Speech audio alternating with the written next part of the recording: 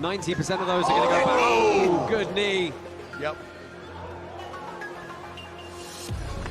Oh! Look at that. Look at this. Nice knee and then the kick on the... To bring their hands down, they expect a headshot, go for the body. Like that, simultaneously. That was very nice. Oh, nice left from I love it. The cross and the roundhouse kick is almost the same movements. How very hard to detect what it's going to be. She did eat a shot, though, on the way in as well. Yep. There again. Oh, and she's got a palm clenched as well. And a reminder, we clarified that rule change to be you can now pull someone onto the knee strikes. Yeah. Firing here. Murati should have stayed on the gas there. Well, she is now, but that makes her a little bit predictable. She lands again. She's waiting. You see that she was waiting. That's what she wanted. That's what she needed to do. That's what would have been my game plan.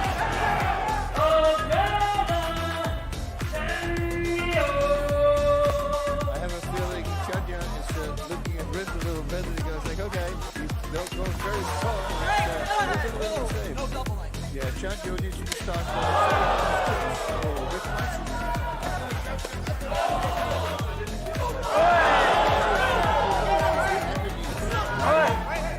So hopefully he stays with that game plan.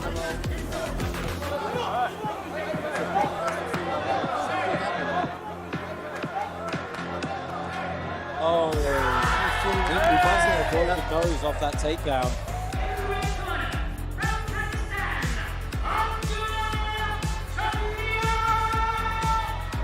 So let's talk about the difference between point karate and karate combat, which is full contact karate. In the beginning here at karate combat, you saw literally guys, they were fighting and it's full punch, yeah, and they stopped. And then that guy just started coming with combination. They realized, oh, crap, I gotta make sure that I'm gonna make combinations. So these guys just saw them grow and getting stronger and stronger. You have to understand, we have Olympic level athletes here who turned their way to karate combat and now fight full contact.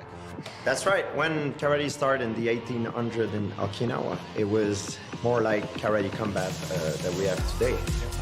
Perhaps they modify the rules and they make it more like point fighting karate because of safety. Yeah. However, in karate combat, there's no beginners. Yeah. These are for the elite of the elite. So you'll make sure that the fighter that we see doesn't get better than this. Yeah, and the origin from karate, the empty hand, right? That's what they said. It's when the government took all the weapons away from the people, and they realized, oh, we need to find something to defend ourselves, and that's how karate was born. That's right. The idea is to make your body a weapon, and knowledge is the weapon. Hey, I don't need a weapon, because I am a weapon. Indeed, you are, my friend. Thank you. Dagestan/Russia in Thailand. Truly international experience here. Good takedown, though. Yes.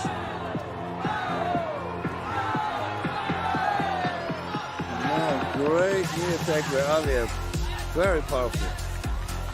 Yeah, interesting. This is at a heavyweight limit of 205 pounds. Did expect more of a blitz style from Aghayev. Aliyev, you can see more traditional Thai boxing stance there, that pouring hand frame out. Yeah, oh, really nice in the pocket. Both guys exchanging well. Some great head kick as well. Hasn't stopped the forward pressure of Aliyev. Again, that short inside elbow, and it perhaps drops Aghayev here.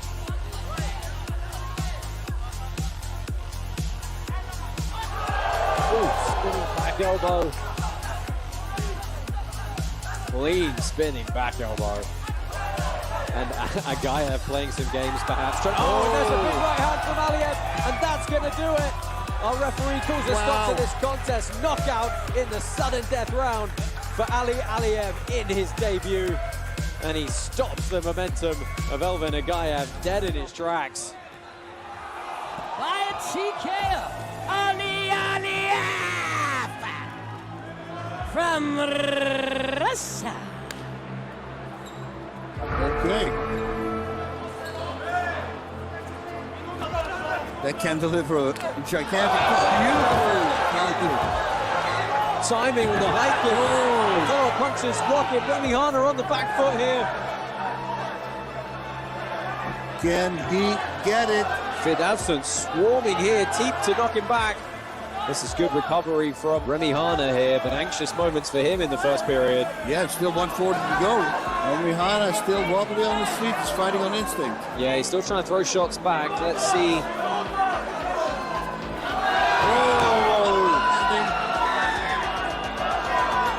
It's a big flurry from Firdavshon.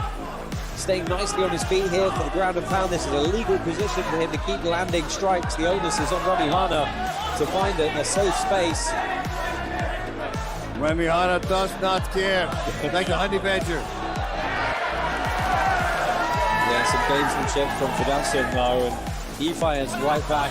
I think one ongoing theme you're going to see in all the bouts tonight, particularly with a lot of these Thai stylists, you're just going to see output. You're going to see relentless output over and over and over. Very, very even. Not now. Beautiful combination here.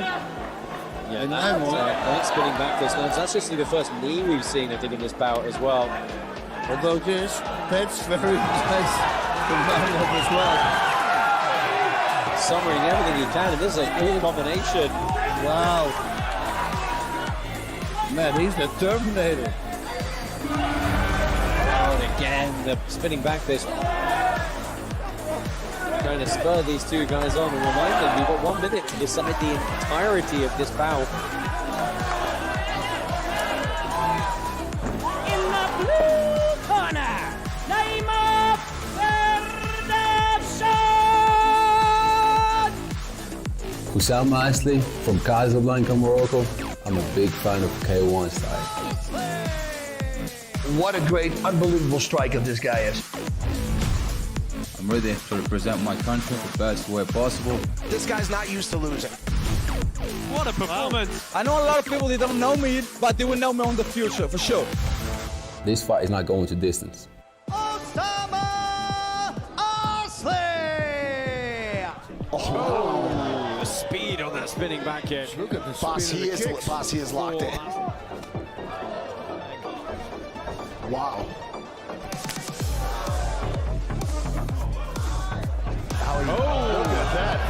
that little cheeky trick on the leg kick. Nice. Nice knee to the body and the clinch right away. Oh! Lands the raise, he comes in standing with a chance to recover, but the flurry from Assli. This could be a big finish in round number 1 here for the Moroccan. Yes, and he gets he this. stops it. No, perhaps lucky to get out of that exchange. Oh! He flurries now. Huge other fist. Oh, man. Wow. Your winner by disqualification. I mean, he's taking on Michael Martinez, undefeated professor from Spain. So, Assli from Morocco in the black pants, white pants for Martinez from Spain. Yeah, Assli, he trained at Goat Shed for the takedowns. You see what he was doing? He was setting over 2 front kicks to the body and then to the head. Yeah, you definitely don't want to be in a kicking range and exchange with Assli. He's very, very agile and very fast with his kicks. And he's got a really significant reach advantage, and he's looking for the finish here. That's it. Wow, and the referee calls the stop in the first round. What a performance. And I think Basi's going to be very happy with a much cleaner performance that time around. I'm predicting. First fight, I told you I'm going to knock out my opponent in the first round. And I did knock him out. This fight, I won. I predict this. At the red corner, Oussama Assli!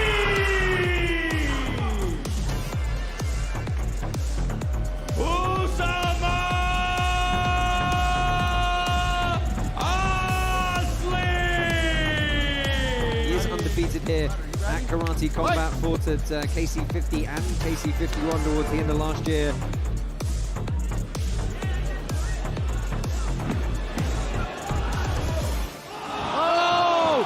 Assli lands a big shot, and well, the referee stepped in quick here. That is going to be one of the fastest TKOs, and Assli extremely happy. Moreno saying it hit him in the back of the head. Super clean, but yes, it wasn't early stoppage. Out of the red corner, Oussama So, George, how did you get involved in karate? Well, I started karate as a self-defense. Then self-defense became a passion. Passion became the way I put food on the table. How was it for yourself? This is the first sport I started training in karate. Then I started meeting all these great karatecas, and you realize that everything you did, or what I did in my past, even in mixed martial arts and in Thai boxing, everything comes back from karate. Like my punch, I don't have a punch that I turn. I don't like that. It's telegraphing. If you tell people to twist your hand, they start doing it here. So once I see an elbow move, I'm already out of the way. But if you punch like this, like they do in karate, well, everybody's asking me, why did you learn that punch? How did you come up with that? I go, no, that was karate. That's right. Karate is extremely efficient for fighting, but also for everything you do in life. Not only because of a self-defense, because of the mentality, discipline, perseverance, and hard work. That's what you get in karate. And the respect. That's what I like as well. We had a show in Greece, and this one guy was, they happened to weigh in, he was in his face, and he was saying the most horrible things, and as soon as they stepped back, both had a smirk on their face, they bowed at each other, and they went off. You see now, that's what I sometimes miss in mixed martial arts, or in boxing, or in Thai boxing. You miss the respect. That's right, you know, and we all know that karate practitioners have some kind of brotherhood in between each other. Oh yeah, everywhere you go. That's right. French heritage for him, although he's fighting out of Bangkok, Thailand tonight, representing Vietnam Muay Thai. Oh, it's very beautiful. Look at this. He counters everything. Look at that. He manages distance perfectly. Yep. Man, Wow! he's so deceiving. His body doesn't show that he can deliver that kind of power. The 145-pound division. You guys, you know Right what? on the buzzer. He's a great counter puncher. Oh, man. Oh, He's very good at going second. Oh, my. Body shot, big right hand follow-up. You might not like what I'm about to say, but I think his cornerman needs to start thinking about throwing Stopping the the towel. fight, Yes. every time he left throws a kick, he leans backwards. So look him dead in the eye and give him a kick to the head, to the body. Catching the kick, left hook, He's a counter. hell of a warrior. It's unbelievable. Those straight rights. That leg pick again, that sweep. How beautiful. Oh man, that Almost is. like slow motion in Yeah, it works. well, it was. You didn't see it very often. Oof. Another kick to the head. It's unbelievable.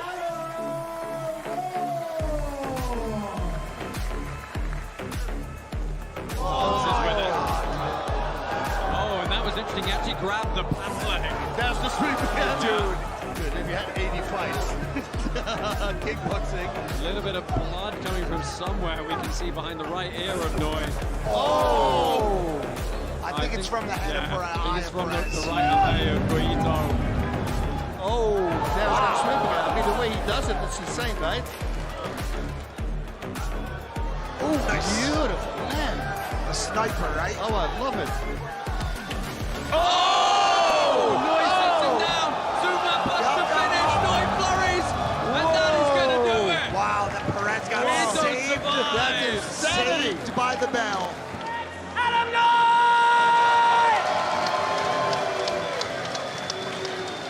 From France, Adam! Touch of gloves underway here. Black pants for Noi, white pants for Rios. Or if we're going to see more of that. Already. Does the referee wave that off? No, he's out. Yeah, he's out. Wow, Adam Noi takes the win by short stepping elbow. That's so fast I didn't even see it happen. Oh, yeah. It was a hook elbow over the top. Wow. That's one of the fastest elbows I think I've ever seen thrown. By a TKO, Adam Noy in the red corner! Well, this is Ali Zarinfar, and as you heard from George a moment ago, over 200 Muay Thai kickboxing and pro kickboxing bouts, a lot of Asian medals. Oh, nice left. Oh, and a big left hand! With the left! It wobbles the Chinese fighter, he gets pressed backwards. Oh, we'll see if he can come back from that. He was one Oh, shot. again, but he's rocked again here. Zarinfar is firing, big right hand. Huge hands. Man. Oh. Throws the legs to the side. As long as he keeps the ground and pound Will he going. survive? Oh, Whoa! big shot to the down. It's a first round knockout. Wow. Zarinfar. Oh yeah. What a finish. What, Beautiful finish. what a ground and pound finish. Just relentless. Well, that was definitive. That was big power. Ali Zarinfar returns to us from Iran. White pants for Zarinfar, black pants for Mad Singh. Both players keeping that guard high. Zarinfar is none of starts to flurry, mix up those target zones. Wow, man, Zarinfar is doing a phenomenal job. Look at that. Yeah, really staying in the pocket now. It's these big flurries continuing to come forward. He's really sitting on his punches, isn't he? He's good, yeah. Very smart. Big kick at the end there. That really was the story of that second round.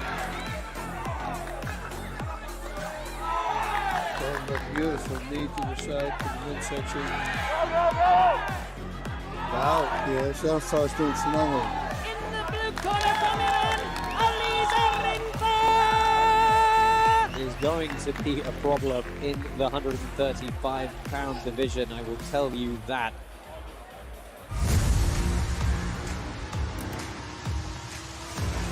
Tyrone Spong wants that belt.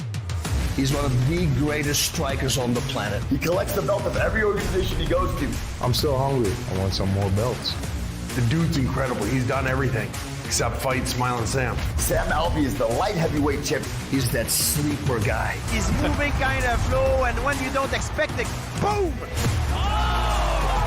You gotta kill me in order to win. He's gonna try to make a mark, and it's not gonna happen.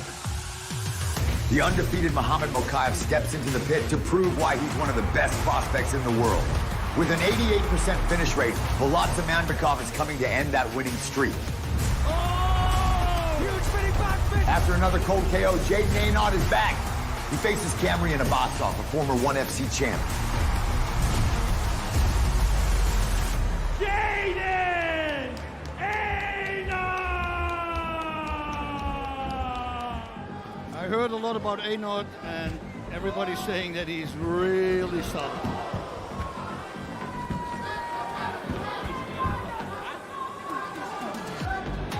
Well, looking for some defensive guard work here. The power of Ramos getting the better of that initial exchange here. Ooh! Oh, right hand was a hard one. Yeah, the spinning back kick was good, but it looked like it landed just at the hip bone rather than the liver or the stomach. Boy, still, which is not a good thing. Eynaud gets a knee off, and he's trying to work some elbows here. Smart to the collarbone, 6 pounds of pressure, and it breaks.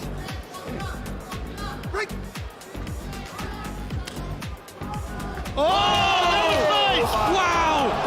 Shot right hook absolutely puts Ramos to sleep. But you see how he did that? He made the switch kick, and then he made him think it's another switch kick, and he gave the cross. Jayden Eynaud! Well, Jayden Eynaud is the 28-year-old. We've seen him once before. That was against Adam Rosa, December of this year. Oi! Oh, gets the whizzer, and he's can't quite pop through that Uchimata. Oh! Combination from Eynaud. He lands the left, and coming forward now, spinning back fist. Beautiful liver kick. Well, Eynaud's taken a huge amount of confidence from that exchange. Anglicus trying to just steady and settle himself back in here. Oh! Huge spinning back fist into the powerbomb! What a knockout from Jayden Eynaud! Oh my goodness! Oh my lord, that was a big one! Anglicus as stiff as a board! Eyes open! Oh, wow! Second time in the fight he landed it. Here he is, spitting all over. On us! He's doing this on us. We're sitting below. We are right below this. Pick another side. Yep.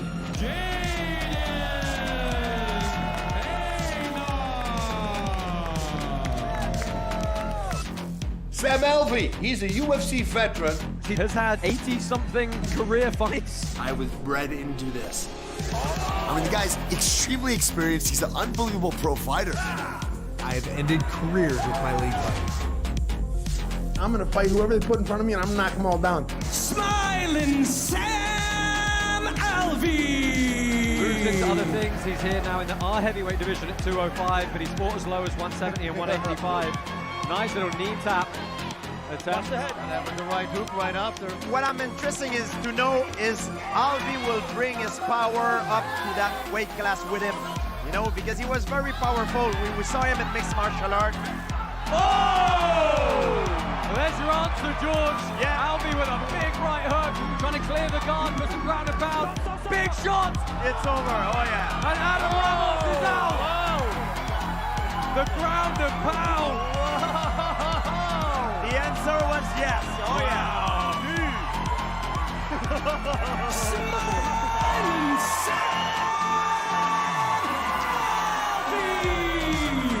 Smiling Sam Alvey! You gotta love this. Look at this guy. I love him. I love him. This is the Karate Combat Middleweight Champion. Here we go. Go. Get in and out quickly because you don't want to stay in front of Sam Alvey. Oh! There he goes. And now this is that clinch we spoke about, and that's a huge takedown from Sam Alvey, landing all his body weight. Oh! Well, lots of tweets coming in as Ross Levine tries to avoid some ground and pound from Sam Alvey. Thank you for joining us on social media. Oh, they both exchanged shots there. He is looking for that big punch, and that jab was fast. Good shot. And come back, and how fast he is also deceptive. Yeah, or catch him in the middle of an exchange as a counter punch. Is menacingly. Whoa! Oh my God, a power bomb from Sam Alvey. Is that legal? Oh, again, the jab lands, and the left. Ross Levine forced to recover. This is by far and away the biggest challenge. He hasn't been able to back Alvey up at all yet. But also, that's also when Sam Alvey is at its most dangerous. Again, they tie up, and that is the power. Kick to the midsection, blocked by Alvey, and he counters well. There he goes. And he's got Levine backed up, and Levine does the smart thing and goes under the canvas to start the 5-second count.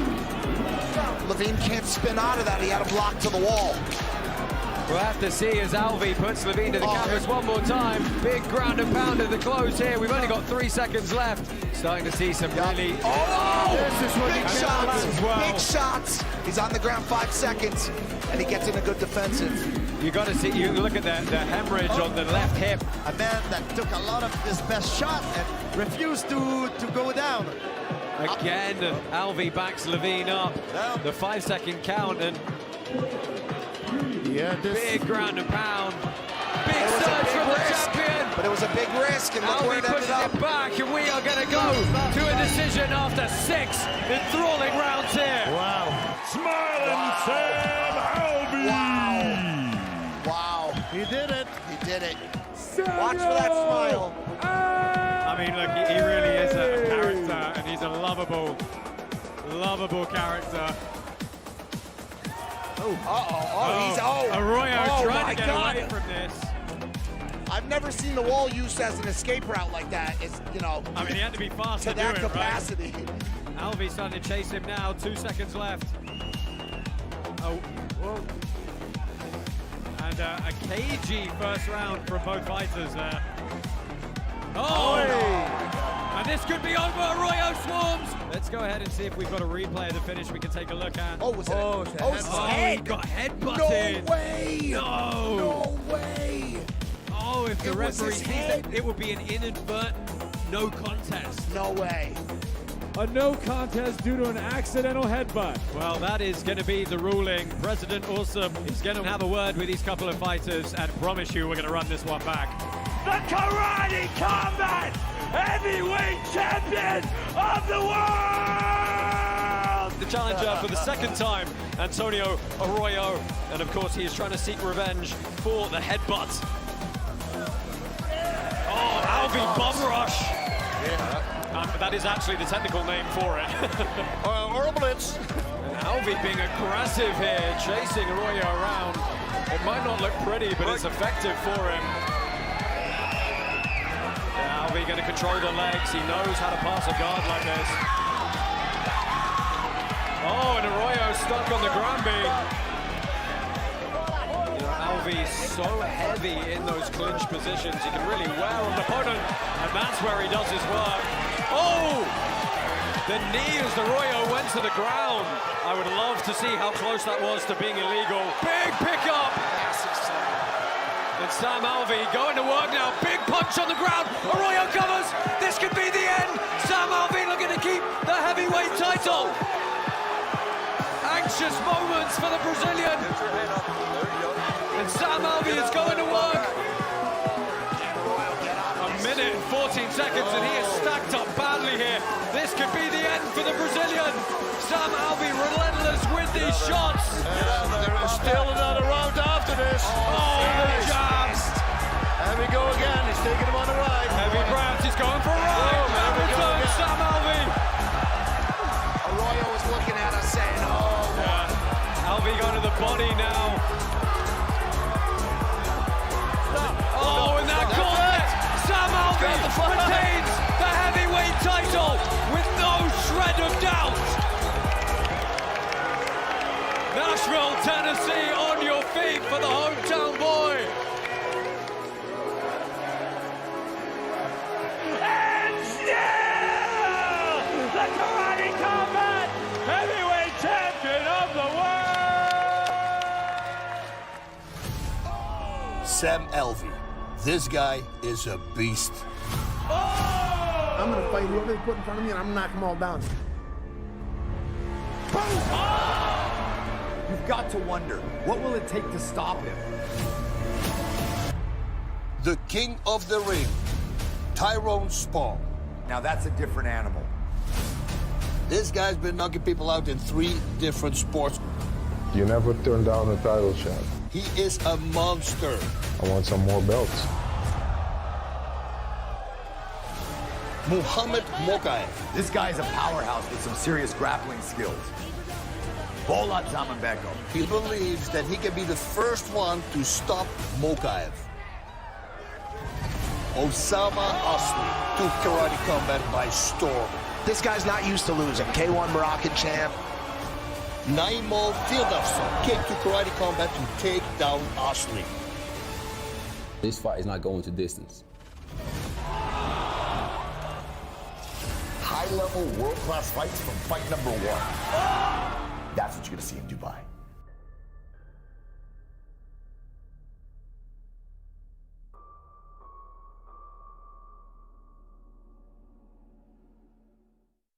Karate Combat is finally back.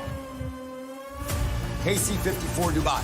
Current light heavyweight champion Sam Alvey is taking on a new challenge. He wants the heavyweight title.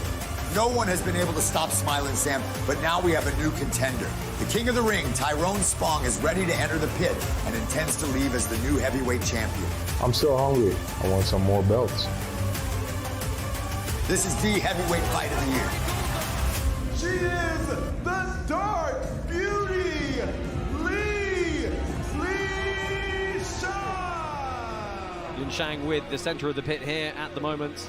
Pressing forward, getting stuck inside the pocket. Straight punches from Yushan as well, in front of all those techniques. So if you're coming forward, you're going to get the best of it, but they are throwing it as the left hook lands and drops Diaz. Man, Lishan, the way she hops forward and backwards is like Igor Vovchanchin. Like all the way back. He would do that the whole time. Oh, again, stepping in with that left. Lishan said about punch. Always think about punch. If you want to punch, usually you have to get it. Again, Lishan surging forward, drops Diaz one more time. The 5-second count starts. And she's got to stay on her feet to use the ground and pound, so they're going to get reset here, but it's going to take punch.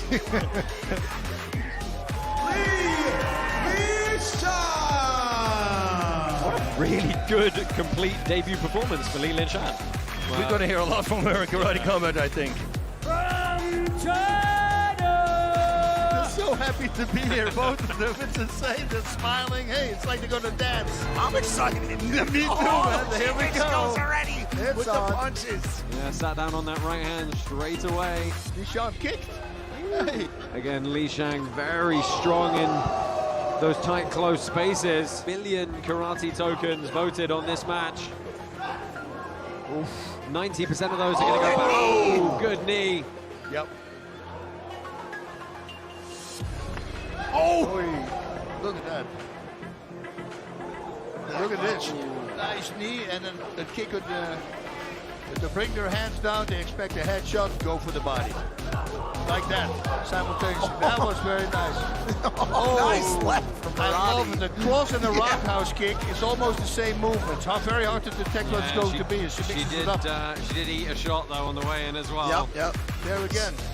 Oh, and she's got a palm clenched as well. And a reminder, we clarified that rule change to be you can now pull someone onto the knee strikes. Firing here. Murati should have stayed on the gas there. Well, she is now, but that makes her a little bit predictable. She lands again. She's waiting. You see that she was waiting. That's what she wanted.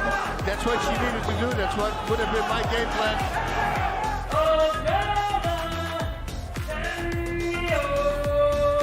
I have a feeling Chanya is looking at Riz a little bit, and he goes like, okay, don't go very strong. Yeah, Chanjo needs to start.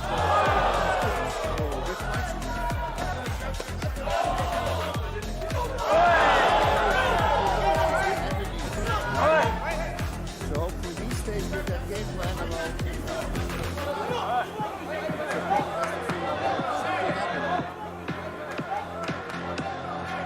Oh, he must have broken the nose off that takedown.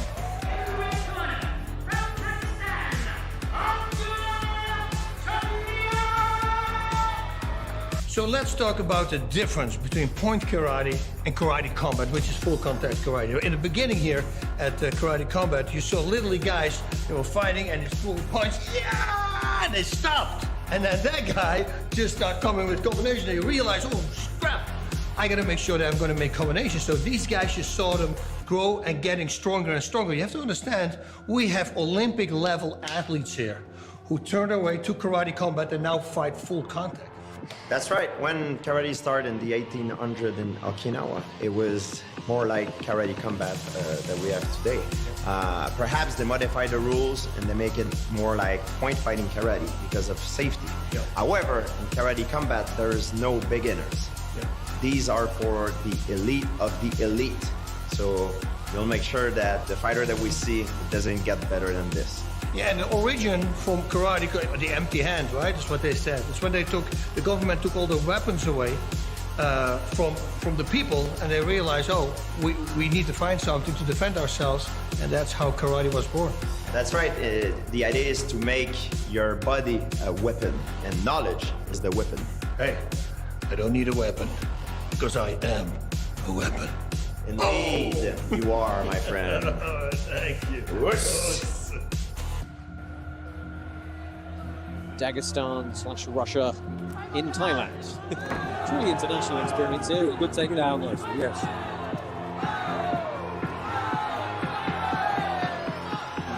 Great knee attack by Alvey.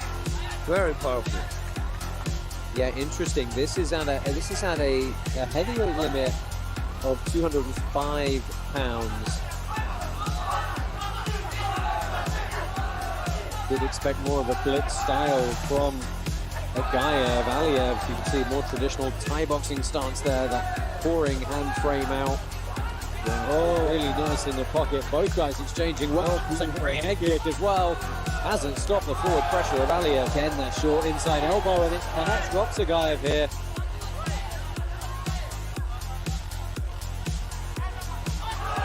Ooh, spinning back elbow. Clean spinning back elbow. And Mokaev playing some games perhaps. Oh, and there's a big right hand from Aliev, and that's going to do it. Our referee calls a stop to this contest. Knockout in the sudden death round for Ali Aliev in his debut. And he stops the momentum of Elvin Mokaev dead in his tracks. By a TKO, Ali Aliev from Russia. Okay.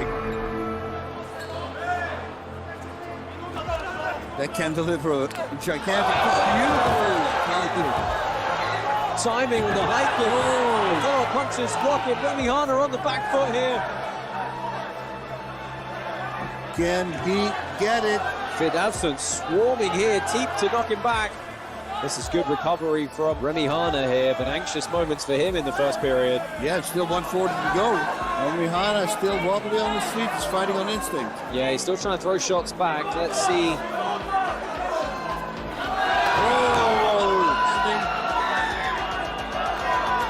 It's a big flurry from Firdavshon. Staying nicely on his feet here for the ground and pound. This is a legal position for him to keep landing strikes. The onus is on Remy Hana to find a safe space. Remy Hana does not care. Like a honey badger. Yeah, some gamesmanship from Firdavshon though, and he fires right back. I think one ongoing theme you're going to see in all the bouts tonight, particularly with a lot of these Thai stylists, you're just going to see output. You're going to see relentless output over and over and over. Very, very even. Not now. Beautiful combination here. Yeah, and that spinning back fist. That's just the first knee we've seen, I think, in this bout as well. Although that's very nice from Naiimov as well. Summering everything he can, and this is a cool combination. Wow. Man, he's the Terminator. And again, the spinning back fist. Trying to spur these two guys on and remind them you've got 1 minute to decide the entirety of this bout. In the blue corner, Naiimov Firdavshon! Oussama Assli from Casablanca, Morocco. I'm a big fan of K1 style.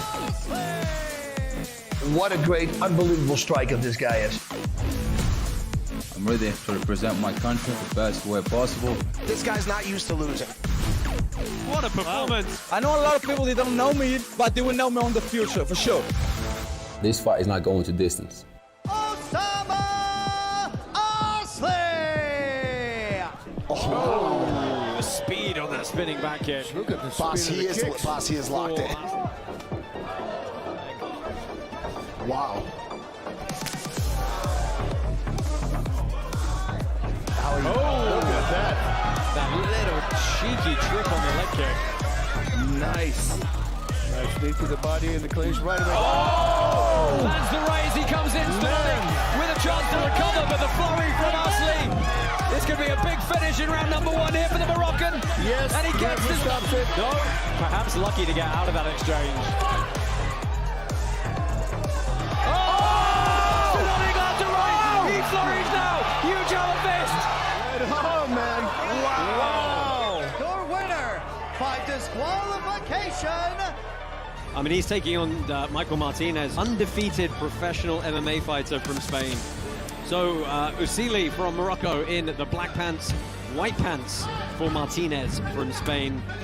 Yeah, Assli, he trained at Gold Shed for the takedowns. You see what he was doing? He was setting off 2 front kicks to the body and then to the head.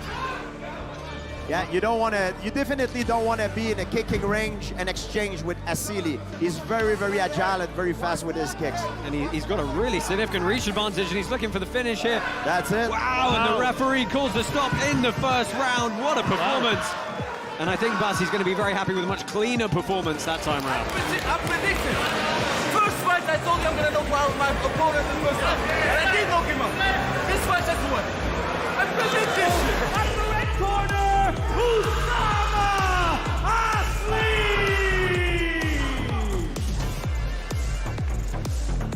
Oussama Assli!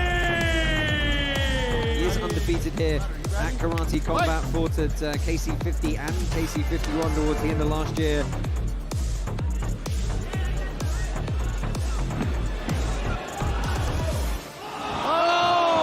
Assli lands a big shot, and well, the referee stepped in quick here. That is going to be one of the fastest TKOs, and Assli extremely happy. Moreno saying it hit him in the back of the head. Super clean, but yes, it wasn't early stoppage. Out of the red corner, Oussama! So, George, how did you get involved in karate?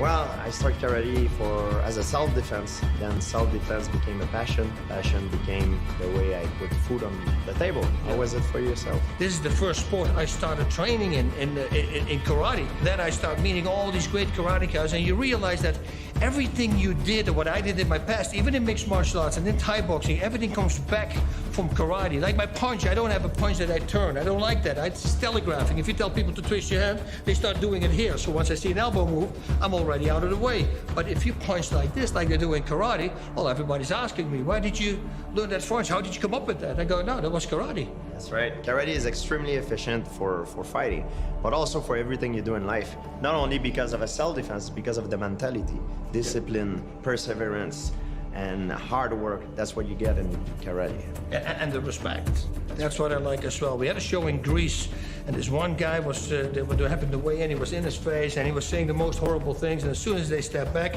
both had a smirk on their face, they bowed at each other, and they went off. You see now, that's what I sometimes miss in mixed martial arts, or in boxing, or in Thai boxing. You miss the respect. That's right, you know, and we all know that karate practitioners have some kind of brotherhood in between each other. Oh yeah, everywhere you go.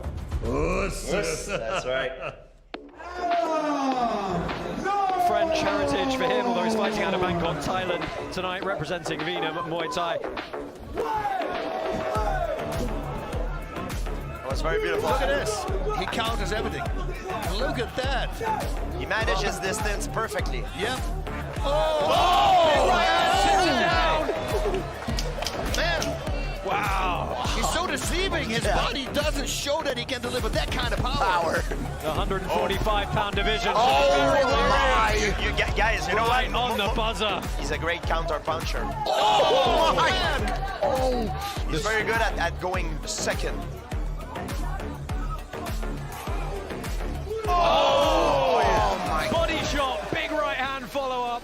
You might not like what I'm about to say, but I think his cornerman needs to start thinking about throwing the towel. Yes. Yep. Every time he left towards the kick, he leans backwards. Ooh. So look him dead in the eye and give him a kick to the head, to the body. Catching the kick, left hook, He's counter. a hell of a warrior. It's unbelievable. Massive shot. Man, oh man. Those straight rights. Look at that leg pick again, that sweep. How beautiful. Oh man, that it's almost like slow motion in the words. Well, it was. You didn't see it very often. Yeah. Oof. Another kick to the head. It's unbelievable.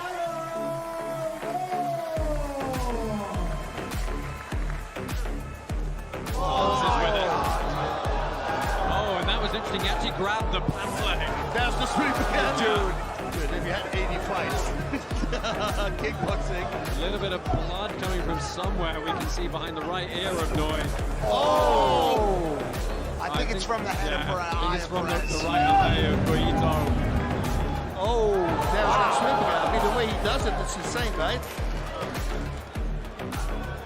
Oh, nice. Beautiful, man. A sniper, right? Oh, I love it. Oh! Eynaud sets him down. Zuma puts the finish. Eynaud flurries. And that is going to do it. Wow, that Perez got saved. That is Saved by the bell. Adam Knight! From France, Lots of gloves underway here. Black pants for Noi, white pants for Rios. Or if we're going to see more of a... the referee waves that off. No, he's out. Yeah, he's out. Wow, Adam Noi takes the win by a short stepping elbow. That's so fast I didn't even see it happen. Oh, yeah. It was a hook elbow over the top. Well, that's one of the fastest elbows I think I've ever seen thrown. by a TKO, Adam Noir in the red corner. Well, this is Ali Zarinfar, and as you heard from George a moment ago, over 200 Muay Thai kickboxing and pro kickboxing bouts, a lot of Asian medals. Oh, nice left. Oh, and a big left hand! With the left! It wobbles the Chinese fighter, he gets pressed backwards. Oh, we'll see if he can come back from that. He was Oh, again, but he's rocked again here. Zarinfar is flurrying, big those right are hand. huge hands. Man. Oh, Throws the legs to the side.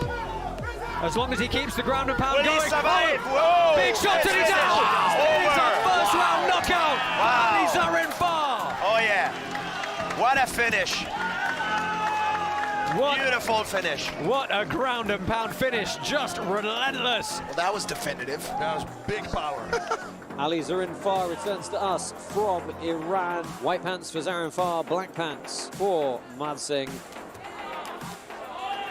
Both keeping that guard high. Zarinfar starts to flurry, mix up those target zones. Wow, man, Zarinfar is doing a phenomenal job. Look at that. Yeah, really staying in the pocket now. It's these big flurries continuing to come forward. He's really sitting on those punches, isn't he? He's good, yeah.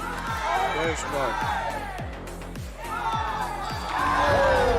Big kick at the end there. That really was the story of that second round. Throwing that beautiful knee to the side, to the midsection. Wow, yeah, Zarinfar is doing phenomenal. In the blue corner from Iran, Ali Zarinfar! Is going to be a problem in the 135-pound division, I will tell you that.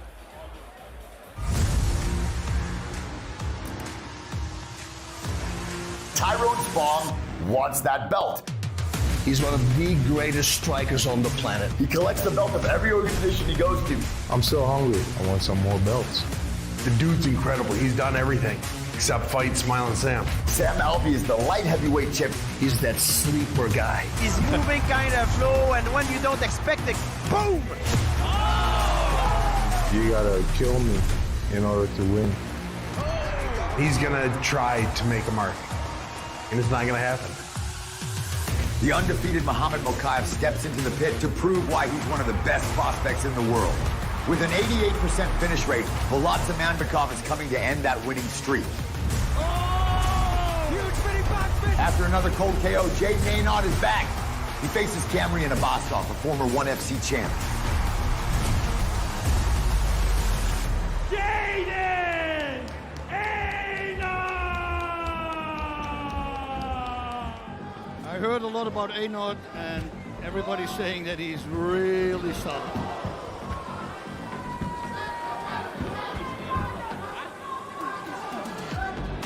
Well, looking for some defensive guard work here. The power of Ramos getting the better of that initial exchange here. Ooh! Oh, right hand was a hard one. Yeah, the spinning back kick was good, but it looked like it landed just at the hip bone rather than the liver or the stomach. Boy, still, which is not a good thing. Eynaud gets a knee off and he's trying to work.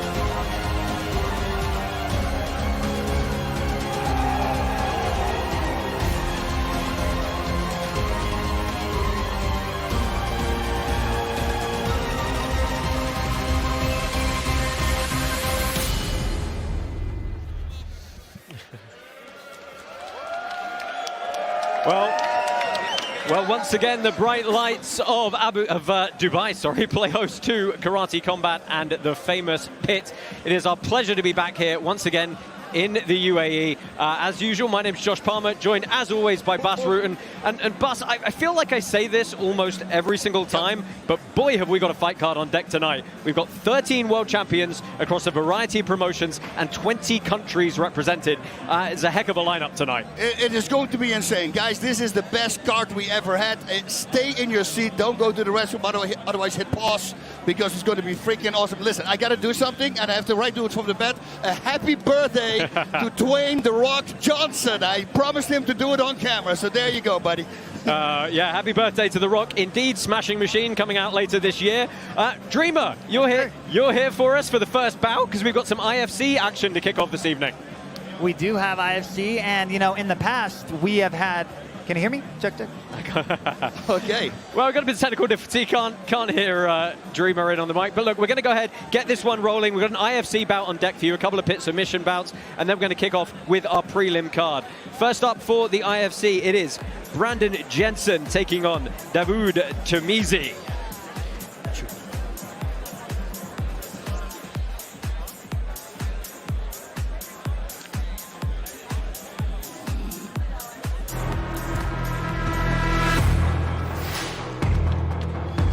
It's not working. I can't hit my second five. Can you hear me? Try that one. Oh, gee.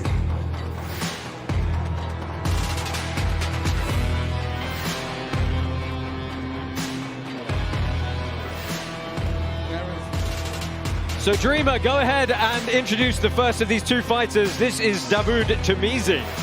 Yeah, Dawood Savage. This guy is a massive YouTuber. He's a local here in Dubai, and he's actually gotten famous with over 1 million followers in the area, where he makes something called the Muslim rap battle. You know, I asked him, why'd you get into fighting? And he had a very interesting story. In the blue corner, it's all about a woman. Turkey, A woman was taken from him by a boxer, and he decided, I'm going to learn boxing. I'm going to hop in there, and I'm going to show myself that I got what it takes. I know he's got some experience before, around eight bouts previously. Should be pretty evenly matched tonight for him. It is his debut here with the IFC. Always nice when these amateurs have a bit of experience coming into this one alongside their influencer credentials.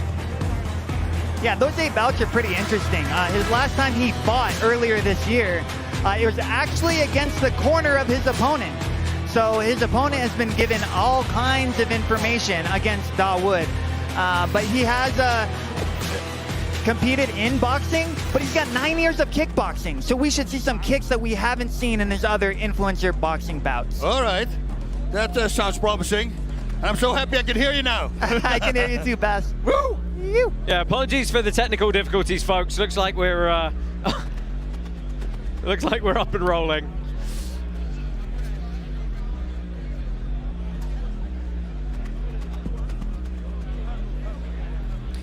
And in the red corner from the United Kingdom, Brandon Jensen. All right, so this is Brandon the Juggernaut Jensen. So he looks like a big boy, right? Yeah. But you wouldn't believe that in December he fought at 40 pounds heavier at heavyweight. He's coming in here at 166 pounds, lost a ton of weight for this fight, and is looking to get that W. He's also fighting for a lady, but his lady's about 1 year old, his daughter back home, and he wants to show her that she can do hard things. In his corner, it's really interesting. He's got a very decorated coach. Former boxer and MMA, Coach Lee. He coached and cornered Dawood, his opponent, in his last fight as well. So there's all kinds of advantage coming in for Brandon. He's got his opponent's coach. He's got his opponent's previous opponent. Okay. And with that, I think he's got the advantage going into this fight. Good. We're back. All right, we'll figure it out. Thankfully, we have this fight to fix out these little things that are going on, and then hopefully, bomb when the main event starts. Fighters, it's gonna be enter the pits. Well, Karate Combat 54 is powered by our title sponsor, Hedera. The H-Bar Foundation helps the brightest minds in Web3 take their ideas from on-brain to on-chain. Check out hbarfoundation.com to learn more. All right, so by way of predictions here, Dawood, he claimed he's going to end this in 5 seconds. All right. Whereas his opponent was saying stoppage in the second. So I anticipate a lot of aggression from Dawood up front, and maybe some hesitation in watching his opponent. Yeah, Tamizi coming out very quickly with the push kicks here. Nice variety of kicks. Nice, yes. Yeah, white pants for Tamizi, black pants for Jensen. He looks to get some offense going. I mean, right away, we're seeing Dawood use what he was never able to use in his boxing bouts. Yeah, that's true. Elbows to the shoulder blade. Are those legal bouts? Yes, they are. For influencer fights? Oh, I don't know. So a lot of jumping action here. Again, it's Tamizi coming forward with the bulk of the offense here, trying to keep the range with the kicks, and see if Jensen can get something going here. These are short rounds in the IFC. A couple of 2-minute rounds on the clock and a third if they need them.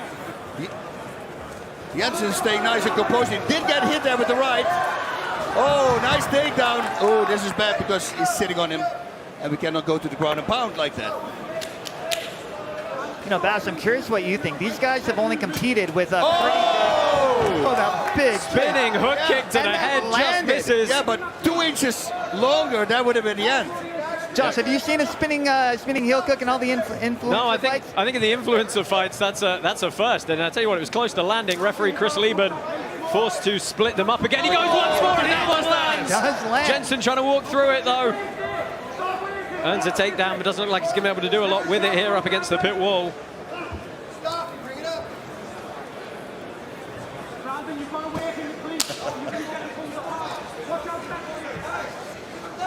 And there we go again. Yeah, good takedown in little hammer fist for the ground and pound.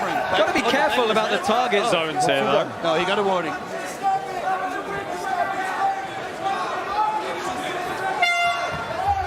I mean, at least the ref let him go. Good round in the books there for Tamizi. He is absolutely going to be ahead on the scorecards coming into this one. And Bas, some good tempo for him early on there. The what? Sorry? Some good tempo for Tamizi early on. It's very nice. They start very off, and they seem both to be in shape. So everybody, I truly believe they can come out for a second round. Yeah, well, as Jensen goes to his corner, we actually see another influencer there, Salt Poppy. Elbows to the shoulder blade. That was the flying kick. I think that he wanted a knockout with that, because that's how he started, but it missed, and the 5 seconds were gone. Well, let's take a look at the spinning hook kick here. Right to the top. That was a great shot. That was a great shot, and he landed it twice. Do you think he's going to go for it again in this next round? Well, seconds out. We're going to get this one underway for the second round. And Jensen's going to try and find a way to get back into this one, move some of the momentum around. It's so good. We see the ref here trying to get him going as Dawood is taking some extra time. And right out again, he opens up with the hook throwing kick. that kick. Trying to get it going. Not able to pull the guillotine. He's got to break that one up quickly. The bigger boy here. Okay. This is and I'm seeing an amateur action here for you at the start of the evening, just to get everything warmed up before we move on to what is a ridiculous assortment of pro fighters on tonight's card. Well, Jensen's coming forward the whole time, which is actually a smart thing to do, because you stop your opponent from striking. Nice. I mean, I could give that throw a name, but really, you just headlocked him and tossed him down to the canvas. The play yard headlock throw. Right. Here we go. Coming into the last minute here, and I think some of the gas is going for Jensen, and this is probably going to be it. Chris Lieben looking close, and he calls a stop to this fight. Dawood Tamizi takes the win in his IFC debut here. You know, Josh, this is a guy that has, I think, fought 4 or 5 times last year and has been 0-7 coming into this fight. This win must mean so much to him. He's at home, he's in Dubai, his fans are centered here, he's huge in this area. What a win for him, and what a way to display that there's more to just boxing. Yeah, I mean, it's nice to get a win after racking up a few losses, right? I mean, here's the thing. His technique looked pretty reasonable, right? Yeah, it did. He had some good spinning hook kicks. He pressured, he used the action. Yep. You know, I wonder if perhaps in those earlier matches he was just a little bit overmatched, maybe. I think there were mismatches, but you're also limited by boxing rules, size of boxing gloves, and inability to use most of his major weapons that it seems like he's trained for, longer. Yeah, very kick-centric for sure. Yep.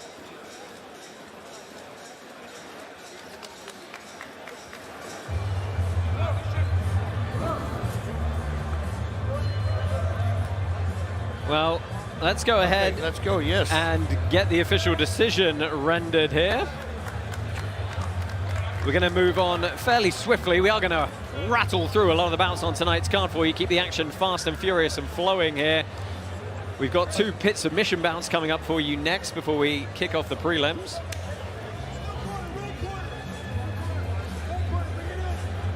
Jeez.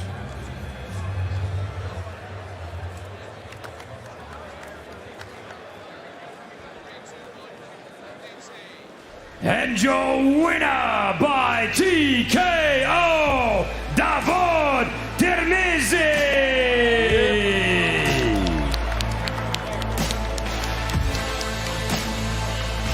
Now, your winner by TKO in the second round, Davod Termizi. Just the one Influencer Fight Club bout for you this evening, but obviously stay tuned for future editions of Karate Combat. We'll get a few more of these crypto influencers back in the mix to fill out what is the amateur warm-up portion of our card.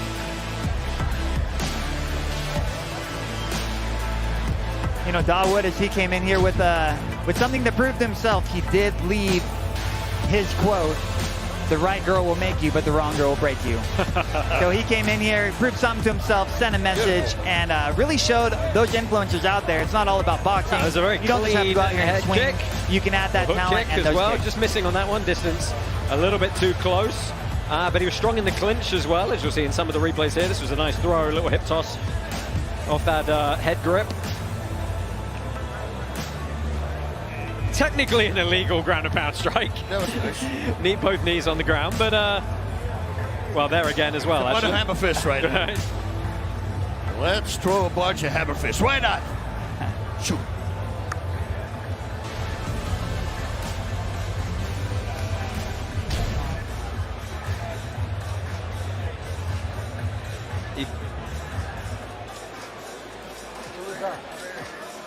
Well, stay with us here at Karate Combat. We've got a lot more action coming up very shortly. Before we crack on, here's a word from our title sponsor, Hedera.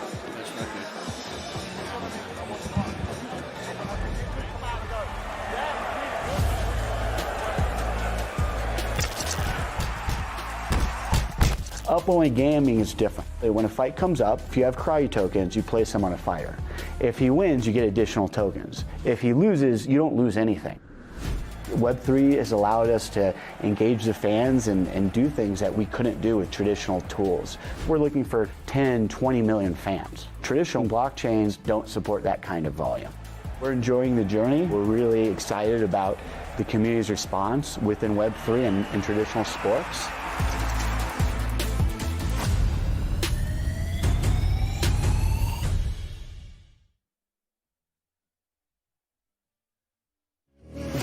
Rising to the top of the mountain, peaking on my journey, never lost, feeling founded. Steep is the pinnacle, but minuscule loudest. Do it for the inner peace, go to cloud, man. It's so silly, son. How I just rise like yeast in a Lamington. I'm kinda like this beast in a labyrinth. See a winning man when they see me pause for the camera. I'm a son of a gun, son of a killer, son of a son. And each and every day getting bigger, feeling willing each and every day. Feeling I'm a killer, never fearing, cause it's clear that I'ma be a winner.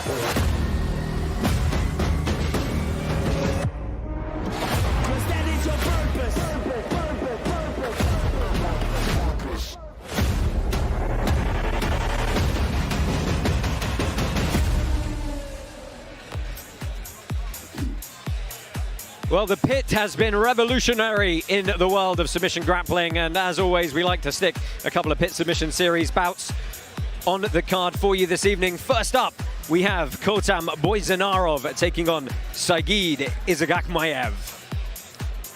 There's going to be a lot of fun with those names. Yes, it is.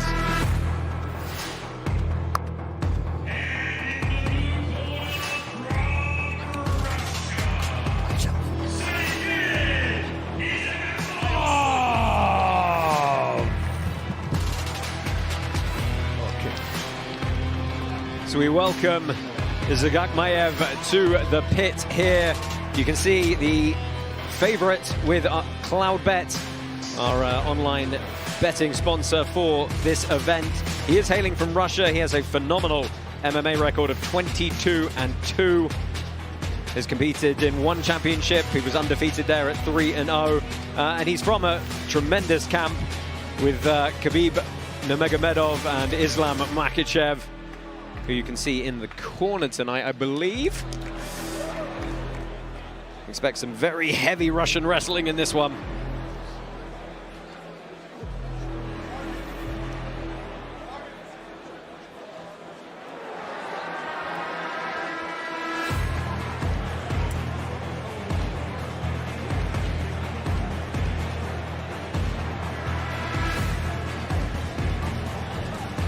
I'm going to call him Saigid, though. Call him by his last name. Might be an ongoing theme for this evening. A lot of very colourful names on the card tonight. And in the red corner from Uzbekistan, Khokhtam Boynazarov. Well, Boynazarov makes his way here, the slight underdog at plus 246 with Cloudbet. He is hailing from Uzbekistan, but let me tell you, this guy's got a phenomenal MMA record as well. He's the current UAE Warriors welterweight champ with a 10-0 undefeated record. Not particularly sub-heavy within that. Only one submission out of those 10 wins, but that's because he gets it done with the wrestling. So this could be a very, very hard-fought battle on the feet to work for that top position. I expect it to be grindy. I expect there to be some scrambles. Neither one of these guys is going to want to give an inch, and it's something you typically see with more MMA-based wrestling stylists. They do not want to be in that bottom position.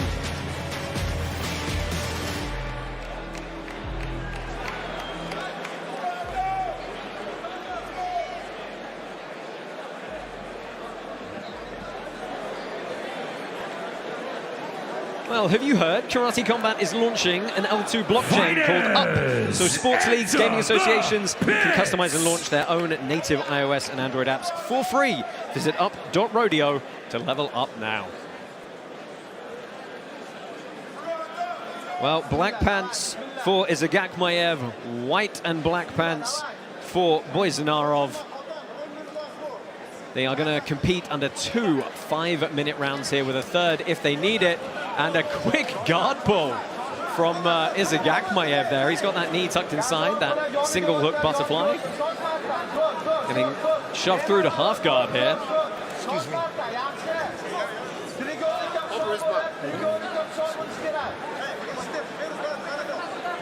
Well, looking to play this half guard here, trying to get back to a full guard. I have to say, I did not see the guard pull coming quickly. Looking for a 10-finger guillotine here. Now trying to dig for underhooks. That's going to help him pull Boynazarov on top of him, use it to elevate. He's going to use those insteps to lift his opponent up and try and sweep him over. Nice little duck of the head into the arm in guillotine again. Got to be careful not to get his guard past here, though. Because otherwise you can finish.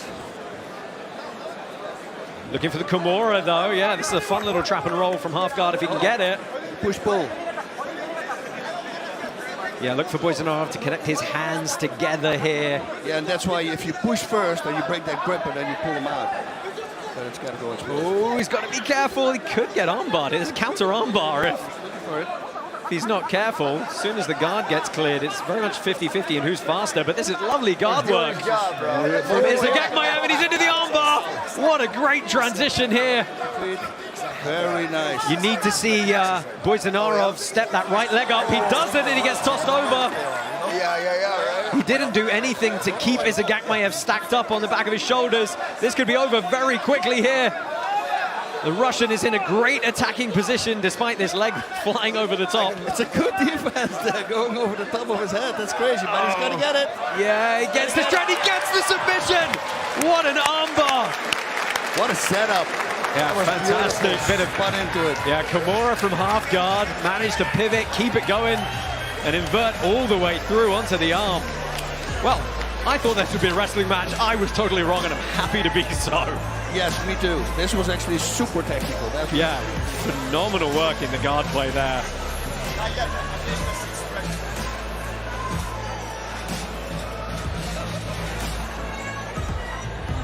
Well, let's take a look back, and here when he cleared the guard, actually Boyzanarov on top could have run around and counter-armbarred him, but you see, he keeps the figure four grip, uses it to elevate, and he's almost going to come to a back position with those hooks in.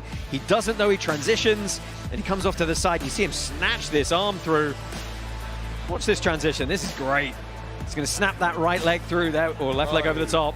That's it. And as soon as there was still defense available to Boyzanarov though. He needed to step that right leg up behind the butt, keep him compressed up on his neck. He doesn't do that, and he gets flipped over. And then it was a matter of trying to find a guard break, or a grip break, sorry, for Izagakmaev on top.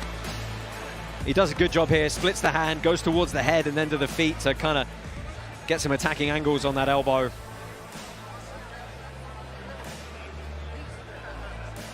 Tight as you like it.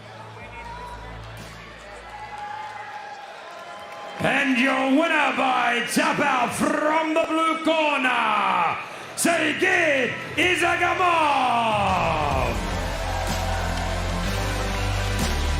Well, your winner by submission from Russia, Jayden Eynaud.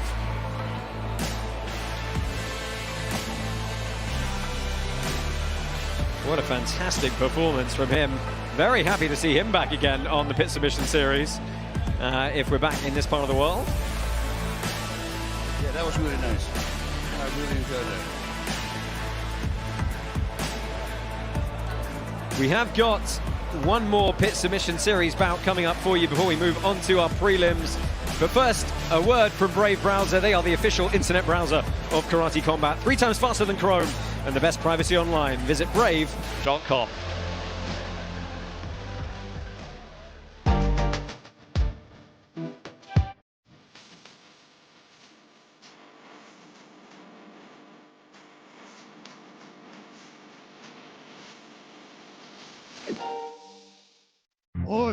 Let's talk about the new and evolved rule set of Karate Combat, brought to you by the token holders. Boss, can you kick it off? You love Thai boxing? Well, we can do anything that you can do in Thai boxing, but more. Yes, we can also do rich hands, longer punches, and we can also throw hammer fist. Now, from this position, very hard to throw a hammer fist, but if you would take me down and he's here, now you want to step in certain position that you don't hit the back of the head, and from here you can start hammering the face or the neck. That's up to you. Now, it's very important to understand the takedowns. We go one hand to the leg and the upper body. We can perform all these upper body takedowns like sweeps. If we get around our opponent, another foul would be a belly to back suplex. You want to avoid those. So the only takedowns that are legal are 2 hands towards the leg, or that belly to back suplex. Now, once we go to the ground, if you have knee on belly, from here, I can throw everything, the hammer fist, the rich hands, and of course, the elbows as well. Before, we weren't allowed to kick from the knee and hip area, but now we can go ahead and kick that thigh. Linear kicks, as well as our roundhouse kicks to the thighs, are totally welcome. Now, what's interesting and unique about Karate Combat is that pit wall. If Boss were to fall on this pit wall right here, he is not considered grounded. I can throw the knee to the head. I can throw kicks right here, anything I'd like, until he falls with his butt on the ground. Now he is grounded. Now I must punch and land my elbows from here and focus on that. As long as he keeps moving and doing effective damage, we're not going to stop the fight. Awesome.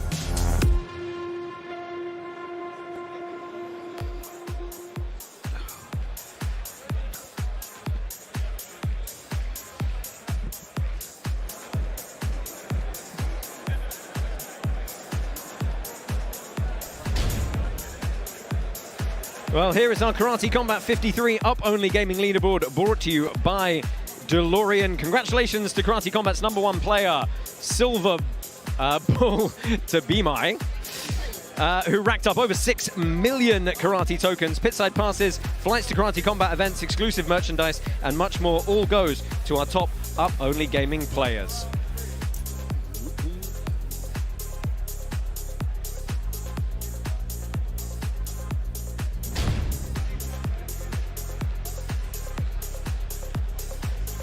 So coming up next, it is our last pit submission bout before we kick off the prelims. Puya Ramani returns to the pit, heavy favorite, you'll see why in a minute, against MMA fighter Slim Trabelsi.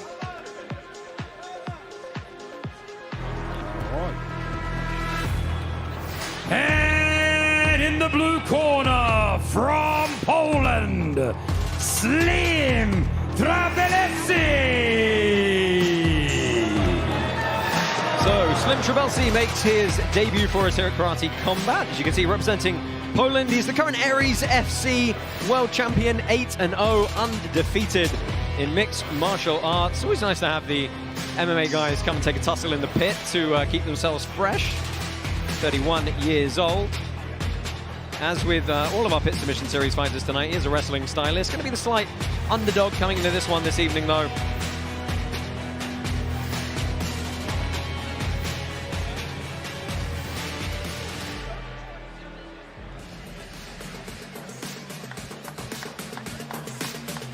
And in the red corner, from the United Arab Emirates, Romani!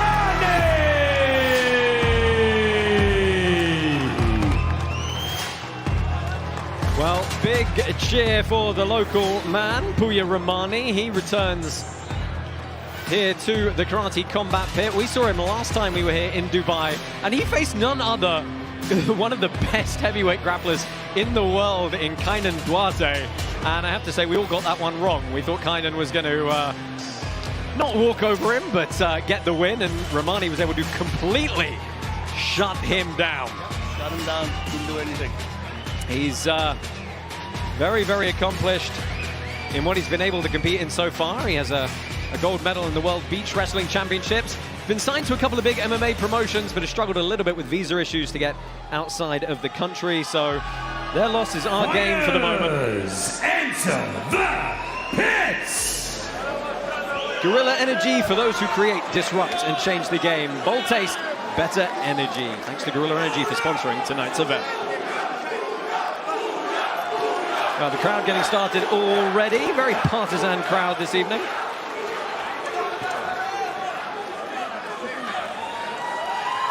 And heavy collar ties to kick us off here. Oh, this is going to be fun. Big power here. Yeah, looking to go to the leg off that underhook.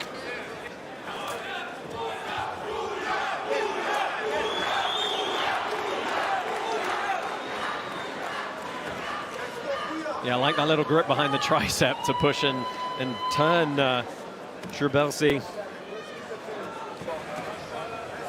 You know, as we expect from a lot of the wrestlers, staying very heavy on the collar ties, trying to tire out that lower back, break that posture down.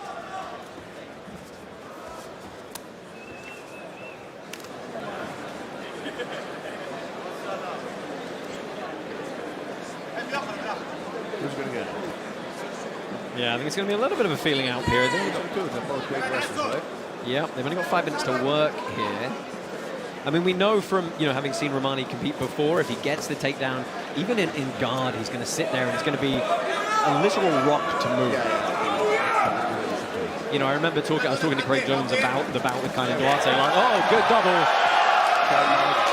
Yeah, managed to run the corner a little bit there. And now he's going to be very heavy. Here we go. Trying to go straight to the back. He's got one hook in. There's the second hook. If he flattens him out against the pit wall, this could be extremely unpleasant. He does it backwards. Yeah, pulls him back instead. Trying to save his face. Well, he's got a lot of time to work here. They're not going to be slippery yet. Loses one hook, though. Nice strip of the grip. Look at that. Trying to fight for those hands. Should neck crank him to the left now because he's got his left hip locked up. Oh, good escape from Trabelsi. Able to get back to his feet. Doesn't get snapped down again. Yeah, that was nice. Yeah, as I was saying, I was talking to Craig Jones about the match between Romani and Kaynan Duarte, and he said, you know, he rolled with Romani. He said the dude is literally a stone. Like, so hard to get any momentum moving from. Approaching the halfway point of round number 1 here. Romani notching up the early points on the board. Good shot on the single, but big sprawl.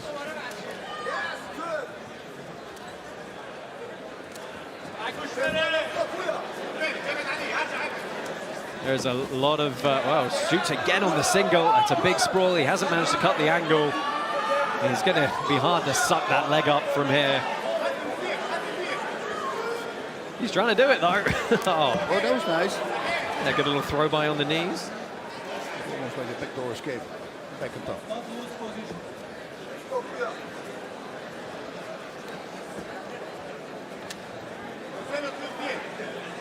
Trabelsi showing some good defense. Oh, a nice little duck under there. Could be going for a ride here. Sits his hips all the way down. Yeah, you don't want to get launched there, do you? Really nice little duck under, though. And it's nice to see some of the versatility from Romani that we didn't get to see in his first appearance here at Pit Submission Series. He obviously feels that he can muscle Trabelsi around a little bit.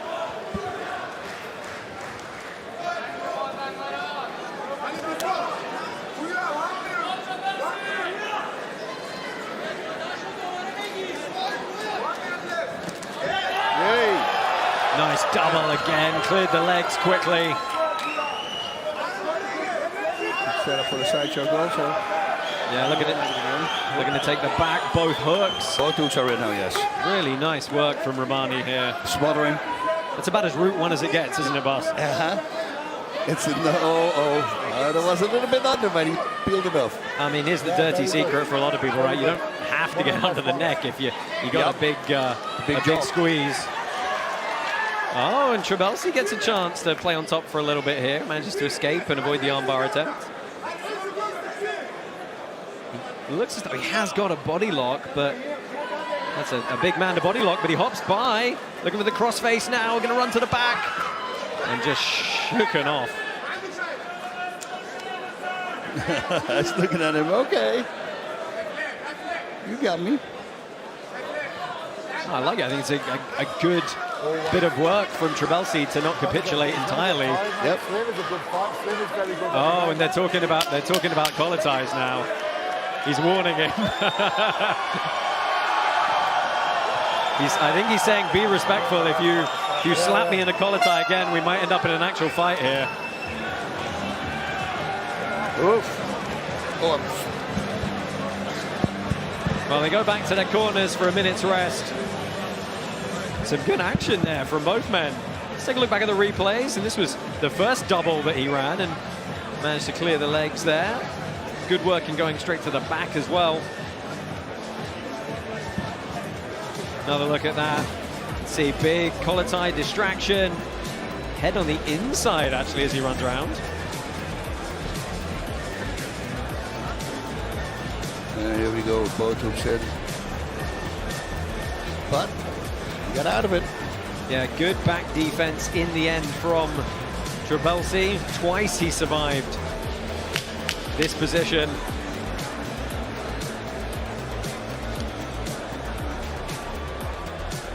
There's a good shot on the single, not able to capture the leg entirely though.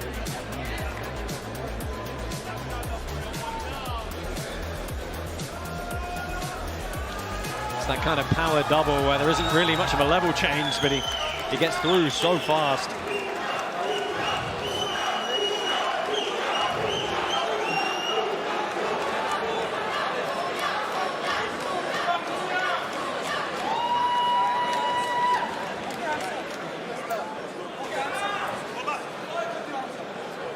Well, show of respect at the start.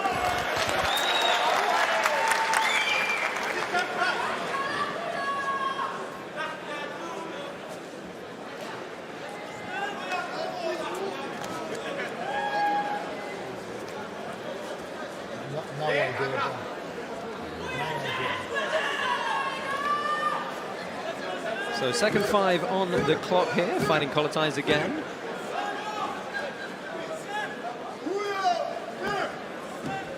I think, Bas, that Trabelsi has to know he's behind. Yes. The question is, what can he do to get some cleaner entries on the Iranian here? Yeah, he needs to preferably be on top, of course. But good luck with that.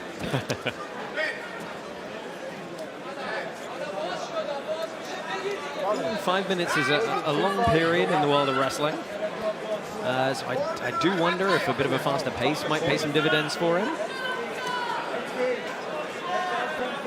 But it's a gritty battle for head position, isn't it, boss? It is, you know. But hey, it's all part of the game.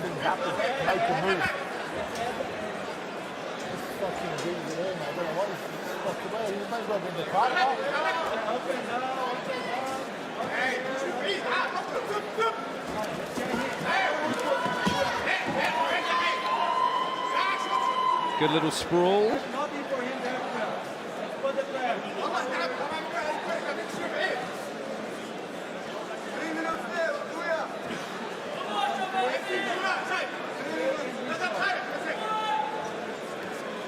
So I'd like to see the referee start thinking about some stalling calls here. We're approaching 2 minutes through in this second round. Neither fighter... Well, there you go. Nice ball. I like to think they hurt me. So, little shot from Romani. Nicely sprawled by Tribisi. Let's see if he can counter here. It'll be interesting to see what he does. And not able to capitalize. A little wary of the sit-through perhaps coming from Romani.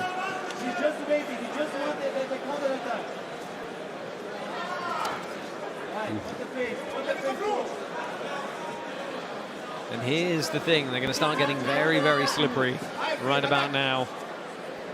Any upper body ties are going to be so hard to hold on to. Oh, good shot, and tries to follow up. Good sprawl from Tribelsi.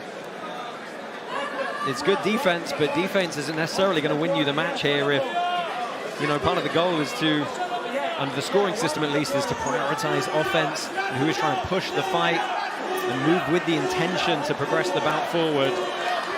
Really, you have to be the one initiating most of these exchanges. The crowd trying to get behind. I want to see action. The local fighter.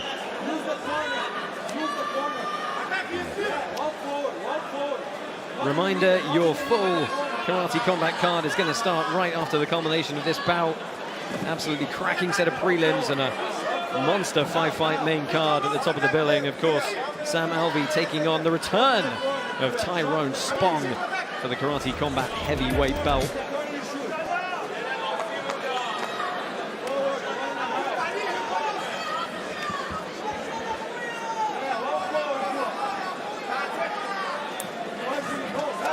Again, Tribelsi looks to shoot here, nowhere near the leg. I think fatigue really starting to set in a bit now. Yeah, they didn't know to train or whatever. Subtle plug, Mr. Basroot. I know. Yeah, we want to see a decent takedown. Come on, guys, we got 1 minute. Yeah, again, I would like to see the referee initiate some more stalling calls here. Try and push the action forward a little bit. 5 minutes is not a long round.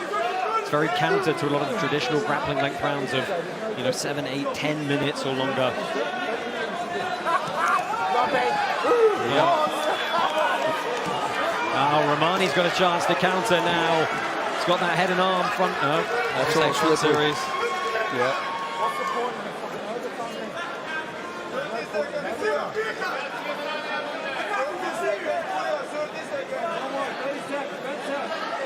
Closing 30 seconds of this pit submission series bout. We do have one more coming up later that we slotted in the middle of our Karate Combat card for you because it's quite a surprise who's taking part. But we'll talk about that a little bit later.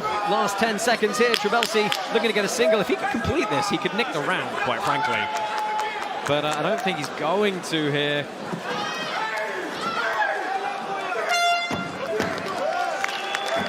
That is going to be a bit of a tight finish to that round. That's actually the closest anyone came to scoring a takedown in that second period. Romani had a couple of shots, but he never really got close either. I think it was fatigue, like you said. Yeah. Because he didn't really shoot through. Stop. You can see how slippery those upper bodies get. You're trying to lock up the head and arm grips. He cleared that arm to the side, just about got on that low ankle. Romani tried a couple of kind of power doubles like this, but really reaching from the outside with no setup. I mean, I got to be honest, Bas, there's a world in which I could see this second round possibly going to Tribelsi and we get a third, but I can also see a very clean decision for Romani.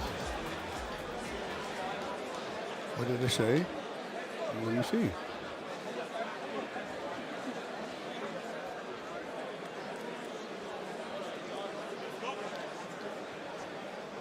Well, looks like we have a decision, which means I think we can say with fair confidence it's going to be going to Poya Romani.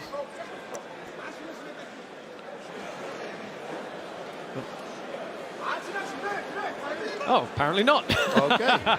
Apparently we have one more round, which means that Trabelsi did just enough at the end of that 5-minute period to nick the round. So they're all square here going into this one, and now we're really going to find out about the fatigue.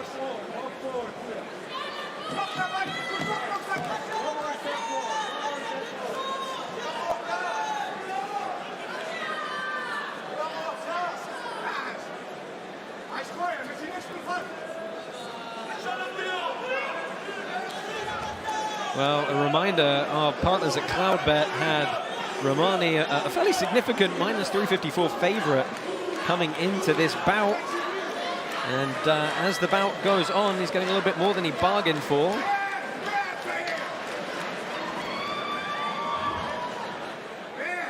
I mean, Bas, if you're Trabelsi, are you thinking, hey, momentum, probably a little bit with me, let's try and wear him out some more? Listen, it would be a gigantic win. So, yes. I think just give it all you got.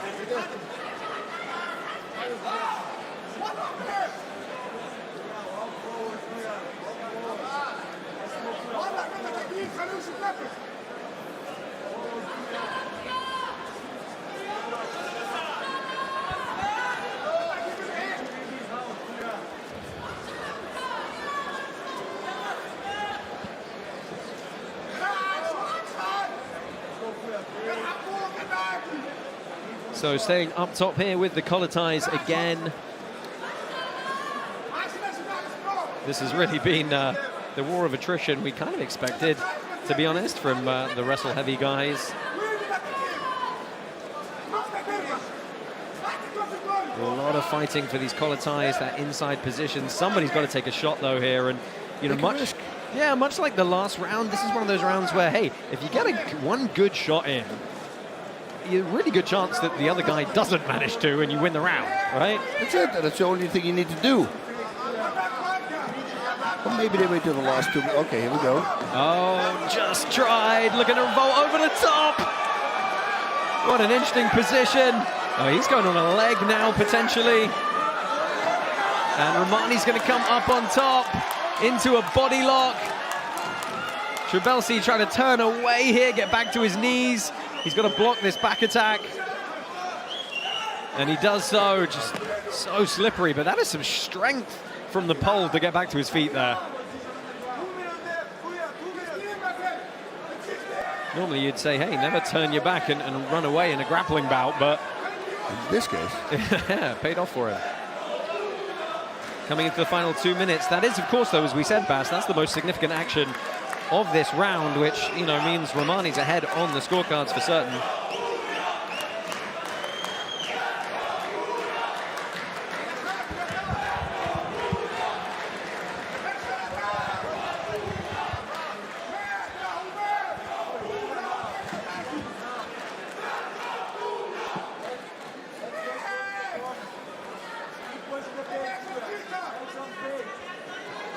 Minute and a half left here.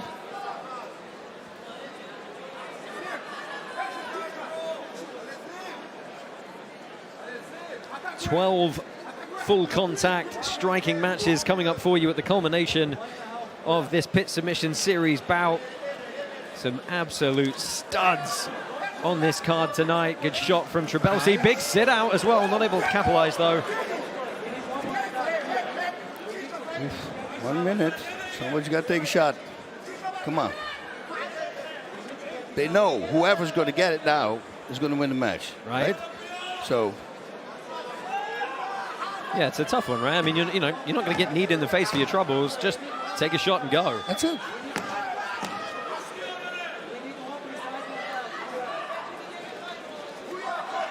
I mean, what Trabelsi's essentially fighting against here, you know, if he's aware that Romani had the better of the exchanges so far this round, is if you're Romani, you're probably going to stall the last 30 seconds here, right? Yeah, he cannot take the risk. No, Trabelsi did try to go searching on a sweep single on the outside, but fatigued, sweat.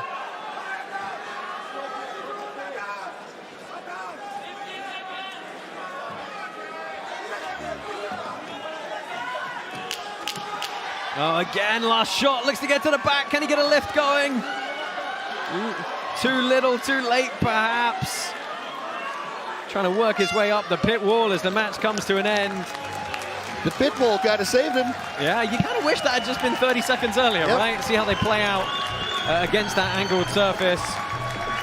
Romani thinks he's done enough. I'm inclined to agree with him on that third round. Again, it's razor margins, though.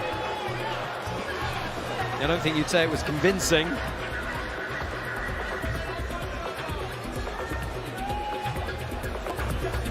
Take a look back at the action from that third round. This was one of the initial single attempts, stepped out and ended up in an interesting bridged position here. Romani trying to roll him over, and I mean, he's technically in danger here if he's just got that one arm in, but he manages to come up on top into a body lock position.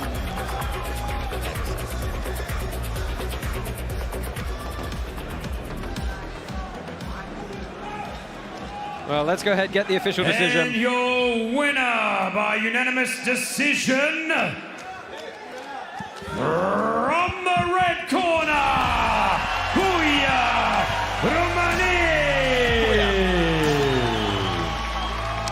Puya Romani takes the win here. The right decision indeed.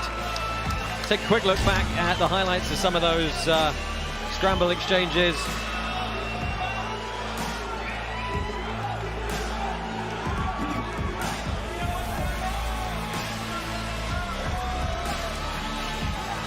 Now it's just Romani with the back attacks, and he had the back 3 times throughout this entire map. Definitely getting the best of his work done in that first round.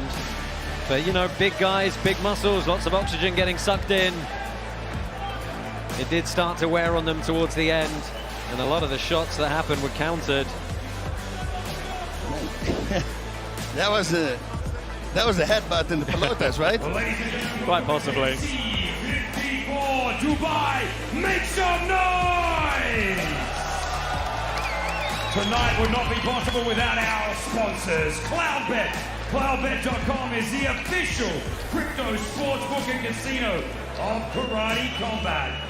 Well, the next fight starts soon. Log on and place your bets at cloudbet.com/karate. Follow @cloudbet on X for your chance to win free USDT drops throughout the fights.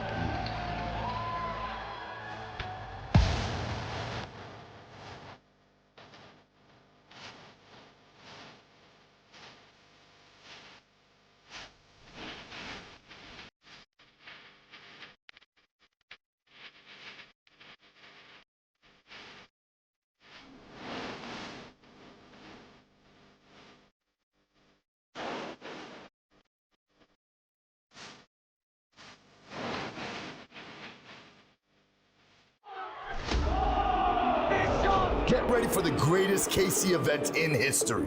Firdavshon came to take down Assli. I keep it nice and fast. 2 undefeated fighters for a title elimination fight. Zarinfar takes on Eynaud.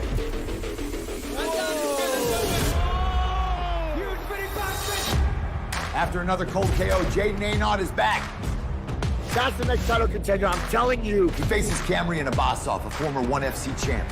What we do? Dominate! The undefeated Muhammad Mokaev steps into the pit to prove why he's one of the best prospects in the world. With an 88% finish rate, Bolat Zamanbekov is coming to end that winning streak. For your main event, we have a championship fight.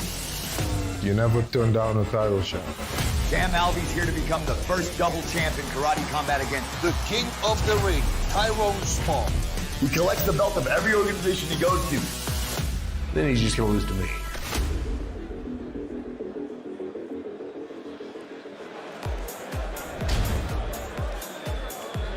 Welcome back to Karate Combat 54. We are live from Dubai here in the UAE. The mighty Karate Combat pit lands in the Middle East once more. Bas, we have got a heck of a fight card up tonight. What are you looking forward to most this evening? Is it Tyrone Spong returning by chance? Tyrone Spong, he's so Dutch, you know, I'm Dutch, but I don't know. Listen, if I start naming names, we'll go through the whole fight card. They're all really good. Trust me, this is going to be crazy. Yeah, let's take a look at the fight card that is coming up this evening. You've got several preliminary bouts coming up next. Some really interesting ones here, including, of course, Lishan versus Roker. That is actually a really fun ladies fight. Odds for you this evening brought to you by Cloudbet. Very interesting, that Veselkin and Chavez odd. Bas minus 306 favorite for Veselkin. Surprising to see that one. We do, of course, have more prelims coming your way as well. Lots of exciting bouts. Heavy favorite for Kambakadov versus Molla Mahedi. But all these guys extremely well experienced across their respective disciplines. We'll fill you in on all of them as we go through this evening.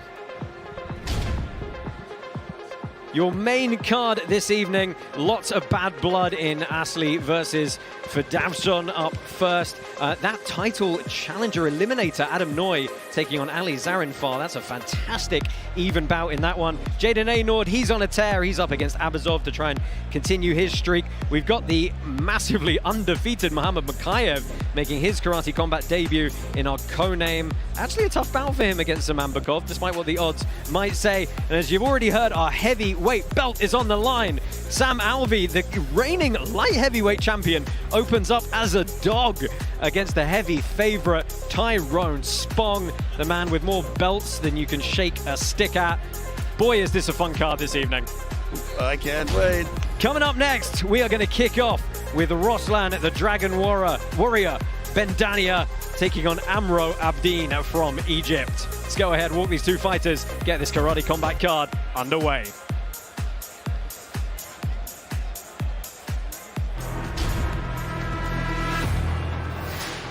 Ladies and gentlemen, we are now starting our karate combat prelim. All right. In the blue corner from Algeria, Ruslan Bendania.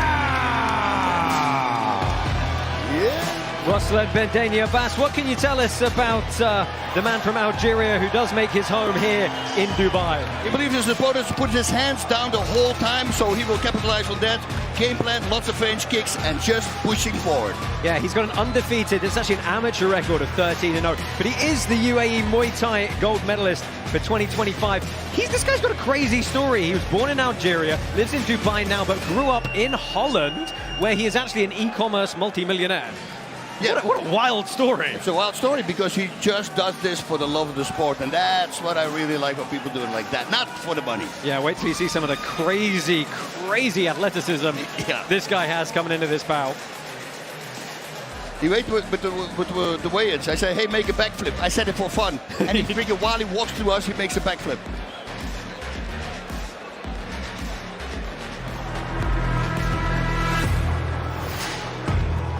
And in the red corner, from Egypt, Amro Abdin. Amro Abdin, it's his KC debut with us here. Slight dog, you can see with Cloudbet, our betting partner. He was actually the first Egyptian to win an IWMAF medal, Bas, so he's got a lot of amateur MMA experience as well. Yeah, he has a bunch of titles. His opponent is good, but he has no wrestling. He wants a ground and pound finish from start to bottom, takedown plus ground and pound. Yeah, this guy as well is an accomplished K1 and Muay Thai medalist as well. Edgar Scrivens in his corner.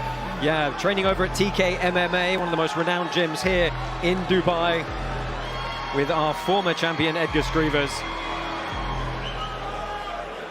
Fighters, enter the pit! Cloudbet.com is the official crypto sportsbook and casino of Karate Combat. Bet on the fights tonight with Bitcoin, Ethereum, and 40 other tokens. New players can try it risk-free. Sign up at cloudbet.com/karate or use the code karate and your first bets on them up to $10 back if you lose. Well, the feint starts already. Yeah, white pants for Bendania, black pants for Abdin.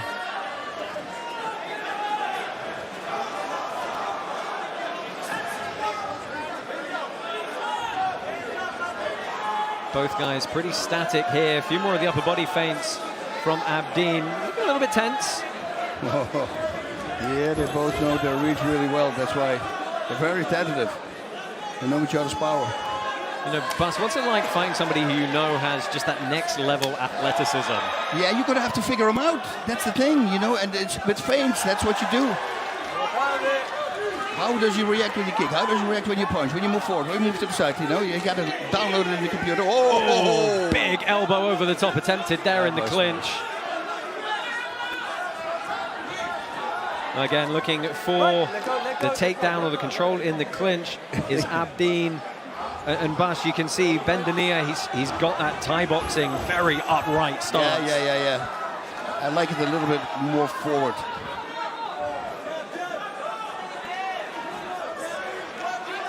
Now, big wide looping lead left. First kick thrown there though. Nice counter. Single kick. It gets countered.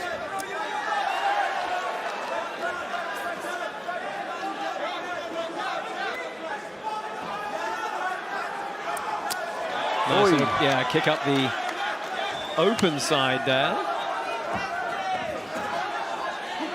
And Abdeen trying to do a lot of work in the clinch here, making that connection, pushing him against the wall.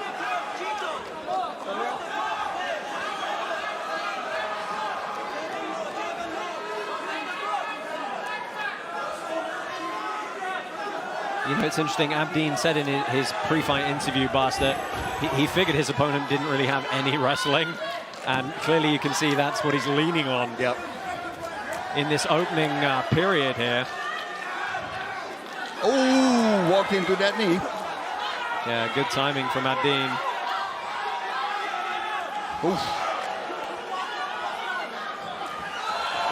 Oh, back fist connected, he's dazed. Tried it, good jumping knee as well. No guillotine, no guillotine. You should keep hitting, he's dazed. Yeah, I think they're going to get split up here. Pretty quick break from the ref. Not able to establish a ground and pound position. In on the single here. Trying to run him to the wall once more. And Bendania is complaining about something. I mean, that single is a legal counter to a strike. You can pick up the one leg.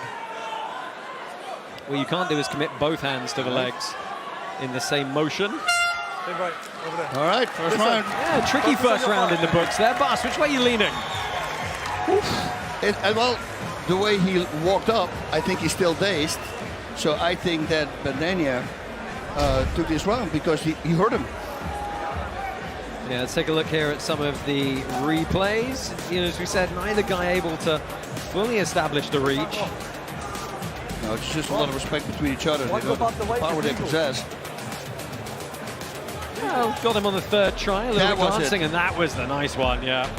But you could tell, and even when he was walking back to his corner after the break, he was wobbly on his feet, so... It didn't really feel like he fully committed to that jab to try and set up the takedown. Oh, that crazy knee's gonna come probably. Oh. Yeah, nice little kind of switch jumping knee there. Okay.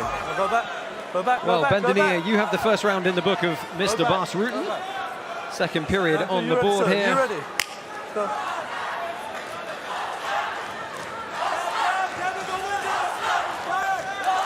You know, Bendania. Oh! Beautiful knee. Big jumping knee connects to the head.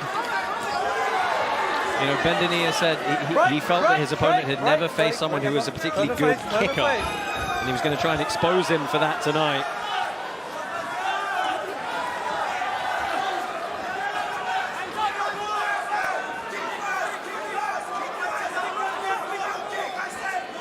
Something spinning was going to go. It's a nice low kick because he just lifted his leg. And I mean, the muscle is relaxed. Touch under 12 million karate tokens in the prize pool. Hope all of you token holders assigned your votes for who you think is going to come out on top this evening. 56% of you chose Roslan Bendania in the blue corner. And so far, you might be on the right side of it. Really going to the well on that jumping knee again, Bas. Right, let's go. Yeah, he's got to watch out for that. Well, then again, if it lands. Is there a danger of him becoming a bit too predictable? Yeah, well, feints. You know, he stopped feinting. He should start feinting again. That takes the predictability out. That was a nice slip. Yeah, really loading up on that right hand behind the jab. Okay. Oh, good shot. Wow. And the referee has called this one. He just kind of switched the angle on the right. There's the uppercut hook. Good knockout victory for Ruslan Bendania in his karate combat debut. Stumbled and wobbled Abdeen before sending him to the canvas. Yeah, Abdeen put his head down and right away he caught him with that uppercut. And he added a left hook, and I believe it was a right elbow, but I don't know the last punch. But I'm sure we're going to see this in the replay. Well, here we go. Yeah, let's take a look back here. Nice little switch kick to the open side.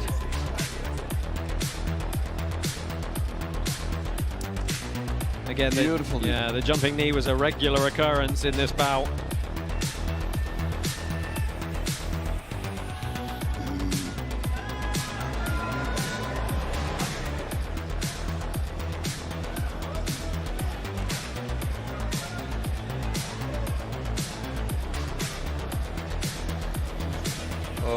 Ooh, kind of behind the ear almost, Bas. Yeah, that's... Kind of looping right uppercut. That's the touch.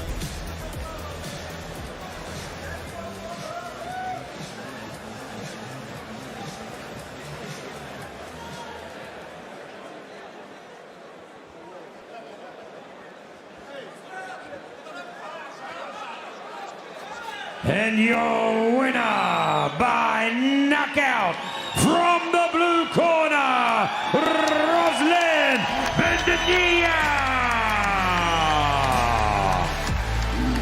What a great debut for Ruslan Bendania. Starts his pro career off with a win after an undefeated amateur career. Effortless backflips. Yeah. Just the thing that he did it at the weigh-ins, that was, I go, dude, if that goes wrong, yeah, right. Fight's over. Fight highlights coming your way.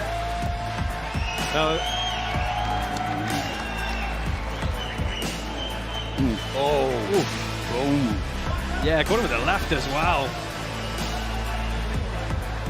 And quick work from the ref to get in there and save Abdeen from... Superhero landing? Yep. Well, once again, welcome to the agenda here in Dubai from KC 54. Proudly brought to you by Brave Browser, the official internet browser of the Karate Combat. 3 times faster than Chrome and the best privacy online. Bas, quick word on that one before we move on. Good performance from Bendania, someone you probably like to see back. Yeah, I would love to see him back, and especially after all the highlights that you see online as well. I think he's a good guy. I think, he's still a little work because he has to figure out the pit, because when he walked backwards, he should have twisted, so then he is not with his back against the pit, but he will see that right away, and he's going to start working on that, and then I think, it's going to be hard to hold him down.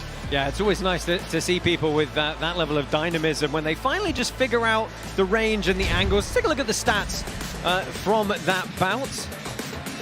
And you can see attempting more and just about landing more. Yep. Was Bendania. Some good work to the body as well. 8 takedowns attempted by Abdeen, scored 0, which is a very unfortunate stat. Yep. No, but he did great. Well, let's go ahead and move on after a quick word from our sponsors. Gorilla Energy, for those who create, disrupt, and change the game. Bold taste, better energy.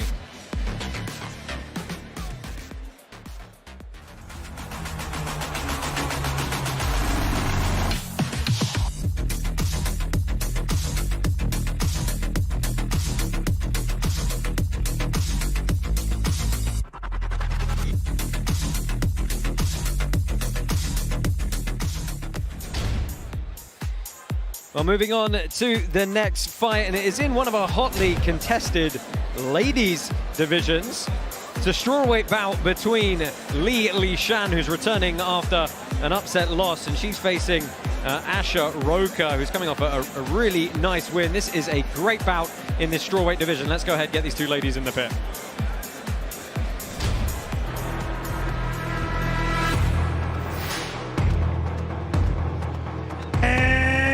Blue corner from India, Asha Roka.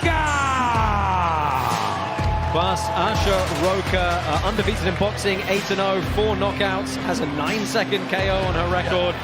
She's just been racking up the wins. Oh yeah, she knows Lishan has a great punch, but she's going to counterfight in this one. She wants to draw her in and then wrap it up with a cross, which is pretty certain of that she's going to land.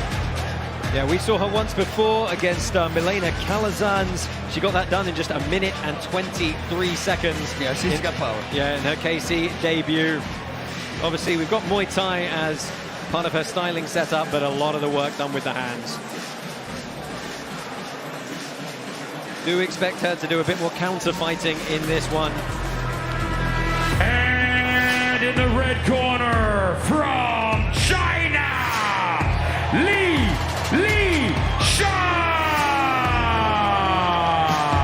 Well, Li Shan returns to the Karate Combat Pit. We've seen her twice before. She's won, and one is the Chinese kickboxing national champion. And Bas, she gets stuck in as well.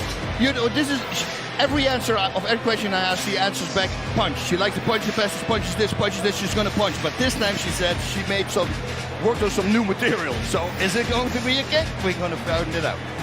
Yeah, look at that pro record, 33-2. A lot of that is in Wei Lu Feng Championship. She took the win there in 2023. That's a 92% win rate overall. She said she's going to lean on her boxing pretty heavy as well for this one.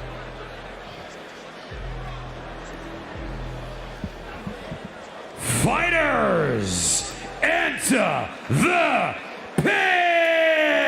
BitGet is our official CEX sponsor for KC54. It's the world's leading cryptocurrency exchange with over 20 billion in daily trading volume. BitGet offers an institutional-grade product with a seamless retail experience. Sign up, start trading today. You ready? White uniform for Roka, black uniform for Li Shan. Okay, the powerful Roka, this is going to be scary. But Lishan is tough, and her right hand is very powerful as well, but it's the right hand. Yeah, it was a cracking bout in Singapore. We saw her take a loss in against Modesti Muradi. Really, really entertaining bout there. You know, Roka, she's been doing this a little while, had her first pro boxing fight when she was just 18, and then I think first pro MMA fight at 19. The whole family fight. Yeah, went to 4-0 within 2 months. Yeah. Oh, there's the left hook.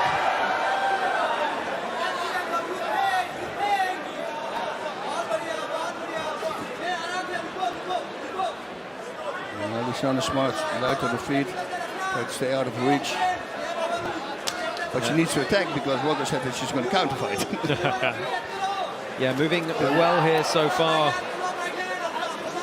You know, Roka said if she could have it her way, she'd draw her in and finish her with a cross hook overhand.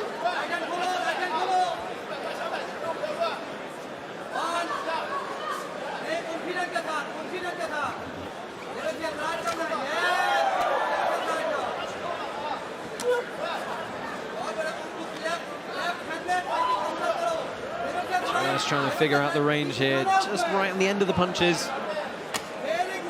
Nice one.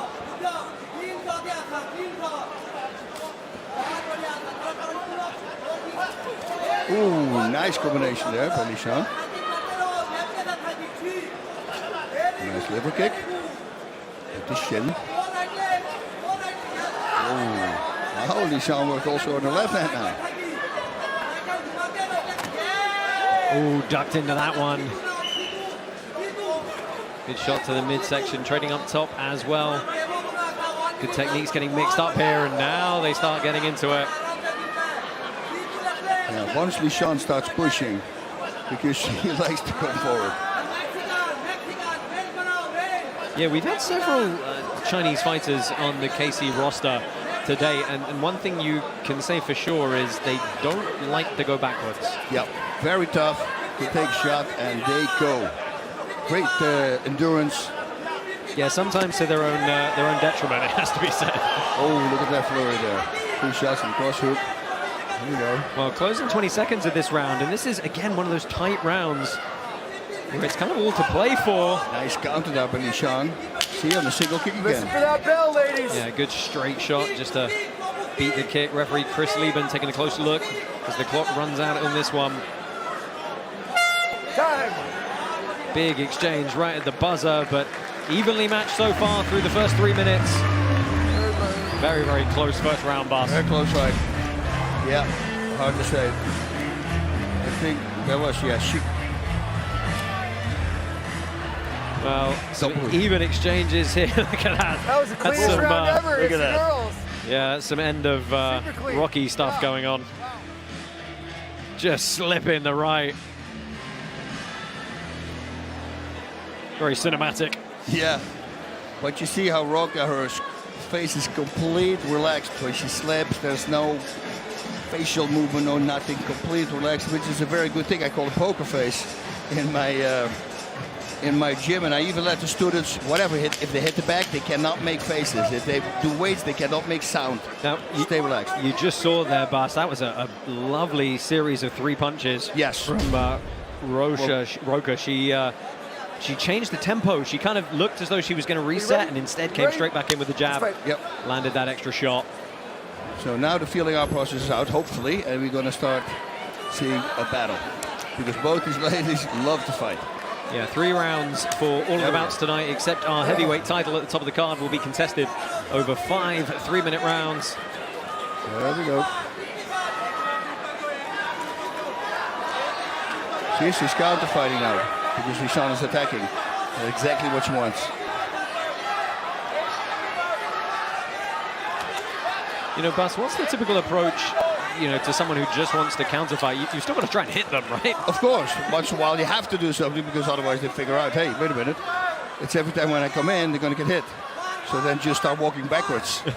They're going to force them to follow you. Ooh, nice little left hook tap.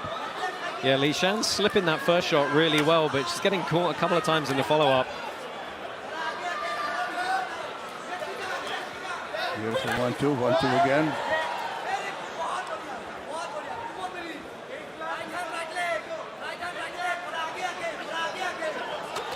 Aye, beautiful. See, every time. Oh, nice trip as well.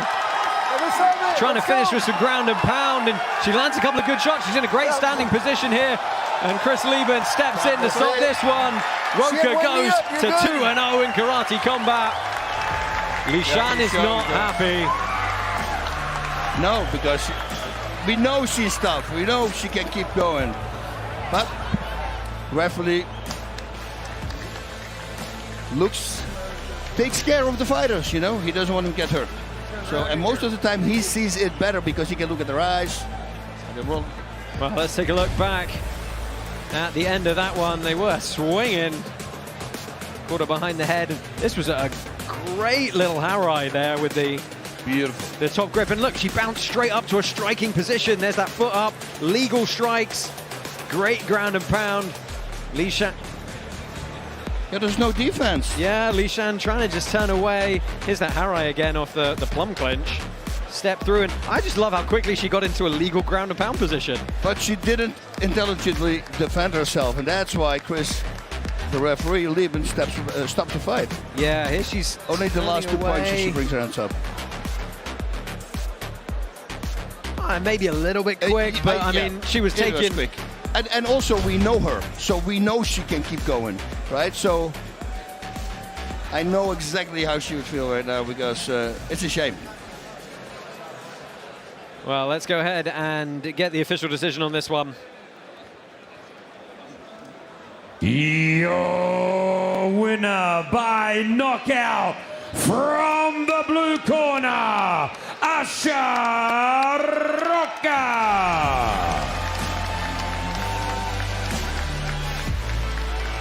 Asha Roka notches up another win here. Let's take a look back at the action from the entirety of that bout. Both ladies putting on a good show, but Roka generally landing a little bit more up top. Boom, both left hooks.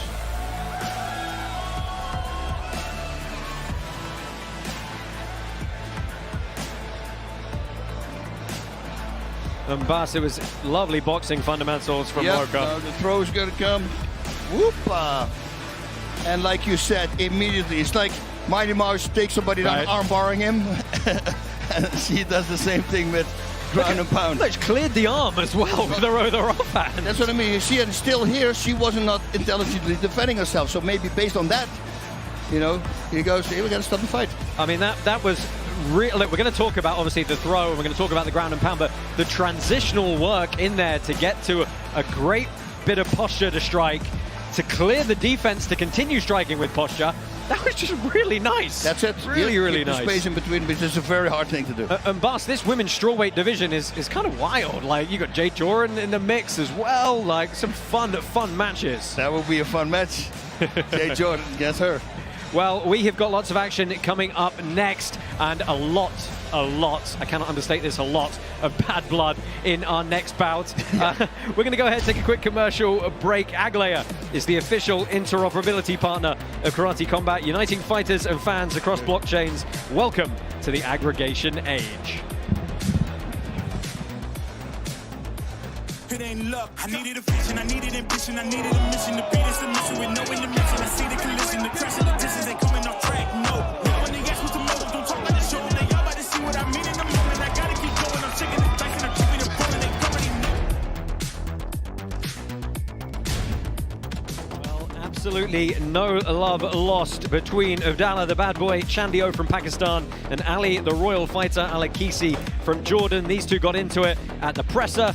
They had a little bit of argy-bargy kind of thing going at the weigh-ins as well. Lots to look forward to. Let's go ahead and get these two going, because I cannot wait to see how this one kicks off.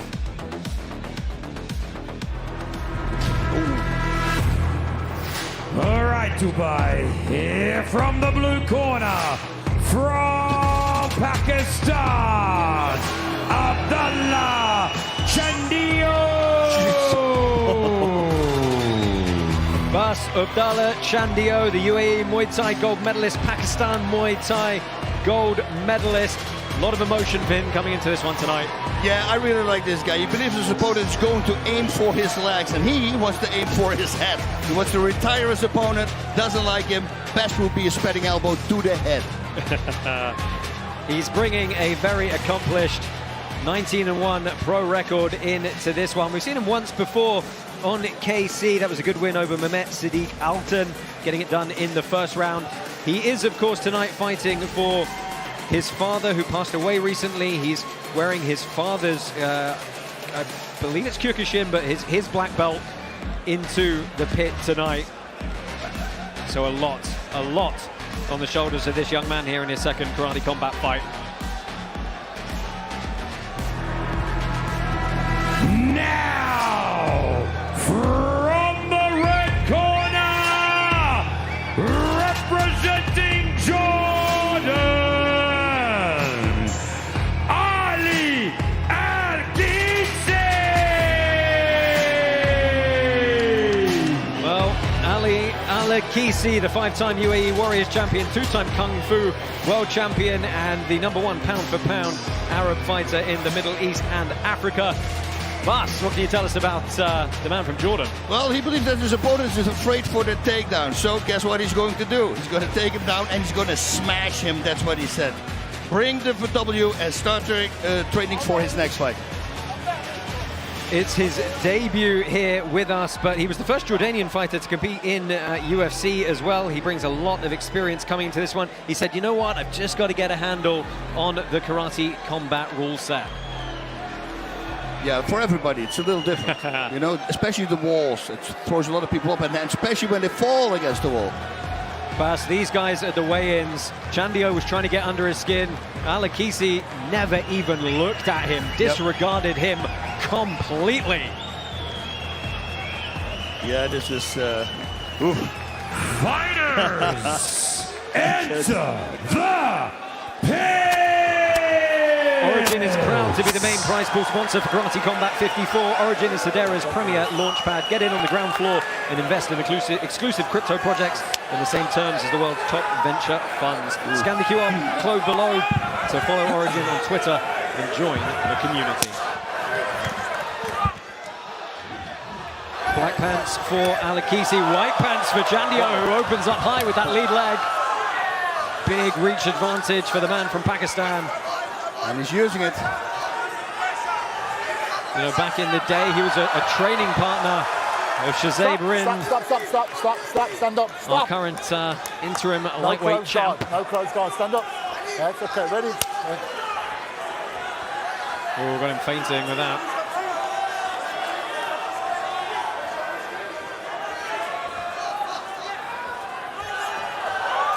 What a combination from Chandio as he moves forward here. Nice bit of wrestling from Alakisi, though. Picks him up on that single, but he can't free himself. What I would do, just pull the guard. Yeah, Then have to stop. You've got to stall it out. No Your referee for this one for the first time tonight, Mark Goddard. And you can see there on your screen, 78% of our token holders going with the man from Pakistan. No church. Yeah, who is going to give up a quick takedown here.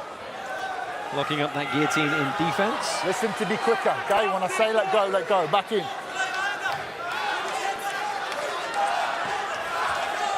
You know, we know Alakisi is going to lean on the takedown experience. He told us as much coming into this one. The question is he going to be able to execute it to a legal ground and pound position? Don't pull guard. Not jiu-jitsu, it's not MMA. Don't pull guard. Minute 30 left in this. This first round's going quick, boss. Yes, because it's exciting.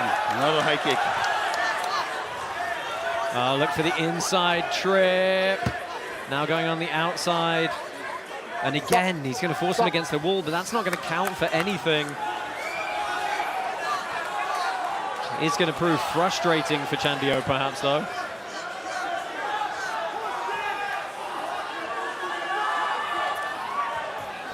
Again, ducking under, trying to get behind the hip here. Guys. Come on, throw. Look for the throw, stepping in front. Work, stop. And you only get a couple of seconds to execute that throw if you lock up in the clinch. Oh, push. Bas, it's a substantial reach advantage, isn't it? Yeah, I think Chandio, what he needs to do is, like, every time when he makes a combination, get the heck out of there again, because otherwise constantly his opponent is clinching him. Yeah, the little Osoto off the body lock. Again, though, the problem is you get that body lock, the guy just locks up double overhooks on the guard pull, and you're stalled out again. You see, he didn't move out.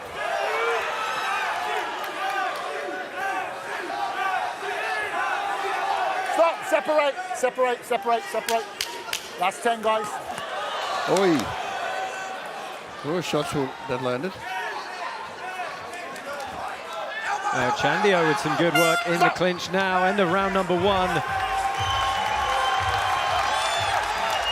Trickier one to score, Bas, because as much as the offense striking was thrown from Chandio, not a whole lot of it landed. Yep. But he's pushing, and he's coming forward, and again, every time his opponent jumps forward, he gets him in the clinch. Yeah, that was a really nice catch into the single leg here.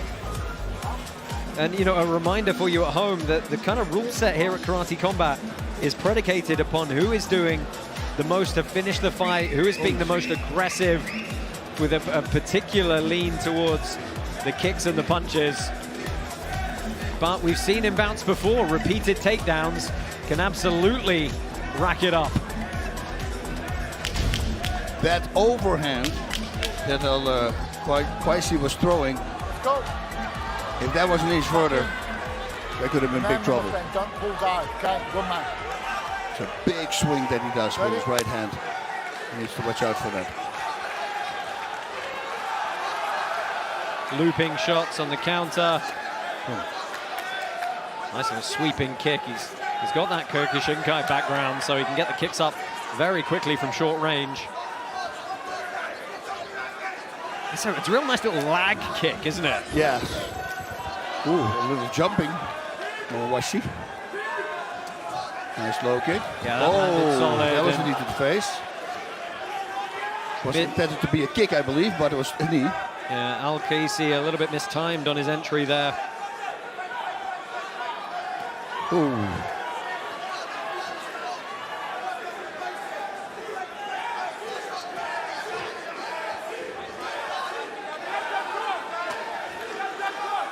Should counter those.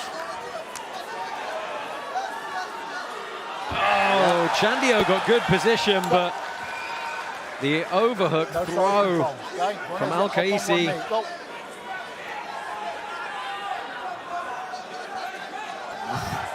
Not a lot of faith in him from our token holders tonight at 22%, but again, he's going to score the takedown. Stop.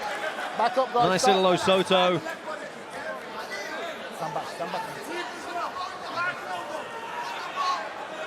Yeah, it's going to take the steam out of you also. Every time falling on the ground. I said Osoto, I'm sorry, Ochi. Inside trip. Getting my Japanese mixed up. Stop, stop, stop. But he earns another good takedown here, but again, not able to capitalize with ground and pound as of yet. Don't stay flat, up on one knee. Ready, fight. Oh, well, this is clockwork here. That is nice. That's really nice. Alkazi, stop going to side control. Do something else. He's getting worn, but he smiles, and that's a nice jumping knee. KC again on the takedown. He's just got to free those arms. Let's work, guys. Come on, out of there. Out, come on, let's go.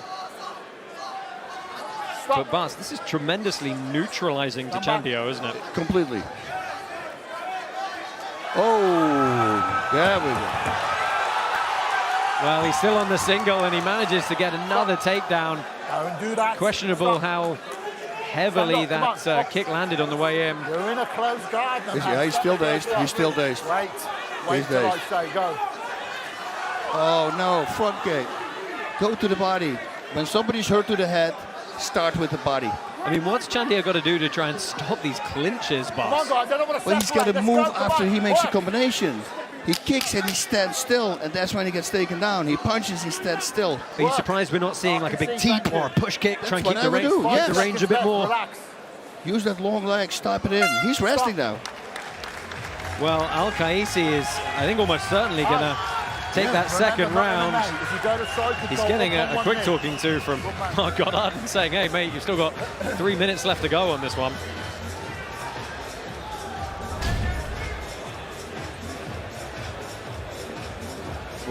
Nice little jumping switch kick.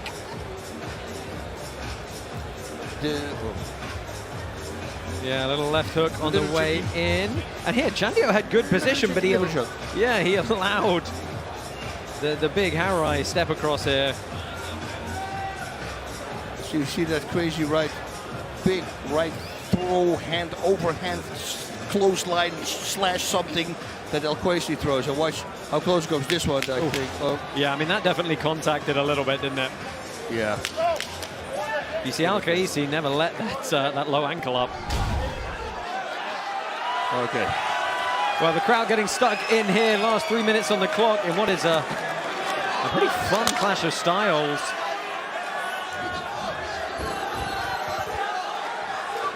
Boom. There's a left kick again.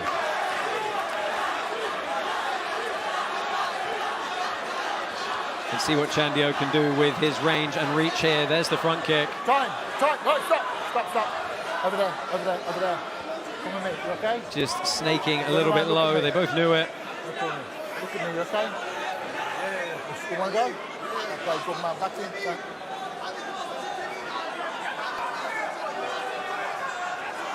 Al-Qaisi trying to keep that head movement going.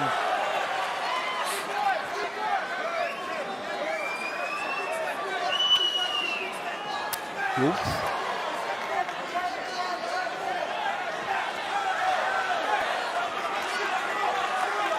Better. Nice. No, I thought there's the spinning kick coming. Yeah, it's interesting actually. Both of them said their favorite techniques were spinning techniques generally. Al-Qaisi even went so far as to say he has something like 50 wins with a backside knockout.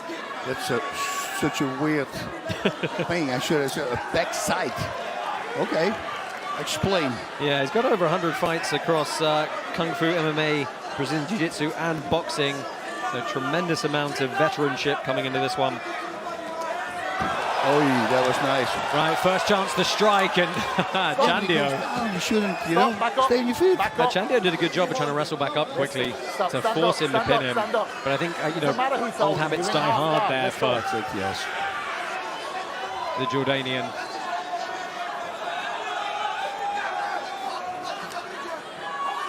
Very much all to play for, most likely with the final minute and 15 seconds on the clock.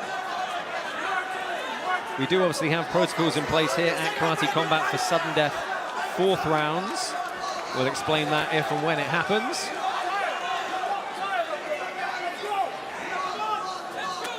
Ooh, oh, nice. Yeah, final minute, just got clipped. Might be the easiest takedown that Alakisi earns all night then. Stop, back up.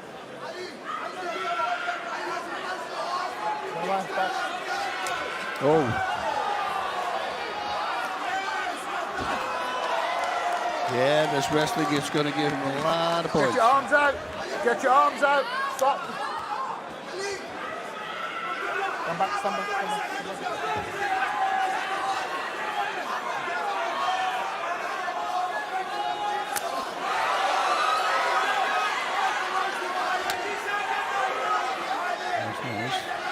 Ooh. Final 10 seconds on the clock here, all to play for. Who wants it more? Shandio and Al-Kaisi right to the end. Good fight, guys. All right, well, who's going to win this? That's a close round, boss. Do you have a feel which way this one's going to go? No, absolutely not. The reason is the takedowns. I don't know how much they count the takedowns. Now, if you go back to Wim Daniels and Rafael Agaev, those takedowns made him win the fight. Yes, So. Scrivers versus Varga as well. Scrivers came in, just laced him with takedowns. Some of the action here from that 3rd round. Easy block for Al-Kaisi.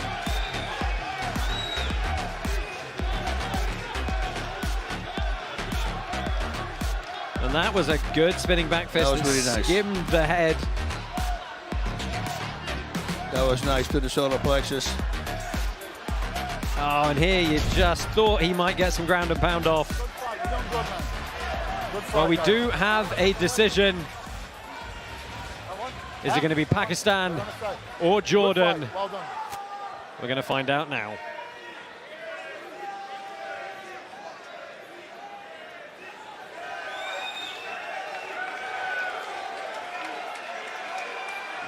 Well done.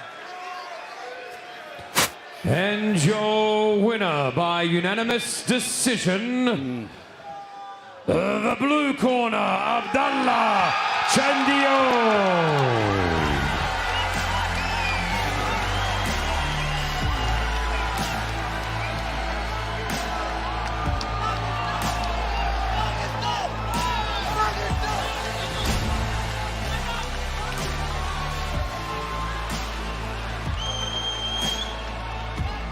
Let's take a look back at some of the highlights from this bout. And Chandio celebrating a lot with the crowd here. You can't see it on your screen, but a nice show of respect from these two. Ooh, beautiful knee there. Double knee, actually. Right, left, and the left connected.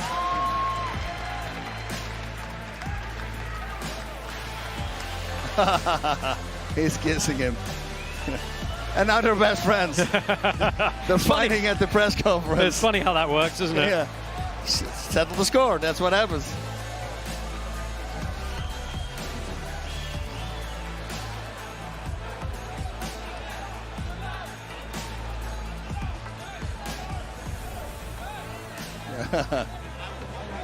You know, Bas, I would be interested to see the judges' scorecards. As you said, you know, how did they go? How did they weight the takedowns? You know, shame there wasn't ground and pound. I think that probably would have been a defining factor. And it was also that he was hurt for a moment. That was also a bigger point. That round probably went to him.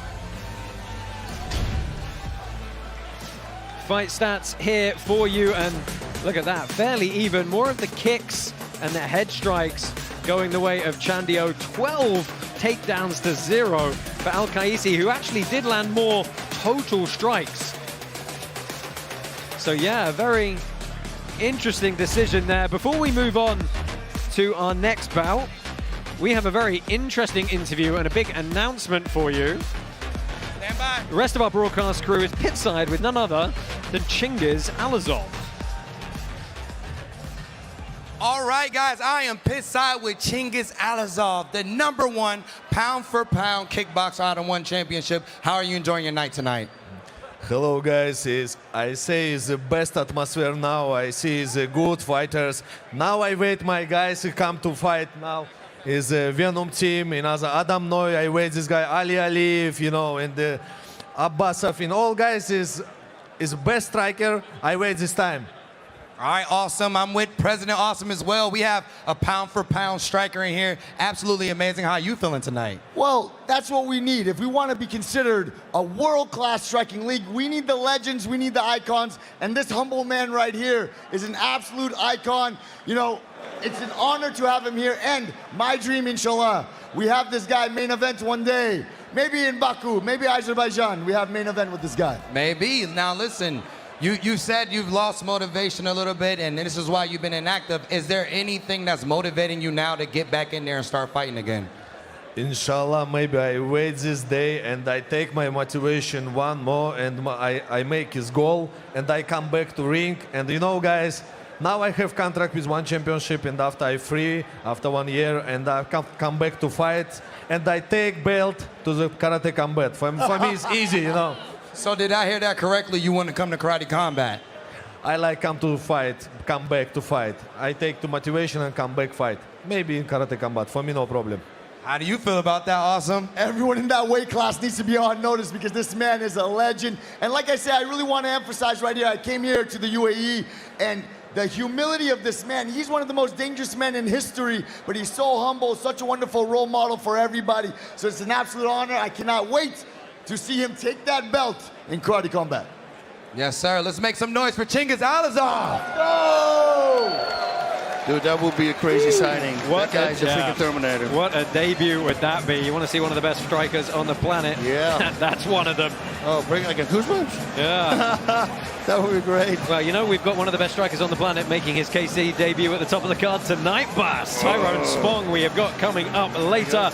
But first, KC 54 is proudly brought to you by FadeFit Protein Bars, fueling athletes, fueling you.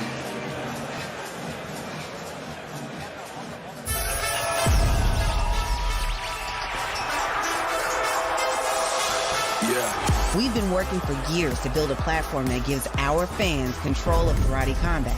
In the new app, you'll be able to collect free Karate Combat tokens and then vote on your favorite fighters with those tokens.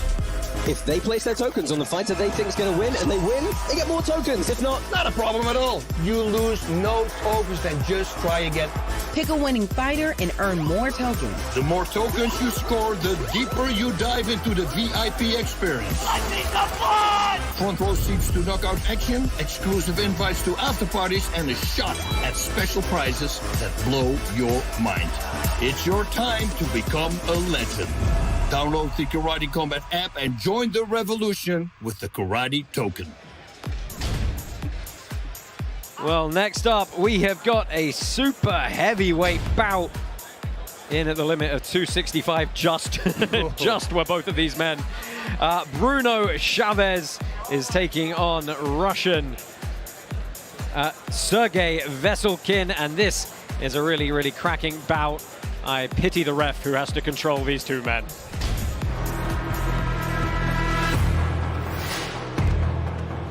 Now, in the blue corner, from Brazil, Bruno Chavez. Bruno Chavez makes his way to the pit. Multi-combat sport athlete, kickboxing, boxing, Muay Thai, MMA, black belt in jiu-jitsu, heavyweight world champ as well. Bas, this guy can do it all.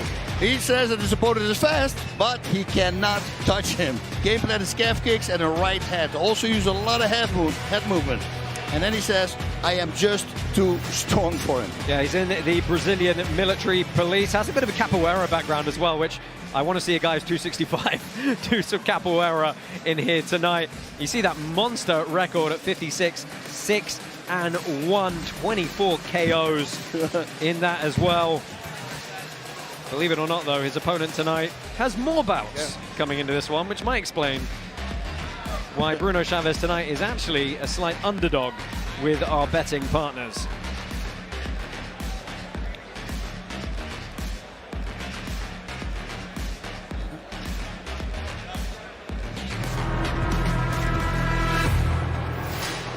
And from the red corner, representing Russia, Sergey Veselkin. Sergey Veselkin makes his way to us from Bupash Gym.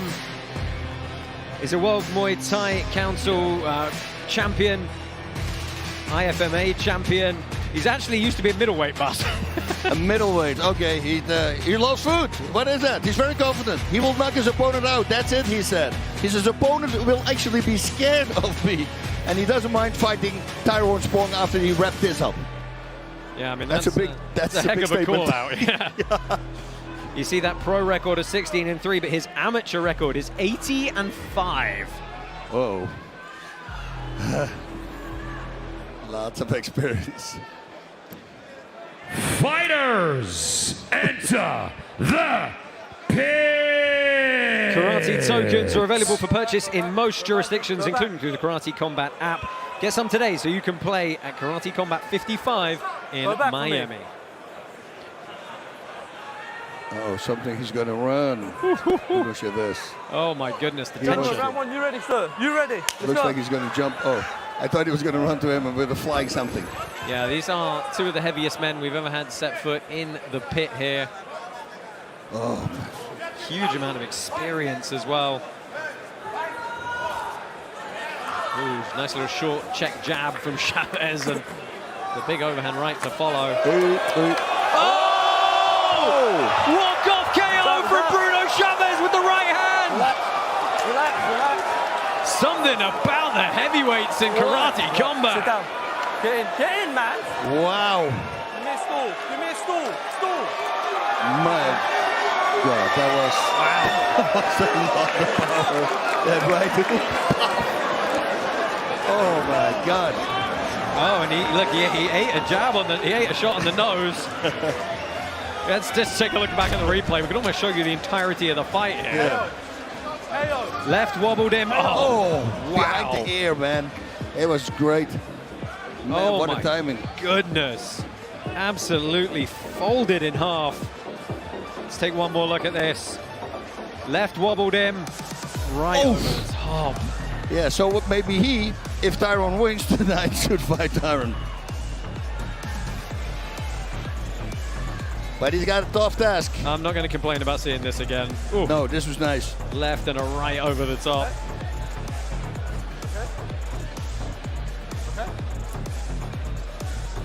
Let's take a look at the whole round back at full speed again. Some feints. There was a stiff jab to open from Chavez. He threw a bomb of a right hand as well.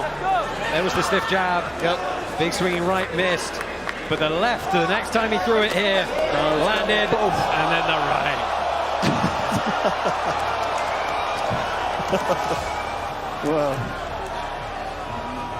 Wow, man.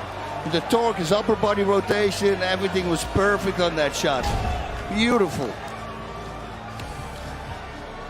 Your winner by knockout from the blue corner, Bruno Chavez.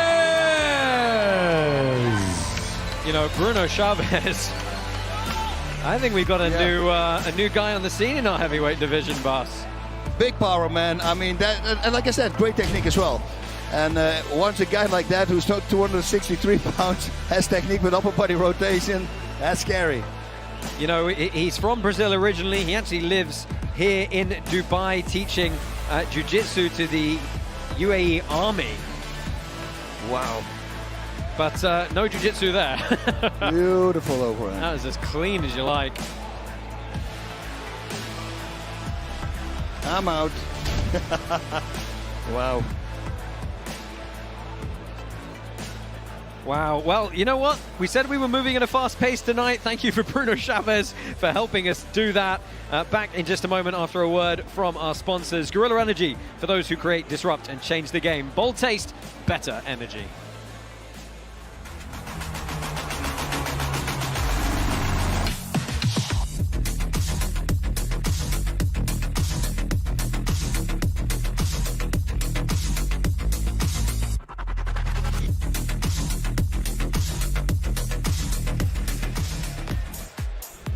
Well, next up, we've got a bout for you that perhaps flew a little bit under some people's radar, but our matchmakers assure us it is quite possibly the most technically proficient bout on the card tonight. Sajjad the Superman Satari, representing Venom Training Camp in Thailand, taking on Southampton, UK's Mo Abdulrahman. This is a cracking lightweight bout at 150 pounds, as if, Bas, our lightweight division wasn't stacked enough already. Yep, we're loaded. Lots of title fights are going to come.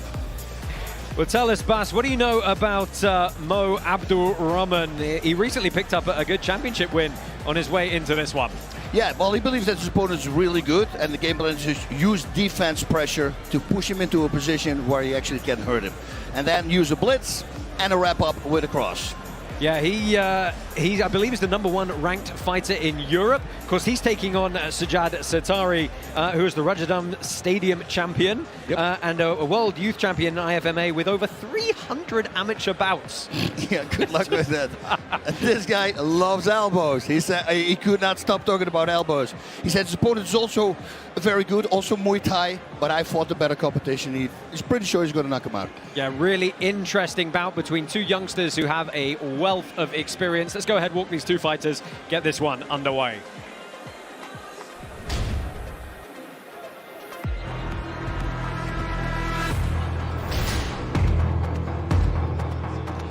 All right, Dubai, from the blue corner, representing the United Kingdom, Mo Abdulrahman.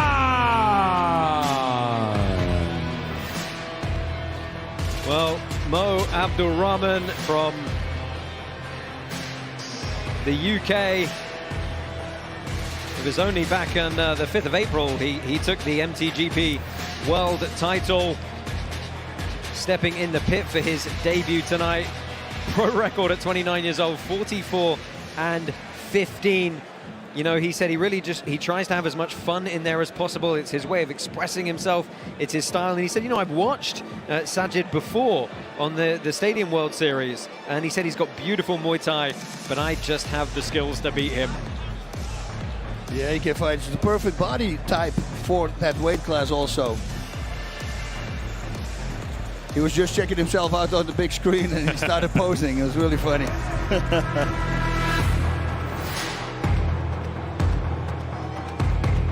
And from the red corner, out of Iran, Sajjad Satari.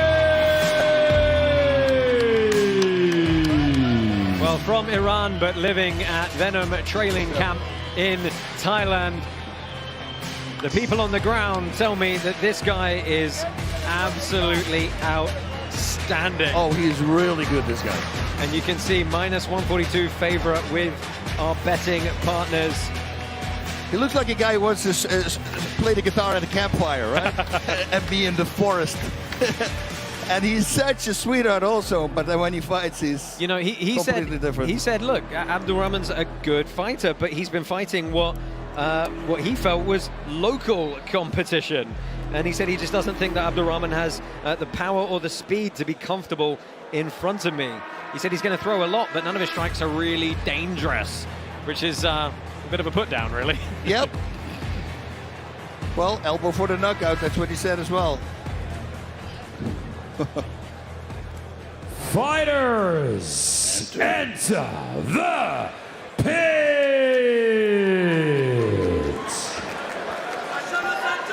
Touch close, guys. Touch close. Back to corner. Back to corner. Aglaia is the official interoperability partner of Karate Combat, uniting fighters and fans across blockchains. Welcome to the aggregation age.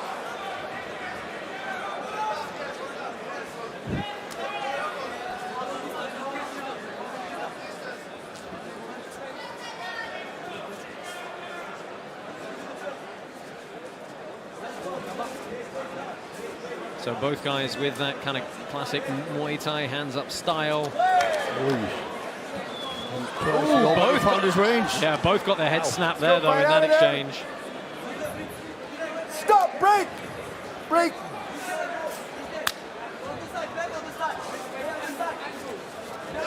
Man, his counters. Oh, and a smile on the face of him as well. The way he slips and moves out of the way. I mean, look, we've seen Venom training camp fighters on the cards before. Adam Noy, coming up later, is a proponent from that gym, and we know how technically sound and proficient he is. Wow. Satari's smiling. Look at that. Grabs his wrist and give him an elbow with the same high side. I love these driving elbows. Trying to get inside the head of Abdurrahman those quickly. kicks, it's so easy. It's so easy. It's crazy. He's already in the rhythm. Pushing Abdurrahman back here. Satari framing nicely with the knees. Good trip from the young Brit, though. Yeah, he connected also with a hard shot just a few seconds ago. Again, good knees up the front. Referee Chris Levin looking on to break this one. Of course, neither of these guys have experience directly in the pit, and getting backed up against this pit wall, disrupting your footing, stopping you from circling out. And a big problem. Minute left on the clock here.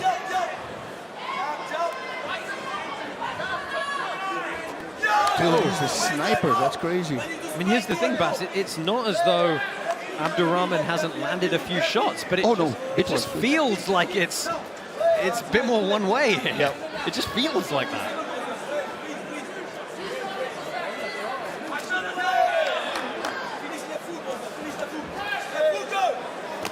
He knows exactly where he is. The hooks, he doesn't even move his head back because he already knows it's going to miss him.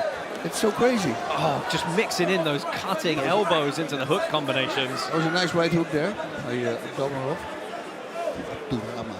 The idea that you're going to block a hook and suddenly it's a sharp cutting elbow instead.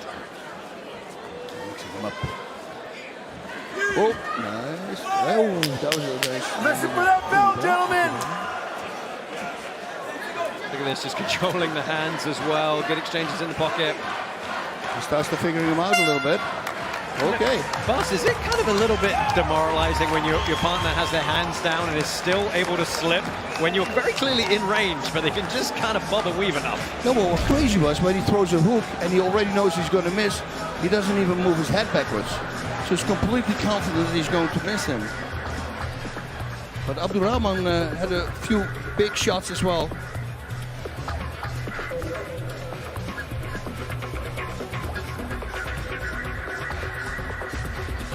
Yeah, see, Abdurrahman getting some good shots in as well. He slips and he slips counters with the cross. Really beautifully done. You see some damage on the right eye of Abdurrahman there.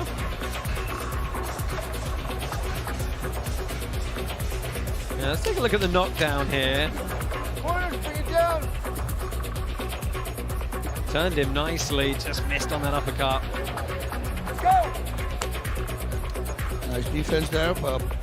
Yeah, that kind of up elbow block. Yeah, that was really nice. I like that. Well, touch of gloves back underway. Second period on the clock here. Thanks again to Aglaya, our official interoperability partner of Karate Combat.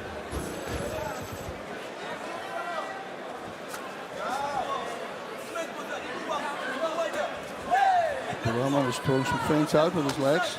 Little tiny kicks to set up his hands. Oh, that was nice. Question mark kick. What do you think Abdurrahman's got to do in this second round, Bas, to kind of switch the momentum a little bit more? He needs to counter, he needs to score, he needs to start stabbing. Stabbing with the arms. Like Satari's doing, he's got a really nice straight punch. There's no angle there. They say, yeah, of course not, but many people throw it in an angle, but he doesn't. It's a very slight angle, but it's not. Ooh, that was almost a connection there. Well, you can't suplex off that back position, but he does a really good job of, and this is where the elbows could be deadly. Very smart by Abdurrahman to turn him. Yeah, it could work to wrestle back up to a standing position here. Especially against the wall, that's very hard to do.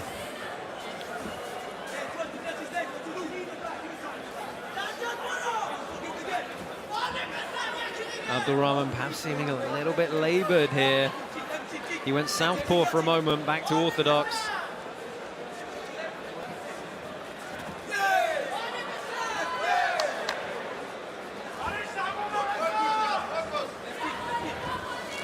Oh, I love it. Stepping inside on the sweep. Kept the momentum going. Stop! Break! It's actually a really nice over-under body lock if he wanted to use it. Opting to take the break. Minute left in this second round.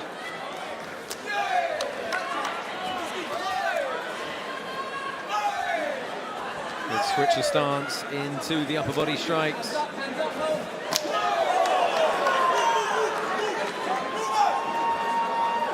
Ooh. Again, that elbow. Constantly. Well, he was talking a lot about elbows, so in the interview I did with him. Went twice to the, 3 times to the calf kick now. He's taking the base of Abdurrahman out, who switches back to southpaw and eats another one. Right away. That was a tough one because he was lifting his leg. As I always say, once the muscle is relaxed. Oh, Satari went in with some nice elbows and knees there as well. Listen for that bell, gentlemen. Yep, he's going after the leg. Closing seconds, round number 2. Again, he forces the switch of stance. Oh, beautiful cross there. Well, second round in the books. Again, a lot of traffic coming from Sajjad Satari.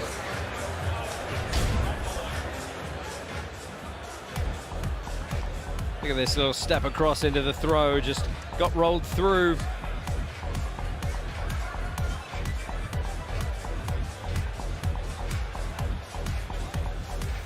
And again to the calf.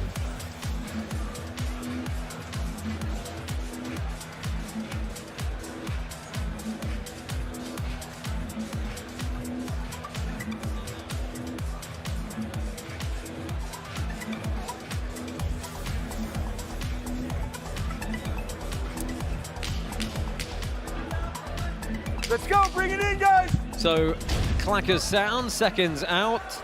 Bas, how are you feeling about the momentum and the scoring in this one so far? I think Abdurrahman did much better in the second round. It's like he figured them out from the first one, but still, he has to really watch out. He landed a few shots, but I mean, Satari he's a sharpshooter. Again, straight back to the calf here, punishing that lead leg. It's forced to change to southpaw once more. I think smart game plan here, and Abdurrahman is moving forward. I like the sense of urgency from Abdurrahman here. Yep. He kind of knows he's probably down on the judges' scorecards.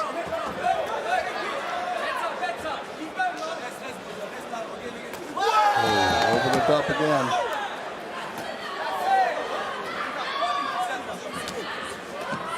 Nice. Oh, good work from the Brit. You know, and that's what you want. You want the fighters to have the corner men and the fight IQ to know, hey, you've got to take some risks and push forward, otherwise you're not winning this bout. 100%. Watch those fingers.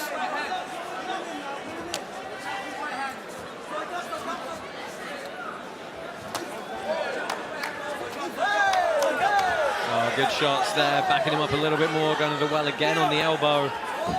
Tries to off-balance him. Let's see if he creates some distance to strike. Break!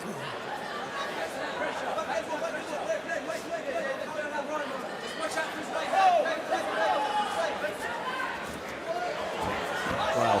Yeah, nice with that elbow and a stomp kick to the head. Again going in with the elbow. Right? Abdurrahman landed that. A lot of damage on the face of Abdurrahman now.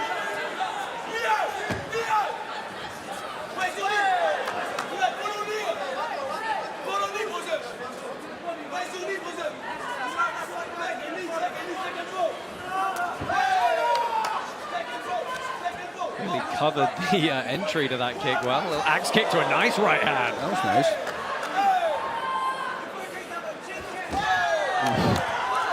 Oh, gets up to a ground and pound position quickly here, trying to land some over the top. Stop! Break! Let's go. Do you feel, though, Bas, that does Abdurrahman have the power to put him away here? Not anymore, maybe, but what the spinning elbow he did in round number 2, if that lands. Right out of there! Stop! Break! He does have Break power. Break it up, guys. Break it up. Let's go. Let's fight. Nice counter left hook.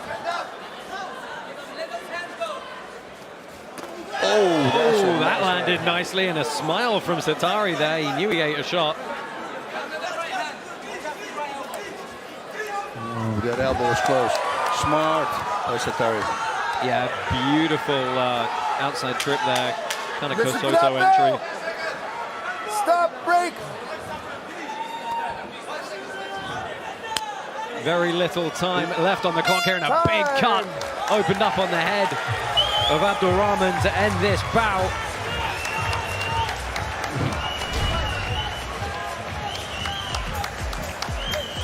Good show of respect at the end. Wow. Yeah, he just landed the more shots.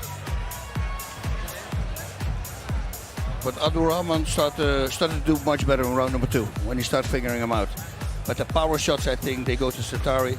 The constant non-stop attack that he had. This was precision. This was a lovely little sequence. That was really nice. The axe kick to the kind of Superman punch. Yep. And that is going to spin. Do you feel, not to knock it because it was a very complete performance, do you think Satari was perhaps a little bit too safe going towards the end there? At the very end, yes. It was looked like he was holding back. But it could also be Dubai. It could also be because I hear a lot of people are very tired. Right. It's so hot here. You dehydrate really fast. Well, I love the use of elbows. It's a hell of a fight. I'd love a separate line item in our stats for elbows thrown, please. Hell of a fight, guys. Where it is right here. Go get him! Ladies, watch out! And your winner, from the red corner, Sajjad Satari.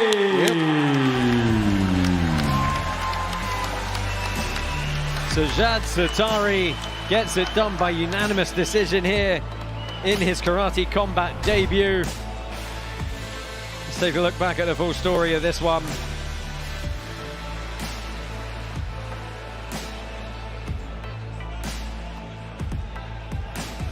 You know, Bas, it was calm, cool, and collected, really, was the story. Yeah, look how beautiful that cross is. So straight.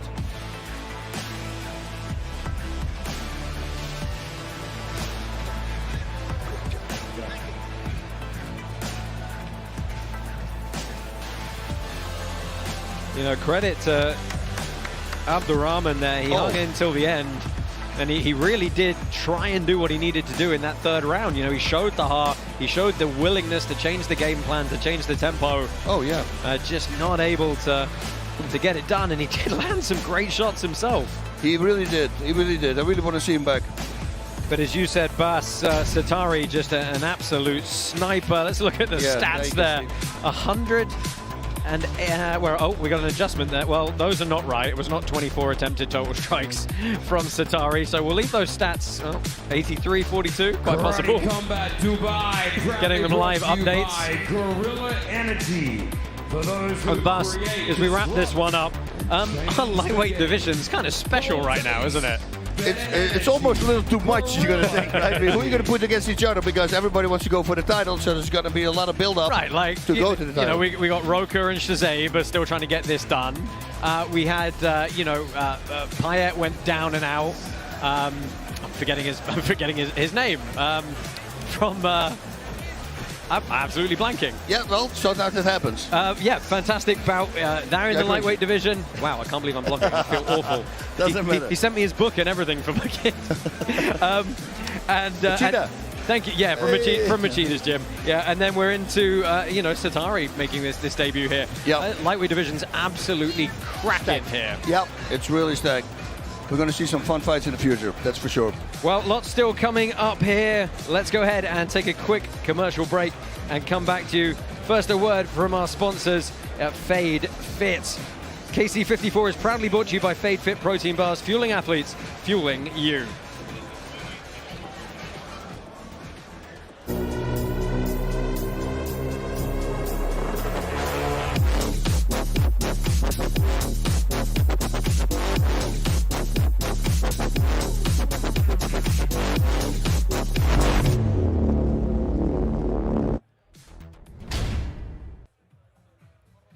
Welcome back to Karate Combat. Catch weight of 170 pounds on deck here between Sayfullah I get this wrong every time. Kambakadov and Hussein Molamedi. This is going to be a very fun one between Azerbaijan and Iran. Let's go ahead and walk these two fighters. We'll fill you in on who they are.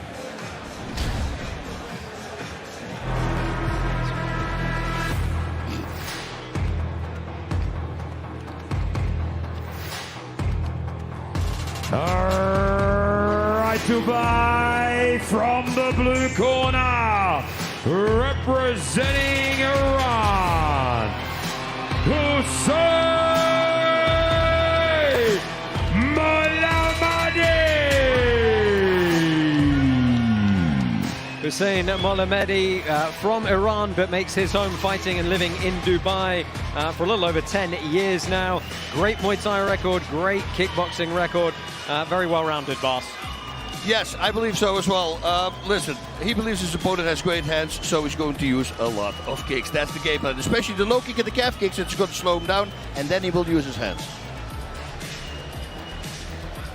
Yeah, we're definitely going to see a lot of kicks at range from him. Definitely a headhunter, but he has got a tough matchup ahead of him here. Yeah. Wow.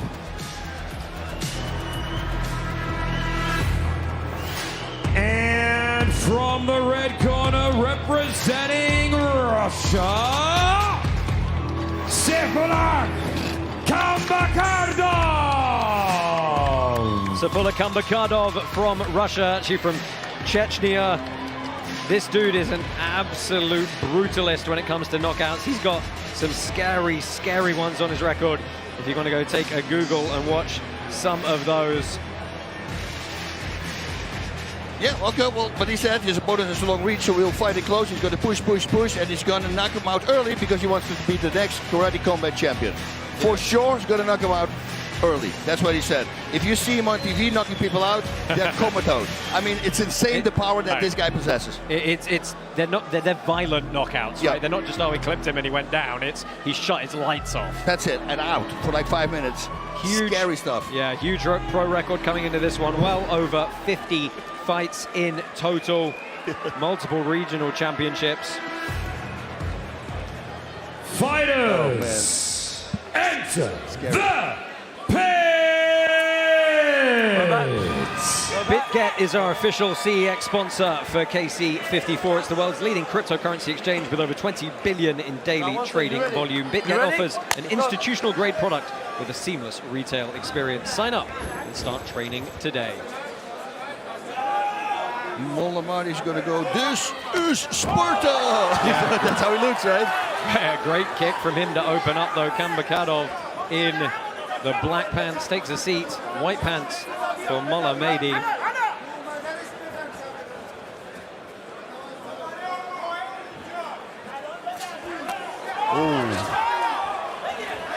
At this distance, Kambakadov is very dangerous. Yeah, the hooks on the inside. Very heavy upper body musculature, just rotates right through. And a big cut opened up here on his face early.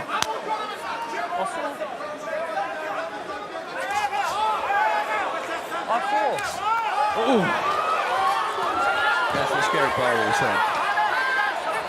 Yeah, putting some significant strikes in, and a legal striking position here for him as he looks to go to work. Got to be careful of the target areas here. Flurrying in close. The undercuts. Right, the undercuts, yeah. Oh, that's an illegal takedown, though, so he's got to be careful of that. Ref's got to be watching the back-to-back suplex. Cheeky elbow rope. Oh. That's the range when he absolutely sparks people. So I love that my Britishness is rubbing off on you, Bas, with the cheeky shots. Yeah, I liked it. Molamedi landed some good strikes, but Kambakadov has kind of initiated Terminator mode here and pressing forward non-stop. Minute 15 left in this bout. Oh, we can't see anymore. Oh! That's over. Wow. Well, close his eyes. Yeah, I'd be really curious to see what caused that. Stop. Was it a... Stop!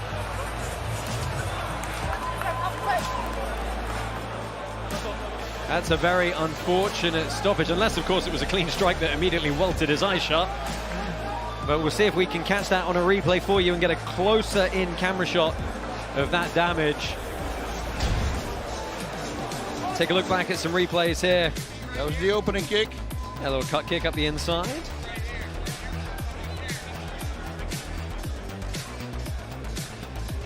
And he said he was going to go head hunting. He did. So let's take a look here. Little elbow. Nice throw. Gets him down to the ground.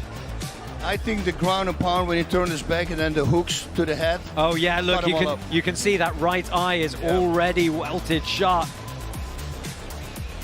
Phenomenal damage landed quickly by the man from the Chechen Republic. Yeah, that right eye is sealed shut right now from the earlier flurries.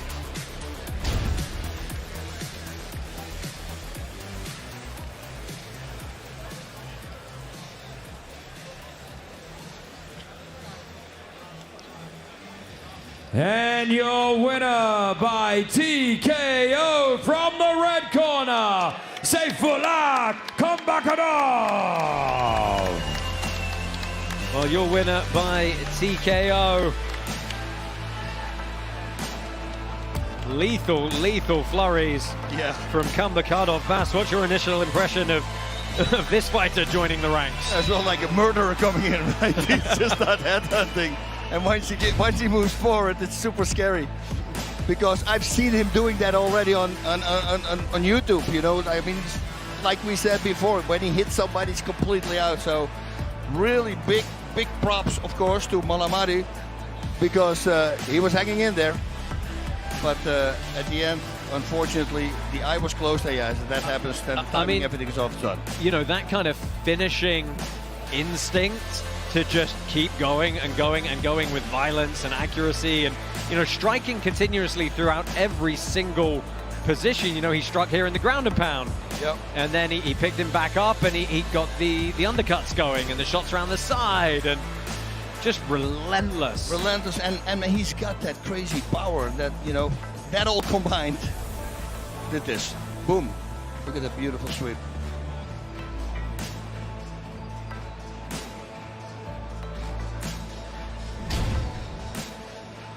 Bas, our 170 division, not shy of some challenges as well. Another great addition to the roster there, just killer instinct throughout. We're going to put him up as, I mean, and the way he said it in the interview, you know, that he said, I'm going to smash him right away, go for a knockout very early in the round because I want to be the Karate Combat champion. So, and this guy on a mission. Right. And that is scary. So much more action coming your way, but first, let's get a quick check-in with King Apollo, who's with one of our sponsors. What's up, guys? I'm pitchside with Sandeep Nailwal, the founder of Polygon. How are you enjoying yourself tonight, brother? I'm doing amazing, proud of you guys, and we are very proud to support you guys. You guys are picking up global traction, and Karate Combat is doing amazing work. Proud of you guys. Yes, we're doing amazing work. We put together an amazing card. 16 world champions. We just had TKO after KO after KO. What's been your favorite moment tonight? I think obviously the favorite moment was a knockout. You know, the heavyweight knockout. That was really, really good. But the fight before that, fight after that was also very, very good. I don't remember the name, but the guy with the black trunk, that was really, really good fight. Yeah, it was a great fight, and it's a lot going on. You've been a big supporter of us for a very long time, and we really appreciate that. What do you see in the future of Karate Combat? I mean, I see that the fight sports is going viral globally. Like you see, I'm a big fan of UFC. Like I personally want to support a lot of fighters also. And, you know, Karate Combat is supporting a lot of upcoming fighters. And it will be really great to support some of them. And I think the way you guys are picking up traction and the global environment is also very good for you. There's more and more attention towards combat sports. I think you guys, sky is the limit for you guys. Oh, that's great words, and we appreciate those beautiful words. And we appreciate you coming by and showing us love and always being super supportive. Is there anything you want to say to the people before we let you go? No, I just want to say that enjoy the show. We're really proud to sponsor the show from Polygon and Aglair. And yeah, enjoy. Let's go. Make some noise. Well, thank you to them for their sponsorship. Bas, we have one more preliminary KC bout coming away. We've got our surprise Pit Submission Series bout off the back end, which is very, very exciting prospect. I think you're going to be enjoying. And then we're into our main card. And every single one on that is just danger. Yep, that's it. Hey, listen, I've been looking forward to this card for a very long time. And to, the main, the co-main, every single fight that we're going to have in the main event, like you said, it's just going to be spectacular. Then again, you never know. Because sometimes, these guys, they know they have power and then stalled a little bit down. But I have a good feeling about it. Yeah, I mean, there's something about the air here in Dubai, right? Last time we were here, it was all knockouts. Had some fantastic ones so far tonight. We're going to bring you a few more, I am sure. Quick break to take a word from Aglair. They are the official interoperability partner of Karate Combat, uniting fighters and fans across blockchains. Welcome to the aggregation age. It ain't luck. I needed a vision, I needed ambition, I needed a mission to beat a submission with no intermission. I see the collision, the crash of the distance, they coming off track. No. What I mean in the moment, I gotta keep going. I'm shaking the dice and I'm keeping it going. They already know.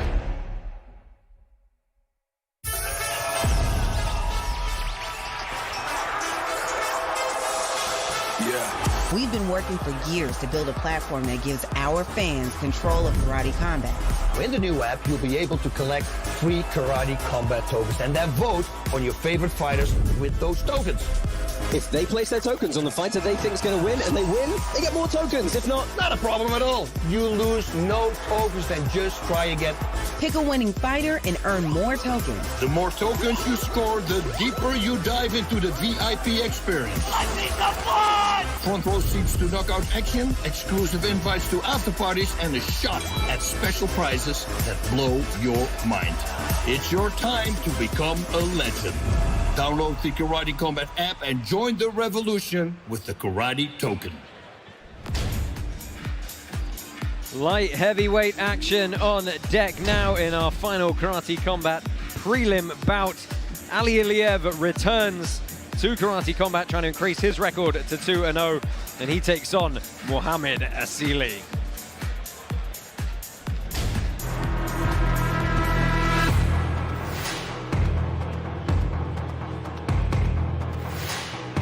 From the blue corner, representing Lebanon, Mohamed Assli!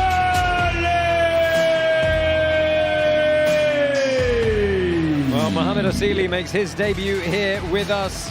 He's a UAE Warriors veteran, very highly ranked in this part of the world, and he's got a fantastic finish rate, Bas. Yes, he says his opponent is a Muay Thai fighter, but I'm going to let him fight my fight. My job is to keep him on the outside, and he wants a liver shot for the knockout. Let's see if he can do that. He's going to look to confuse him, I think, with the boxing as well. He's giving up a bit of experience, I will explain why in a second, to his opponent Ali Aliev tonight, but he's got a lot of accolades coming into this one as well, and he's coming off a couple of good wins on his record in other promotions to bring that momentum into tonight.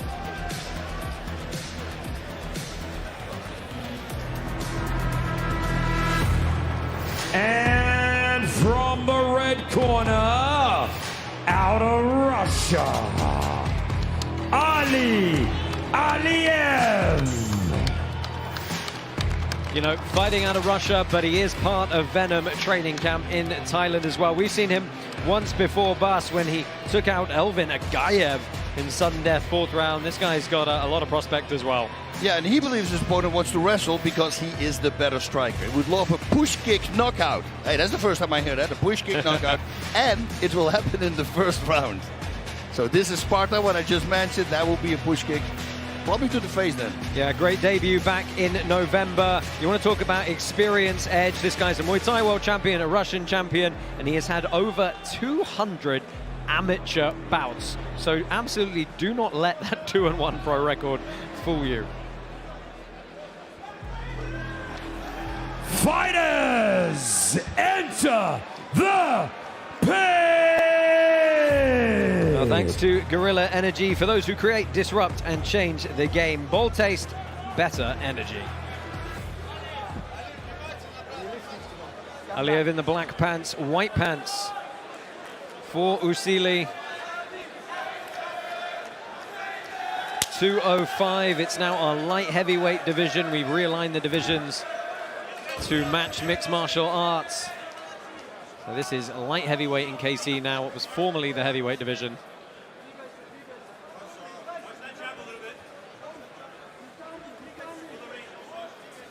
Okay. Nice liver shot there. The height on that uppercut, boss. Yep.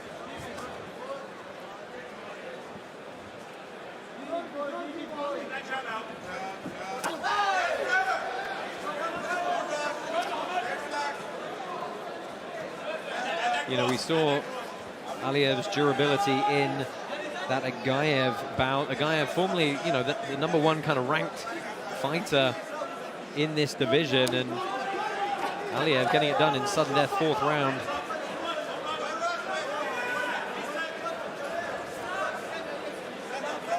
I found it interesting, Bas. He said in his interview that he got a little bit bored and was happy to start training again.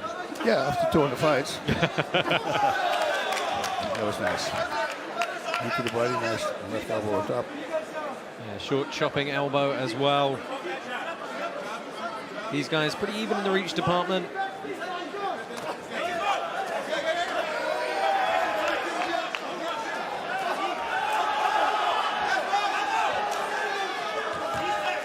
Good volume of strikes from Oussili. He backs Aliev up a bit.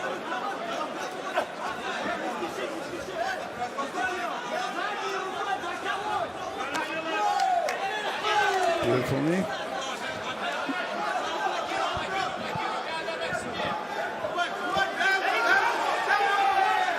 Well, Assli with the better position here up against the pit wall, and he's some great striking there. Yeah, landing the undercuts and the shots over the top. It's good kind of bully work from the Lebanese fighter here. Nice knee, and good way out.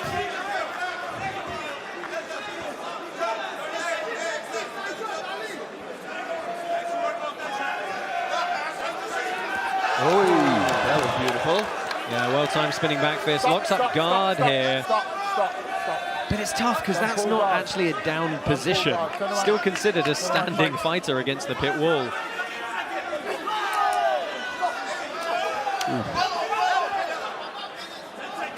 There's the liver shot again. What he said he was going to go for. A few upcuts.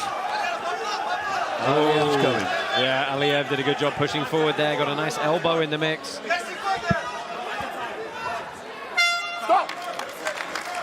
Well, the first round expires quickly there, and quite even throughout those first 3 minutes. Yeah, this is a very hard fight to score, round to score. Interesting though, Aliev pulled back up to his corner.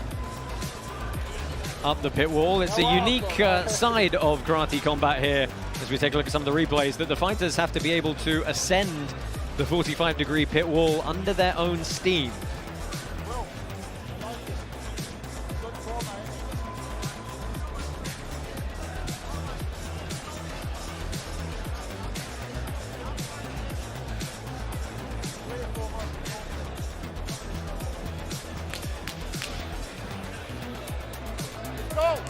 Well, nice uppercuts again and some elbows for his trouble.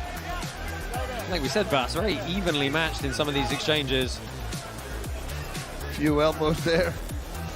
It's funny, Oussili's kind of bullying him a little bit in the clinch exchanges, and he sort of said he'd have to cut quite a lot of weight to get back to his fight weight here, because as he said it, he was fat as... yeah. Now, slinging leather early here. Aliev trying to circle out, not get pinned against this pit wall.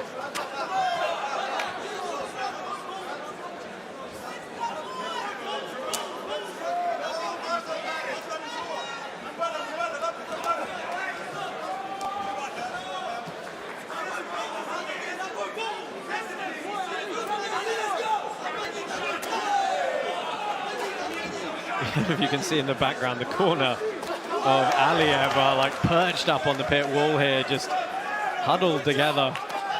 Ooh. Goes again for the liver. Oh, lands a left, switch the target. Landed good up top.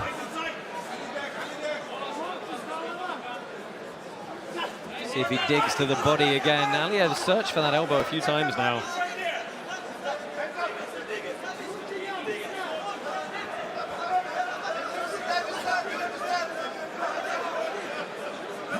Oussama really controlling the pit here.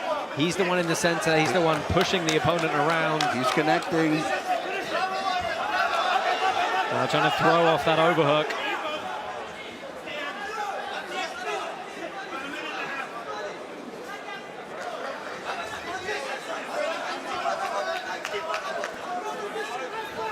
Oh, yeah, we score very heavily for aggression and forward movement, throwing strikes, obviously prioritizing kicks and punches. And that is something Assli is doing very well here. He's constantly coming forward and throwing his body, but he gets beautiful there. left. He tapped him.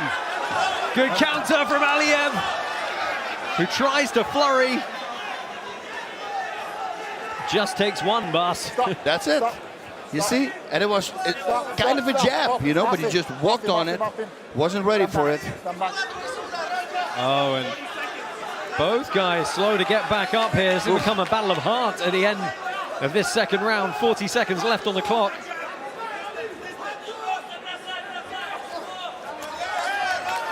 Oh, wow, good job here by Assli. Yeah, looks like he's at least recovered a little bit, but he eats a good one. Again, the combination from Aliev is turning the tide here. Got above his eye, right eye, from that last combination. Yeah, opened up quick. Thankfully, nowhere near going in his eye. Running well on the outside, and we're going to get a third round here. And boy, has the complexion of this fight changed in the last minute. He thought that the round ended, wanted to shake his hand, and then he got hit. What a great shot. Yeah. Oof. Wow. It is going to be time to dig deep for one of these two. Trying to get a shot into the corner. Let's take a look back at some of the replays from this round. Good fight. Good rest. It's okay.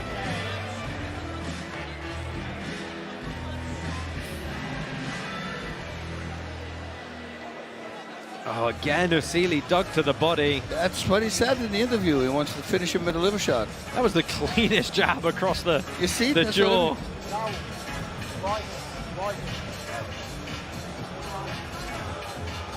And some more anxious moments at the end here when he was caught with that 1-2 combo. Yep. And a third on the end as well. 2-1. I like that. I like that a lot. Or a 1-2-1 is a nice one as well. 3 straights. Well, let's see how fast Aliev comes out of the corner here.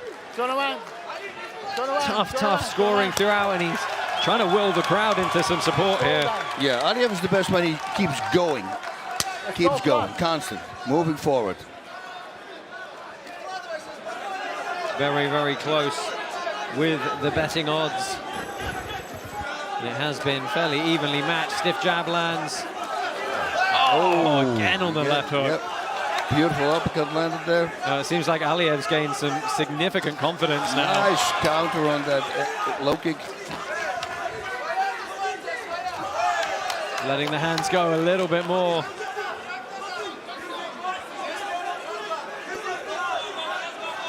Oh.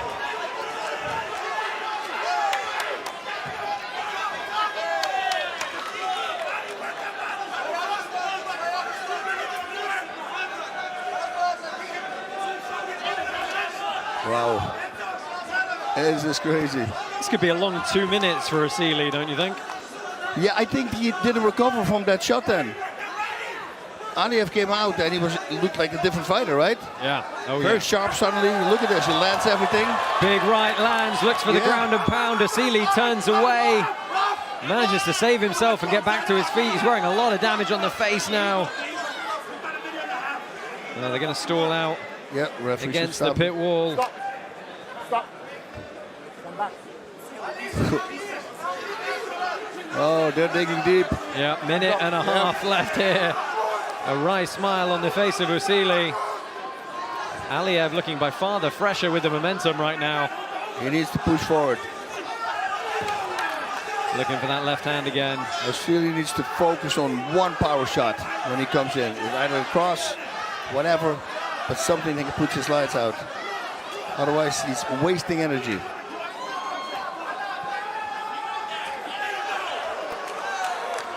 Ooh, nice little short left uppercut. Oh, again, more damage on the face. Superman punch off the wall. That was nice. Oussama is barely on his feet here, and he's still throwing. Oh, he's going. And he's still hunting for the body, so that tells you something about him there again. Yeah, 44 seconds left in this one. Boy, I bet you don't care. He just comes. Right. A fourth round would be very interesting if we make it there, but Aliev might consider that a bit of a disservice if he lets Oussama out of this round.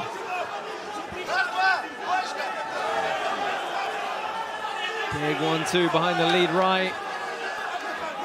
Again, though, still on the uppercuts and the short shots. Yeah. And Aliev on the back foot now. 10 seconds left.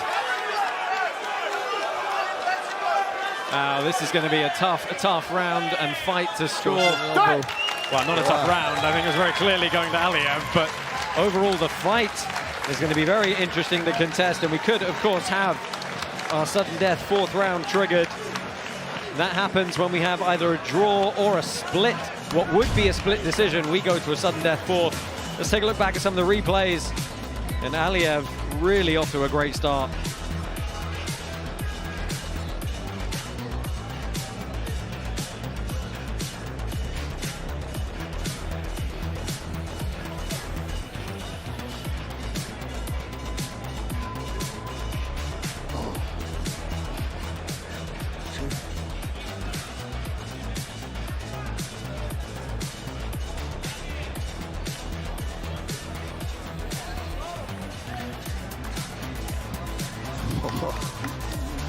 Well, let's take a look at some of the blood getting wiped from the face and the eyes, with multiple cuts opened up on the face of Oussama towards the end. It looks like we do have a decision.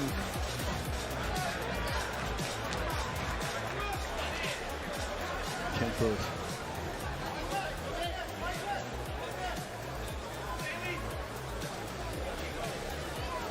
Well, let's go ahead and get the hand raised.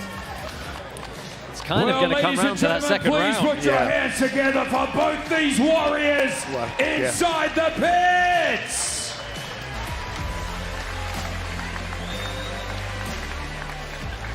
And your winner by unanimous decision from the red corner, Ali.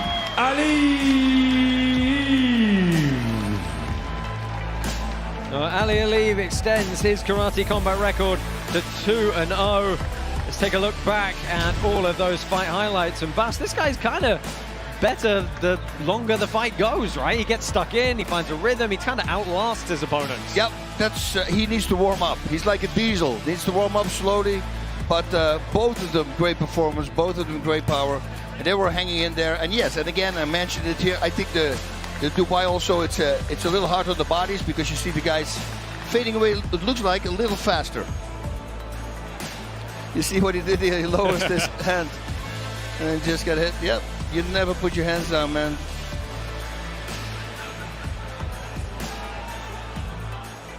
Wow, he was digging deep, man.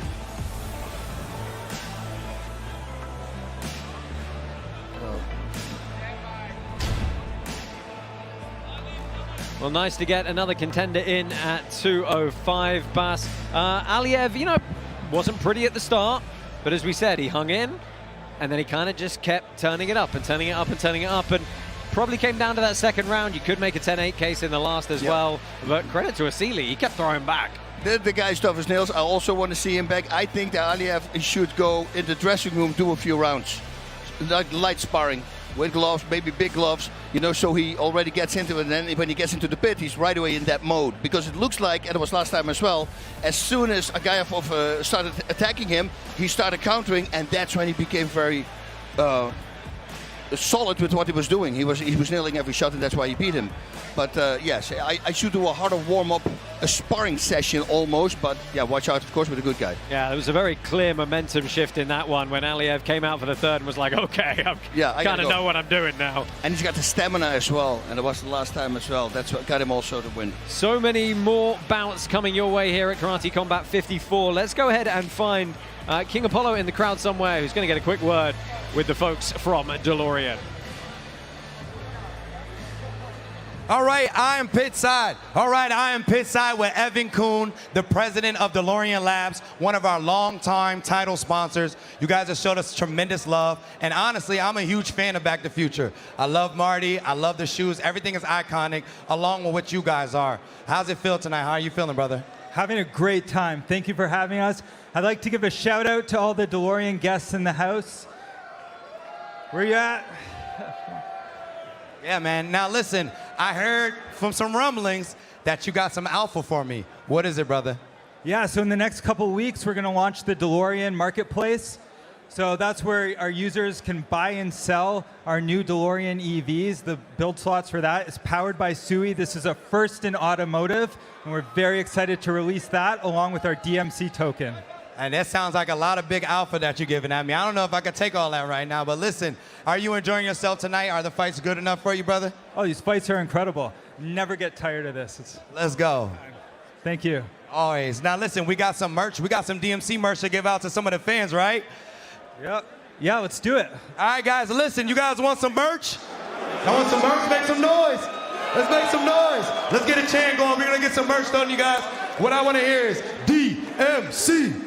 DMC, DMC, DMC. I gotta see somebody saying it. C, DMC. Let's go.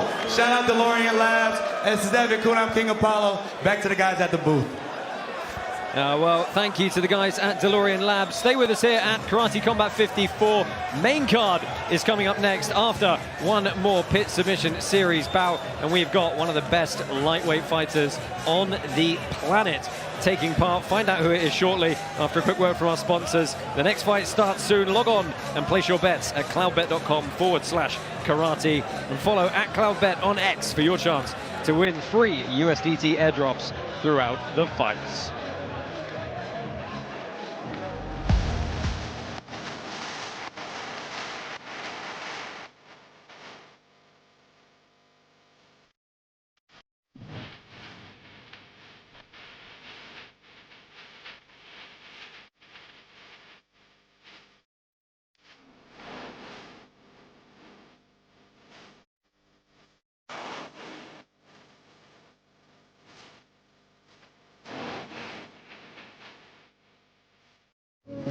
Rising to the top of the mountain, picking on my journey, never lost, feeling founded. Steep as the pinnacle, but minuscule loudest. Do it for the inner peace, go to cloud, man. It's so silly, son, how I just rise like yeast in a Lamington. I'm kinda like this beast in a labyrinth. See a winning man when they see me pause for the camera. I'm a son of a gun, son of a killer, son of a son. And each and every day getting bigger, feeling willing. Each and every day feeling I'm a killer, never fearing, cause it's clear that I'ma be a winner.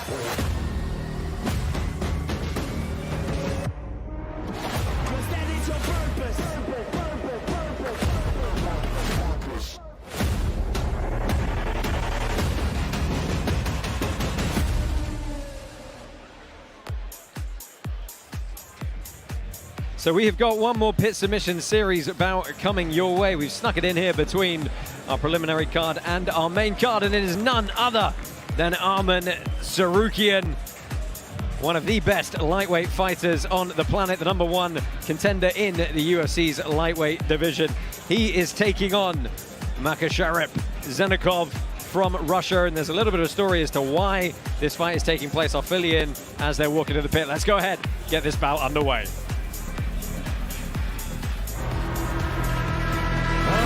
Ladies and gentlemen, up now is your pit submission series main event. From the blue corner, representing Russia, Makasharip Zenikov. Makhachev Zamanbekov makes his way from Russia. 16-4 is his pro MMA record. He competes in a heck of a camp with the likes of Khabib Nurmagomedov and, of course, Islam Makhachev. And if you know the current state of goings-on in mixed martial arts and the UFC, you will understand why that is significant in the life of Arman Tsarukyan. Happy to have him here. He's got a tough test ahead, and he is your underdog with our Cloudbet partners.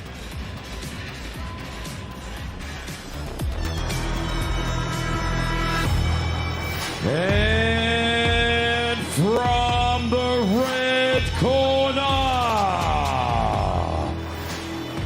out of Armenia, it's Arman Tsarukyan!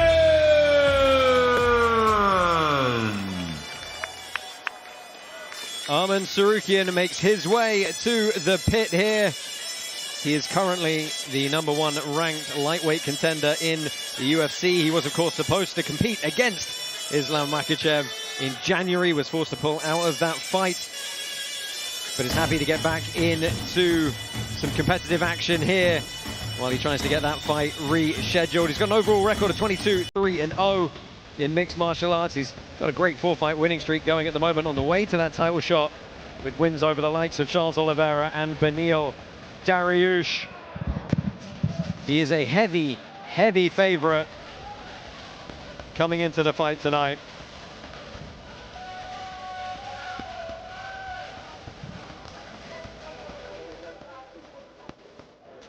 Fighters, it's the pit!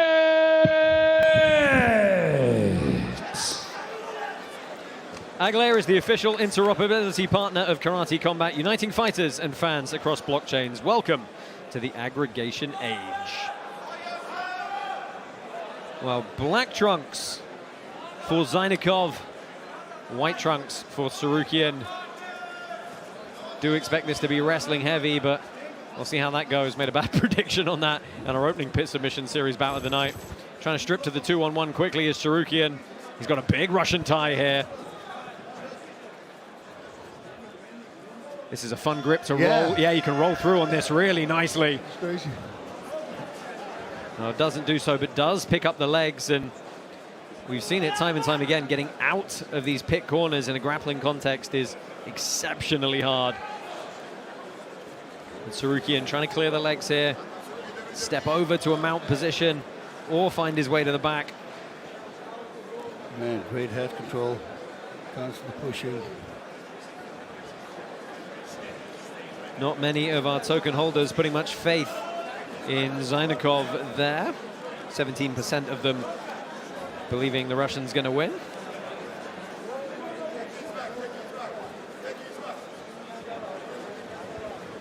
Tsarukyan working well on this body lock. Gets shucked off though, and that's good defensive work from Zainakov.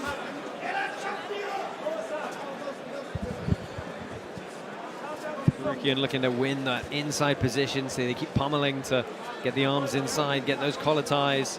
Tsarukyan's looking to lift up on that elbow though, and either work for a throw by or back to that 2-on-1.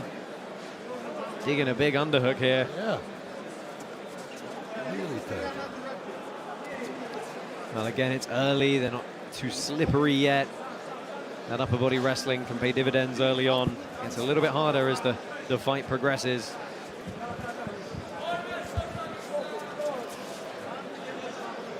Yeah, again, he looked to strip to it.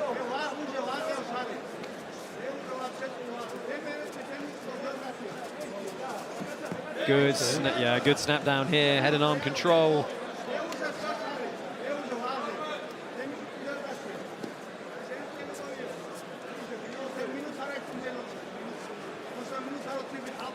Oof, mercy grips, so unpleasant. Yes. Last time he entered the bungee clutch. Yeah, and you see over and over, Tsarukyan's grabbing that right tricep with his left hand and trying to get that C grip and push it into this 2-on-1. He's got it again. See if he rolls through. Oh, tries to throw. You can throw it off to a single to is what he's trying to do.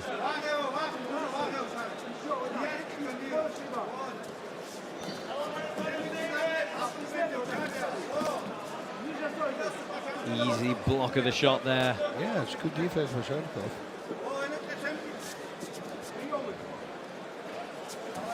About 2 minutes left in this opening period. This is under our typical pitch submission series rule set. 2 5-minute periods with a third if they're drawn. But this is tiring because they're going for it. You know, it was not like we saw with the heavyweights, which was a little. This is going a little faster. Yeah, these are the guys who wrestle bears, though. So you know, it's not hyperbole either.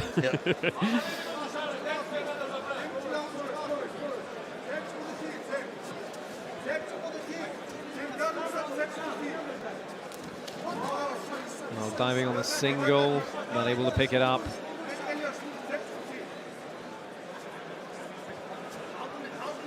Battling these collar ties constantly. Good snap down.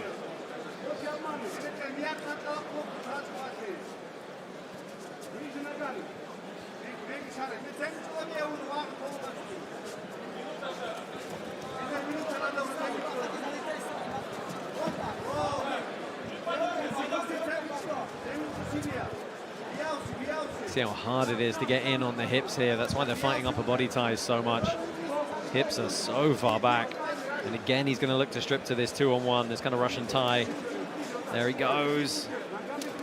But that's just going to keep getting progressively harder the slipperier it gets.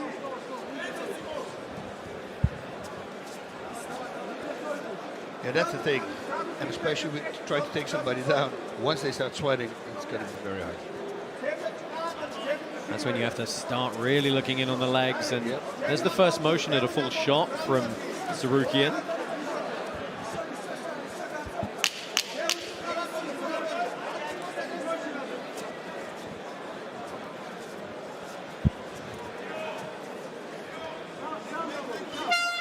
Well, that's the first 5-minute period in the books. It's probably going to go the way of Tsarukyan for the one really good sequence he had earlier on.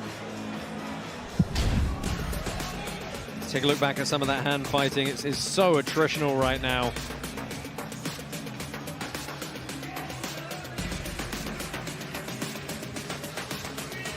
Good attempt at the Uchimata.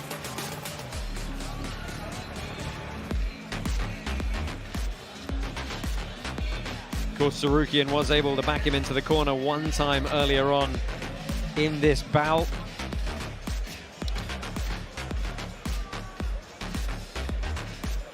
A few shot attempts from Zainakov, but on balance, the Armenian definitely getting the better of it. Now, if I was the ref, I would be looking to towel, well, there you go, the home corner's doing it anyway, looking to towel these guys off. Yeah, that's. I was just looking. It almost looked like they threw water over him. I mean, that's how much they shine. Let's see who can get the takedown.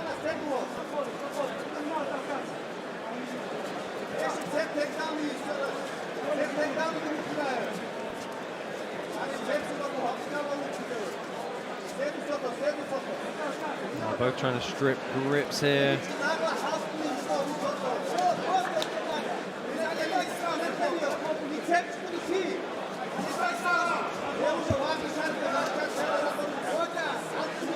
Harassing the head constantly. Oh, accidental eye poke as well. Both acknowledge it. Very genuinely accidental.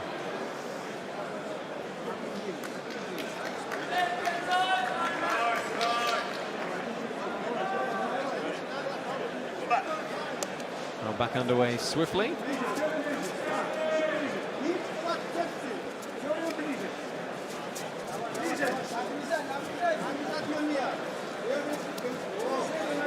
Now Tsarukyan looking like he's thinking about taking a few more risks here.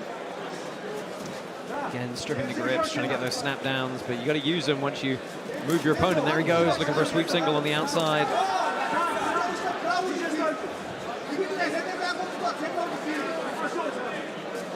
Got to be careful of those open palms on the face. You're trying to frame away.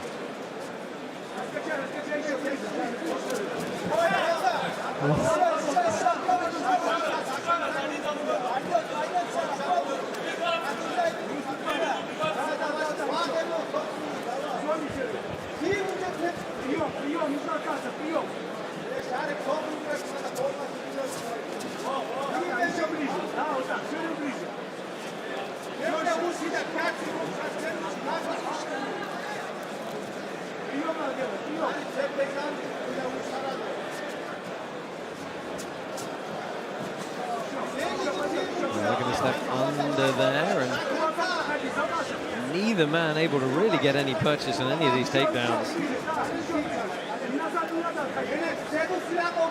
Somebody has got to take a chance here. It has to.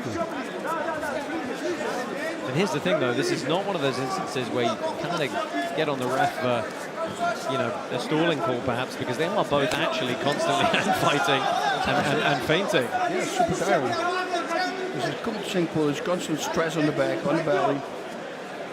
Makes it harder to breathe. A lot of power. Yeah, this is where two wrestlers against each other can leave a little bit of a stalemate, but a chance now for Zamanbekov. He's on this head and arm series.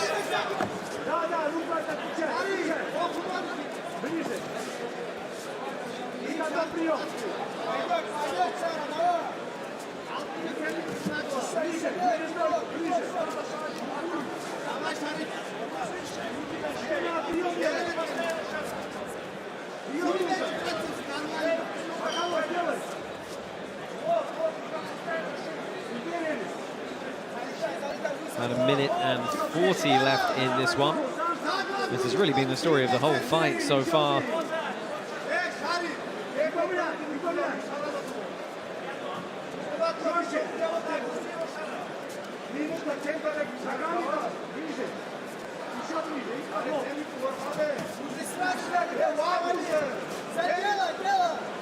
Feint from Zamanbekov.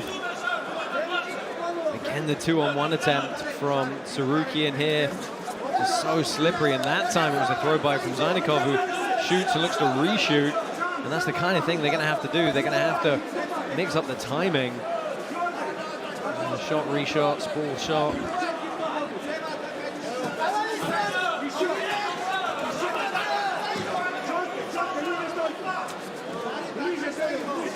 Just a brutal wrestling practice for these two right now. Yeah, and it's going to be super frustrating also for both of them. Look at here. Yeah, good pickup on the single. It's the closest we've got to a finishable position for a little while now, and he hits the takedown. That was beautiful. Yeah, kind of went Kanabasami entry. Didn't quite see it fully, but nice little scissor work. 20 seconds left. It's never really a good sign when you grab a single and then stop and go static. Yeah. You're kind of going to keep moving.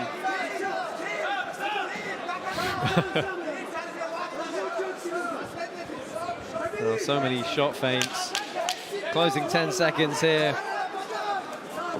Looks to go on the single one more time. Hustles up to the body lock. Good work to go behind here.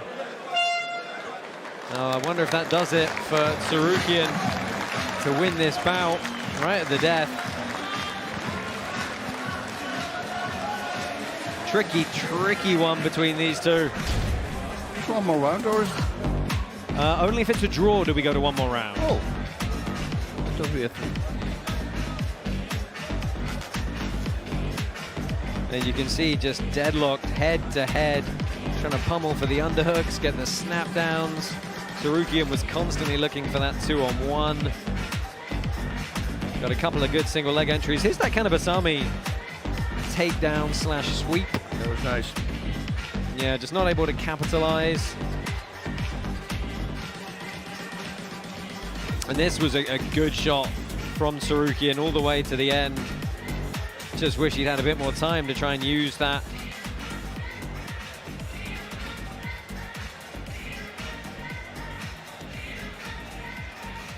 And there is a winner. Well, it looks like we're going to get a decision here.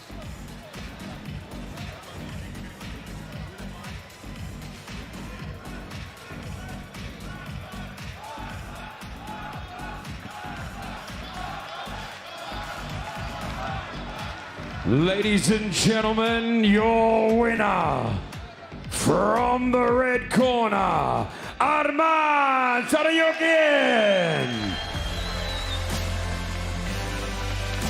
Well, Arman Tsarukyan gets it done here in our pit submission series. The closer of the takedown attempts. A narrow victory, but a victory nonetheless. And he gets to go back to his contender status with the UFC. It's been a pleasure having him here in the Karate Combat Pit. Last look at some of the action from that bout.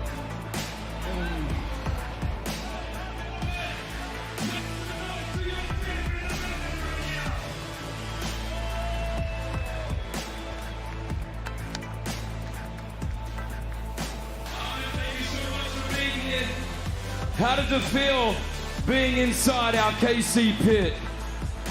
Feel great. Thank you so much, man. Support me. We got to get you up. We got to get you up.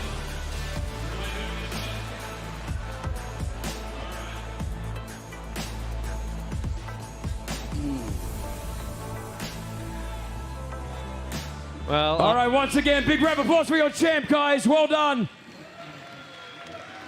Honored to have you here in Dubai. We appreciate you being here with us as well at KC. Once again, how was it? First time in the pit, how did it feel? Was great. So I haven't fought 1 year, you know, and that's why I came and wrestled today. My opponent was very hard guy. Yeah, nobody know him a lot because he fighting in Russia, but he's from a strong team like we know, and was tough, you know, and he didn't want to wrestle too much. That's why I like more offense and then wrestle, you know, and he was trying to escape from me all like 10 minutes, you know. So I think judges did good work. Thank you so much. And I'm so excited to wrestle one more time here as soon as possible because this is great experience. Best crowd. Thank you so much, everybody. And organization is so good. I like everything. And can't wait for next one. And I need one more guy from Habib's team. Let's do that again. You have a huge fan base, not only in Dubai, but across the UAE and the Middle East. You just made a call out right now. Can we see you back here in the pit at some time? Yeah, for sure. Of wrestling. Yeah, I want to wrestle as soon as possible because, you know, I do it for free in my gym. I can go here and make money and have fun, you know, like my people, my coach can see where I did mistake and improve, get better on my wrestling skills, you know. And I knew like this fight is gonna be like this, a little bit boring when like two guys, when they know freestyle wrestling, it's difficult to take down and wrestle. If you bring like wrestler, MMA fighter versus jiu-jitsu guy, it's gonna be more ground game, you know. And like, sorry, it was like not too good for fan, but I hope you enjoy. No apologies needed, champ. President Awesome's here with us as well. The greatness that we had inside the pit tonight, fantastic, right? No, it's been unbelievable, and I just want to come up here and say a big thank you to Arman. You know, he has some very, very big fights, and to take some time out and grapple over here, he's always, always welcome. And I also want to give a big thank you to the UFC for always allowing their stars. Arman, Kyle was here, Aljamain Sterling, all these big names from the UFC coming out here and grapple, so thank you to them for allowing these amazing athletes to be here. Well done. Ladies and gentlemen, your champ, give him one more big round of applause, Dubai. Arman!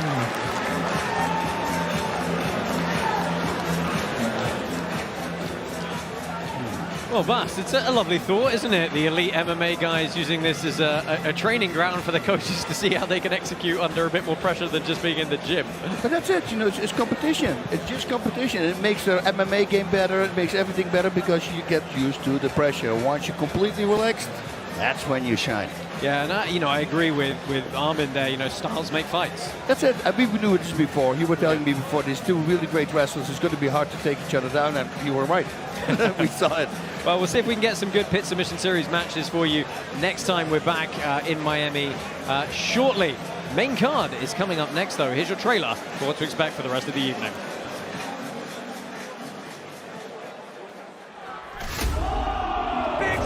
Get ready for the greatest KC event in history. Firdavshon came to take down Assli. Keep it nice and fast. 2 undefeated fighters for a title elimination fight. Zarinfar takes on Eynaud.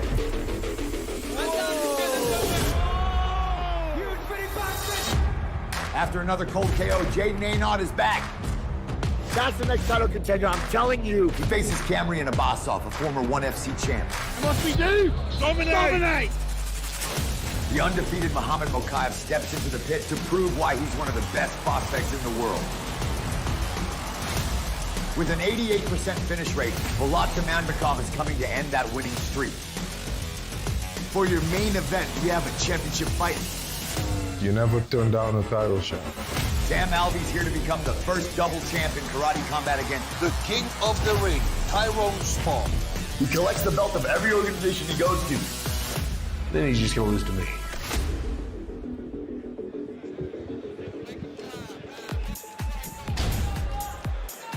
Welcome back to Karate Combat 54, live from Dubai. We have had a fantastic night so far this evening. My name is Josh Palmer, joined as always by the UFC Hall of Famer Bas Rutten. Bas, we've had a great night of prelims so far, some outstanding knockouts, and we've got a lot more to look forward to on deck here. Dude, just the names, right? I mean, Eynaud, Zarinfar, we got Abbasov, Jayden Eynaud is going to be there again. We get the main event. I mean, these fights are going to be spectacular. I truly believe so. These are some unbelievable athletes coming up. Yeah, let's go ahead and take a look at the card, see how that's shaping up for you for the last 5 fights this evening, including those betting odds with our partners, CloudBet. Kicking off the main card, Assli and Firdavshon. These two guys really hate each other. Furniture was thrown at the press conference. Zarinfar Eynaud, that #1 contender slot, is going to be filled in that bantamweight division. Find out who is going to face our champion, Arturo Vergara. Jayden Eynaud, he's riding high, 2-fight win streak. Tough match for him against Abbasov, but wouldn't have it any other way. Undefeated Muhammad Mokaev makes his karate combat debut against Zamanbekov in our co-main slot. And at the top of the order, one of the biggest hitters in the history of kickboxing, Tyrone Spong, makes his debut, and it is for the heavyweight title against our current light heavyweight. Oh, and Hasbulla has showed up to enjoy the festivities here tonight. Yes. It is Dubai after all. Yes. A lot of folks make their home here to have a lot of fun, enjoy the festivities. And it is all about the festivities tonight here at Karate Combat. First fight on deck. It's a catchweight fight between Oussama Assli of Morocco and Naiimov Firdavshon of Tajikistan. And these two guys have been at each other's throats quite literally all week. So let's go ahead and meet these two fighters in a little bit more detail.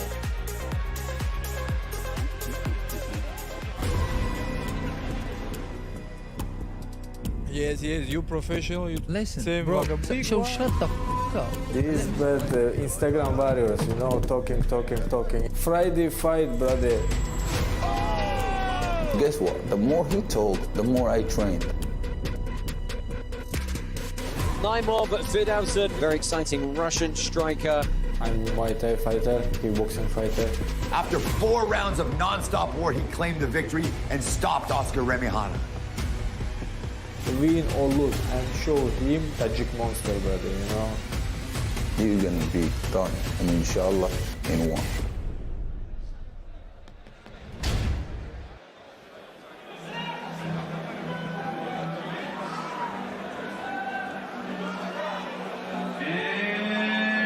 From the blue corner, representing Tajikistan, Naiimov Firdavshon.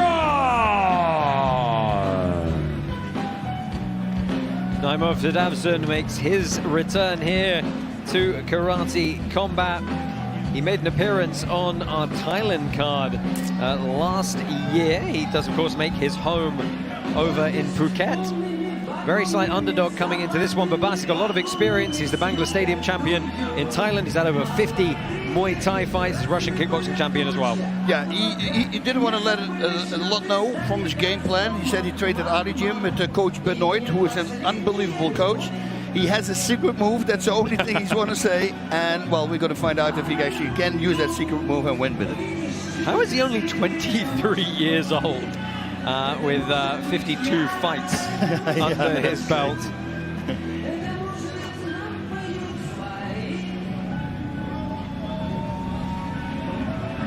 Yeah, it's been a tough week for these two at the press conference. They were throwing furniture. They nearly got into it at the weigh-ins as well. Bas, you were ready to step in. I was just kind of chilling at the back. No. Like, with the weigh-ins, yes, I was there. Then I'll jump in. But with the press conference when that was there, I was outside the room. I was happy I wasn't there.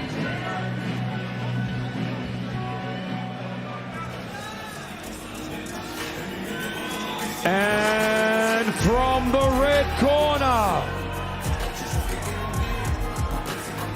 and from the red corner, from Morocco, Oussama Assli.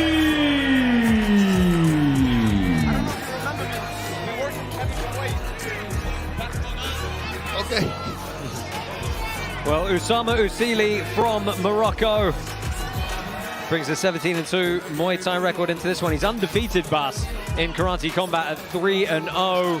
Tricky kind of first three fights. Never went past the first round. Yeah. He has a new nickname, he said. He's a 212 Savage. That's his nickname. His opponent's fast hands and legs, and therefore he will stop him with low kicks. He feels great, and he trained in his home country, Morocco, for this fight. Yeah, hailing from Casablanca. He's picked up a lot of steam back home, receiving some honors from various dignitaries and parties back there. You can see that 3-0 record. Interestingly, he said, this was 168. He said he started his weight cut at 220 pounds and just refused to miss weight. Wow. I mean, that's insane. How does that blow up? That's like petty. Yeah. It's 50 pounds. Jeez. Fighters, enter the pit. Well, founded in 2018, Hex Trust is a leading digital asset service offering a range of services and a leader in staking. Stay there, stay there, Well, stay there. gum shield kind of important there for Firdavshon in the white pants, black pants for Assli. 3 bouts, none of which have gone past the first round for the Moroccans, so expect fast starts here. Good check of the kicks early. Assli looking to use that speed. High kick. Hammering away at the legs. Big flurry here. Oh, and well, this is just relentless ground and pound. It's just covering. Referee giving Right. Firdavshon a long time to work. You can't just cover. I think Firdavshon's a little bit lucky there. Let him blow off some steam. He's got to watch out. Assli is super good, but he's also angry, and he's got to watch out that he doesn't blow everything out that he has. Oh, he landed that uppercut though. Firdavshon's barely thrown a shot here, and he's just eating lefts and rights. Boom, again. Yeah, he's a sharpshooter, man. Assli is super good. He impressed me right away when the first time we saw him. And he took the fight on a week notice or something, you remember that? Yeah, against Peter Sinonek. Had to lose a lot of weight, and he just did it. Well, he's looking great early on here. Heavy favorite with our token holders, as you can see on the screen now. 79% of them in his corner for this one. And Firdavshon fires some shots now. And it's all very well trying to weather a storm, but if that storm doesn't stop, exactly.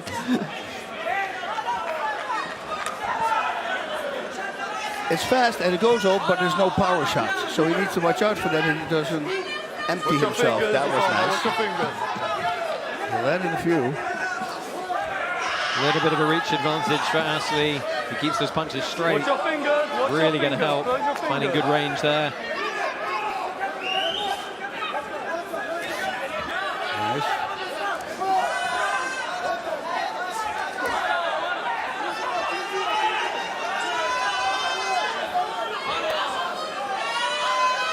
Firdavshon frustrated that his glove was being grabbed there. I didn't quite see if it was an illegal grip or not. You can, of course, grab the hands. You just can't tuck your fingers inside the lining of the glove.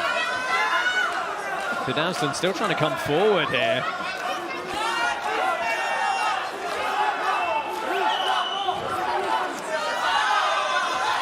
Well, he's going to town, Assli, but again, like the broken record, he's got to watch out. This Firdavshon is tough. Ooh, there we go. Short elbow, big jumping knee. Gamesmanship, right? Well, Assli has not been past the first round, and unless he gets it done in 10 seconds, we're about to start seeing what his gas tank might be like.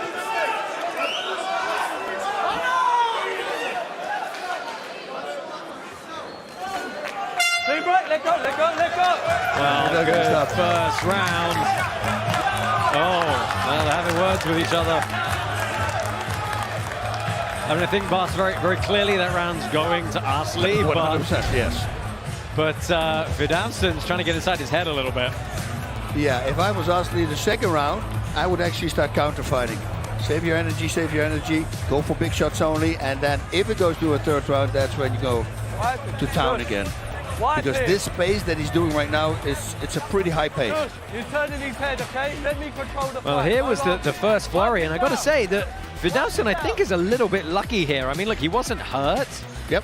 But you're not presenting meaningful defense. You've turned your eyes away from your opponent. You know, I think it was a great call by the referee to let it keep going. Yep. But maybe he was a little bit lucky. I believe so too. Because that was not intelligently defending yourself, as they call it. Which is ironic, because covering your head's definitely at least somewhat intelligent. You ready? You ready? So, no touch of gloves, back underway here. That's not gonna happen. Yeah, they don't like each other. They really don't. Even after the fight, I don't know if they make up. Assli trying to get those straight shots going again, and Firdavshon just is going to eat it.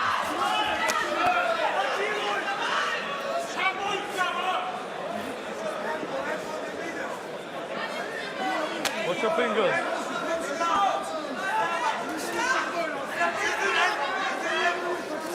Ooh, nice. Well, he was listening to someone in the crowd behind us rather than his corner there, who was asking for elbows. Threw it with a lot of intention. Just 1 second. Time. And Bas, you know, you've said it before, fighting angry, not necessarily the best approach.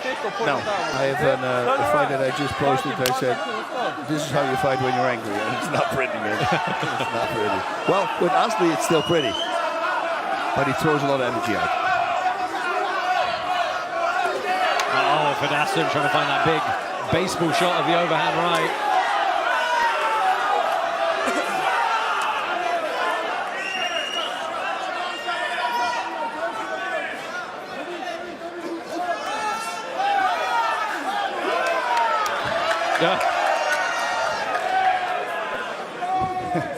Put your fingers.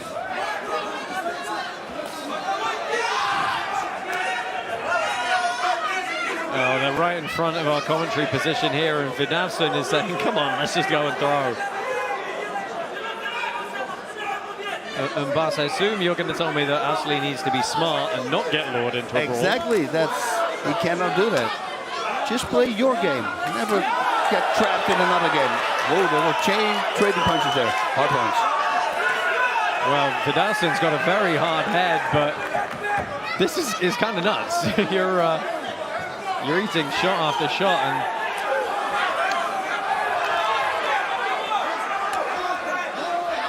it's just crazy. This is crazy. I have no words. You know, I mean, what can you say? Oh! Firdavshon landed one, but Assli's not too rumbled. He earns a half takedown against the pit wall here. Let go, you got to work quicker, let go. The referee's trying to force a break. No, if you want to work quicker then. Work quicker in that scenario, let's go. Hold on. You have to wonder, is Assli getting frustrated? Assli keeps going. He's in great freaking shape. Yeah, I mean, just because you got it done in the first round before doesn't mean you haven't got the gas, right? Yeah, but I mean, he has a high pace right now. Yeah, the output's fantastic. That was very close. Because if he does another round like this, he's going. That's in the bag. Yeah, it's tricky, right? Because you feel like Assli has both rounds so far. So Firdavshon, his gamesmanship has kind of got to pay dividends somewhere. And it's got to be this third round. And, you know, his corner team have got to be telling him, hey, you're down. You've got to try and knock him out. Well, if he can perform another round like this, if he has the endurance for that, it's in the bag. A little look off, no look. Yeah, and then a back kick. Spinning back kick. This is that big elbow, and I know that you can throw yourself into it much more than that. Nice when he gets up and immediately punches.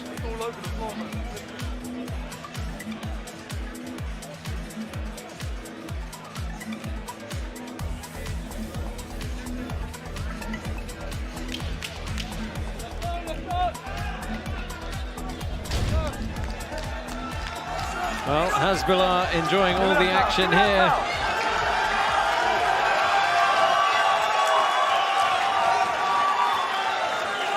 I would guess he's rooting for Firdavshon in this one. Looks like he just tried to shout something to him as he came near him at the pit wall.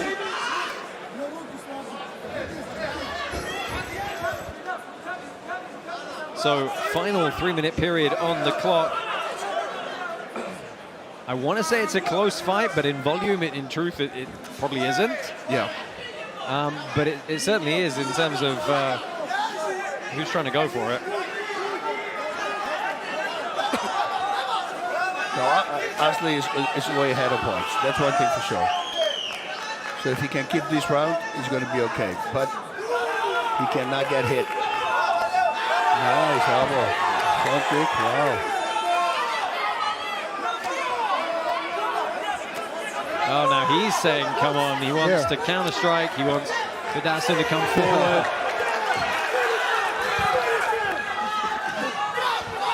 This is good work from Assli here. Oh, and a big shot from Zarinfar. I think he off-balanced him a little bit. Didn't quite land as clean as it could have, and I wonder if that's a wasted opportunity, perhaps, for the man from Tajikistan.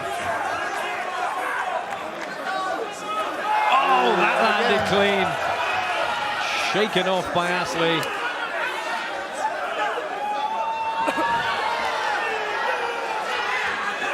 That's a good striking position for him. Very nice. Oh, you got a little bit of, you got a little bit of X guard-ish. Held the leg, pushed off the other leg to off-balance him.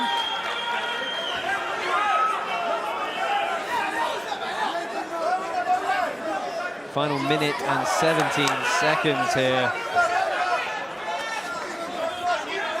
And it's kind of got to be hell for leather time for Firdavshon now.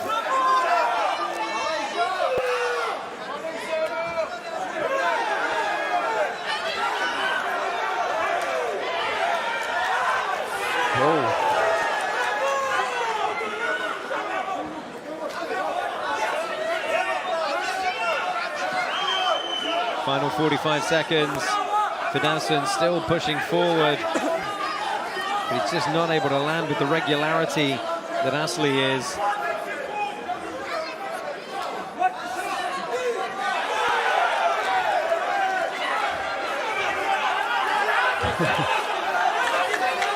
This time, by playing around, I wouldn't do that just to be certain.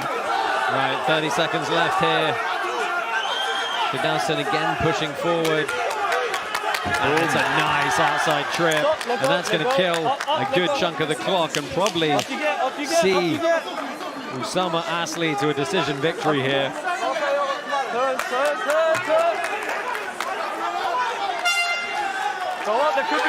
Well, end of the third round. The Moroccans in attendance believe Assli's done enough. I think Basio and I are inclined to agree with him.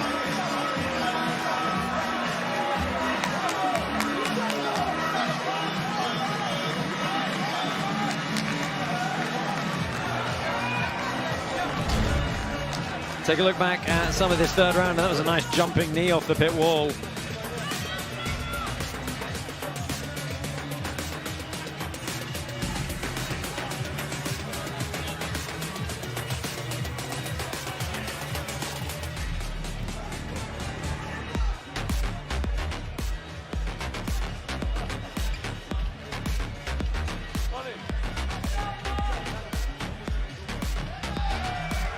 This was kind of the story of the fight, was Assli throwing perhaps a little bit more accurately.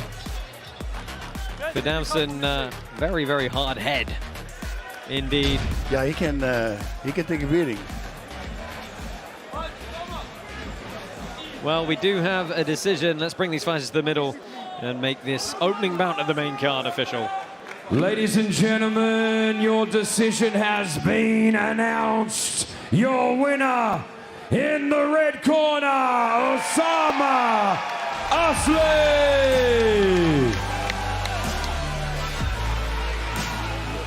Oussama Assli moves to 4-0. First time going the distance, however. But a lot of tension in that one, a lot of emotions. So I'm sure... it's amazing the pace that he had. Right, kept the output going.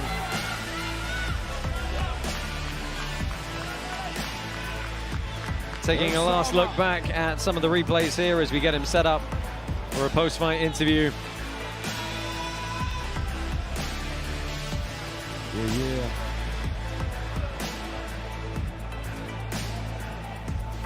Are you surprised? I honestly thought those knees maybe would have landed a little bit cleaner than they did, Bas. Firdavshon ate a good 5 or 6 of them.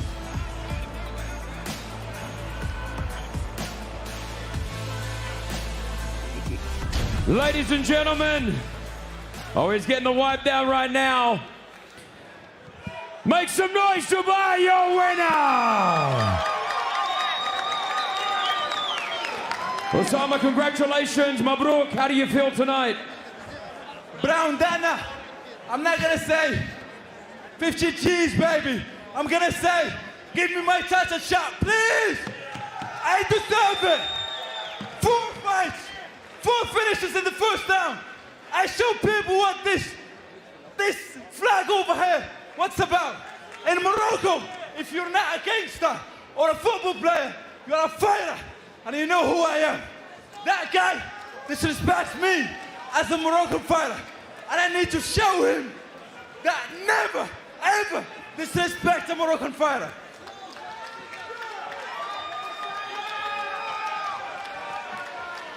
Oussama, there's a lot of passion here right now. You finished the fight, but you still have so much to give and so much to say. Do you want to call out your next opponent here in the pit? Who do you want to fight? Give me whoever you want. 165. Whoever can make it, I will knock him out if I don't finish him in a domination fight. One more thing I want to say. This victory is for the Moroccans and for seeing the latest throw. I wish him a speedy recovery. And one more thing. I will not forget about this second home I have, the UAE. United Arab Emirates is a great country. I want to say thank you, Murad Sibki. Thank you to Sheikh Tahnoon. Thank you to Abu Dhabi. Thank you, United Arab Emirates, for giving me a great opportunity to shine. I appreciate you, my second home. UAE, I love you, all the fans who come over. And last but not least, Zerokat with Casablanca. Wait for me. I'm coming back to celebrate all together. Rafael Omari has. Ladies and gentlemen, your champion here, KC. Give him a big round of applause. Come on, champ. Well, we're not going to get too ahead of ourselves. Future champ, perhaps. Not champ yet. But on his way, perhaps, Bas, with a 4-0 record. Three first-round stoppages.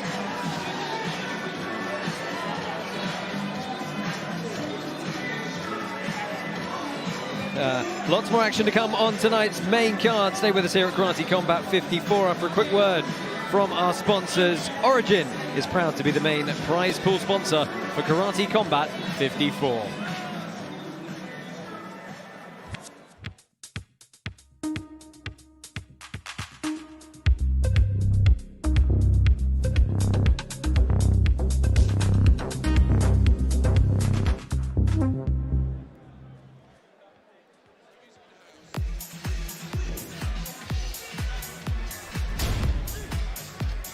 Well, next up we have a bout about to determine who is the #1 title contender in the bantamweight division. It's between Adam Noy and Ali Zarinfar. Bas, this is a really cracking bout. Of course, Arturo Vergara, our current champ. Both these guys have impressed so far. You know, without sounding biased, you and I are both big Adam Noy fans with the work he's done so far in the pit. Yeah, Adam Noy, I mean, the sweeps, everything he does, he throws such a crazy move and it works the whole time. But Zarinfar, he's a badass himself. I mean, this guy comes to fight, and he's very technical as well. So this could be a really great fight. Yeah, and they're both undefeated in KC. There's a lot on the line with this. I'm curious how the pressure's going to play into it. And either one of them is stylistically a really fun matchup with our champ. That's it. Listen, these are high-level technical fighters, and both are knockout artists. I don't know if there's going to be a knockout. If it's a clean shot, a clean knee, whatever it is, yes, of course. But otherwise, because they're so technical, it's going to be a fantastic fight. Let's hope for a knockout, but not too early. That would be fun. Let's hope for a knockout indeed. Let's go ahead and meet these two fighters in a little bit more detail. We've got a title eliminator bout, 2 undefeated fighters. Let's see for the 4-0 and my belt. Adam Noy is a sniper. He's got crazy accuracy. The most technical bantamweight in karate combat history. My future is simple, you know, to take the belt and become a world champion karate combat. He wants that golden belt. I'm ready, all the time. Ali Zarinfar returns to us. Over 200 Muay Thai and pro kickboxing bouts, a lot of Asian medals, world titles in various promotions. What a finish. The next fight for belt. But let's see who's going to get to remain undefeated. I'm more than 100% ready for this fight. Let's go, brother, you're not ready.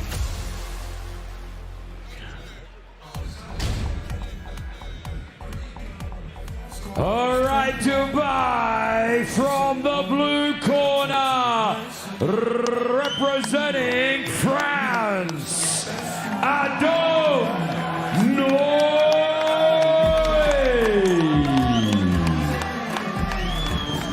So Adam Noy, representing Menem Training Camp, returns to us 3-0 Bas, undefeated here at Karate Combat. Last time out, we saw him against Juan David Rios, and he hit what was probably the fastest elbow we've ever seen thrown in the pit. You almost didn't see it. If you blinked, you didn't see it. I didn't see it. Suddenly, and he was down. Yeah. Now, well, he feels that he's better everywhere in this fight, which is a big thing to say. He knows his opponent has great boxing, but that doesn't matter because the rest will be okay. A left hook, a kick, or an elbow for the knockout. He would love to do it with a spinning elbow to the head. Yeah, this guy's a two-time IFMA World Muay Thai champion. He holds the record for the fastest knockout in Rajadamnern Stadium history as well. He's just 25 years old, 74 fights. Yeah, exactly.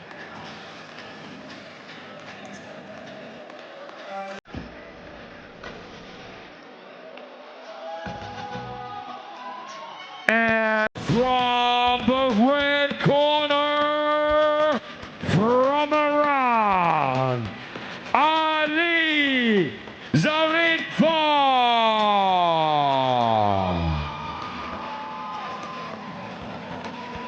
So Ali Zarinfar returns to Karate Combat, undefeated here as well, trying to make his case for a title shot.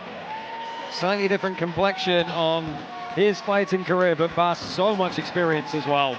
Yeah, he's great, man. This guy loves dancing, loves fighting. His opponent is strong everywhere, is what he says, but he will start attacking right away. He's going to push him backwards. He believes his opponent would like to clinch and then back far away. So he needs to be ready for that. Make sure that he wants to throw a knee, because the knee for the knockout. I said, why do your head? He says, it doesn't really matter. So.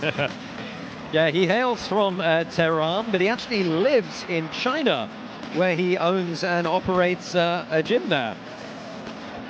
Been there for about 4 years now.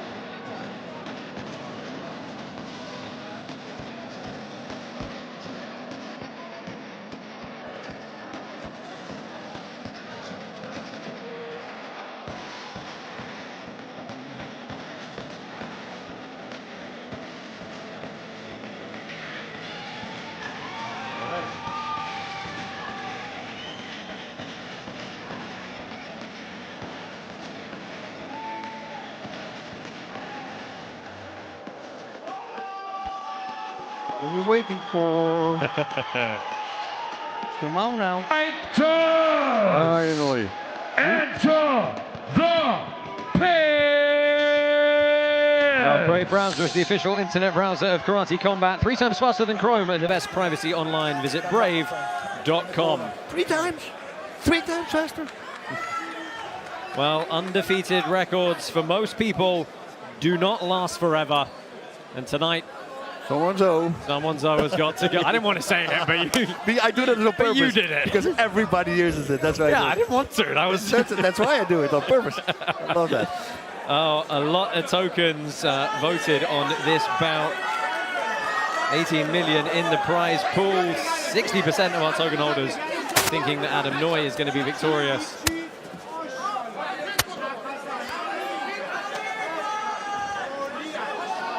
Adam Noy, I'm sure, would like to go away with a victory, given that he just got engaged. And he's actually going to get married fairly soon. Zarinfar is doing what he said. Ooh.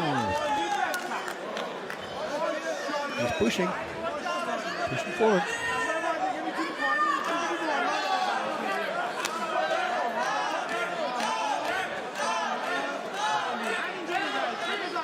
Yeah, Zarinfar is backing Noy up a little bit here. Got to be careful not to get stuck on that pit wall or in the pit corner. Oh, nice little kick there. You can see a little wetness in the skin. Oof.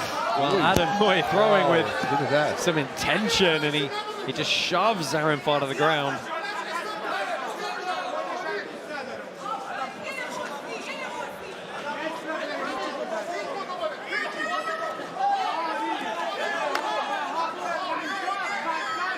Loop that little left hook over the top. Zarinfar does a good job of changing the angle on him. Yeah, Noy's looks for an elbow.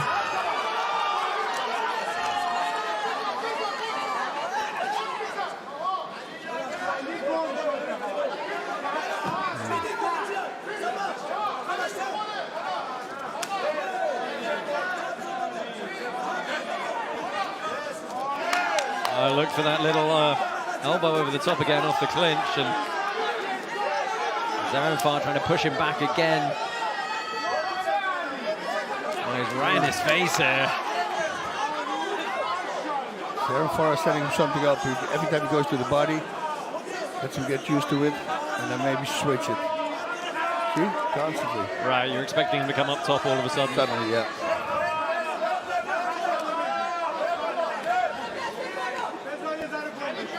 Ooh, that landed.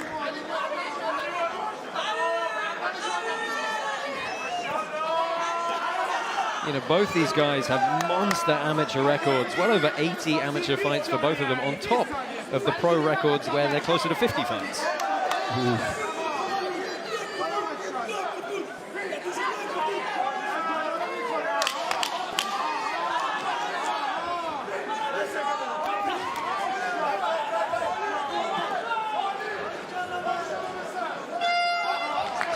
Close first round in the books there. Barsi leaning one way or the other. It's a hard one to judge because I think Noy scored more, but they say the aggressive fighter who goes forward the whole time. Oh no, that was actually Noy as well. No, it was not. You see, it was Zarinfar because it was his game plan. That's what he said. So, and he's doing it, the game plan. So, and he also connected the punch. So, I think Zarinfar might have edged that opening round. I think to be so honest. because he's pushing the fight the whole time, and the aggressiveness of the fighter dictates the pace. Dictates the outcome, is what they say. This was a good little shove from Noy. Body shot the whole time. He's setting him up.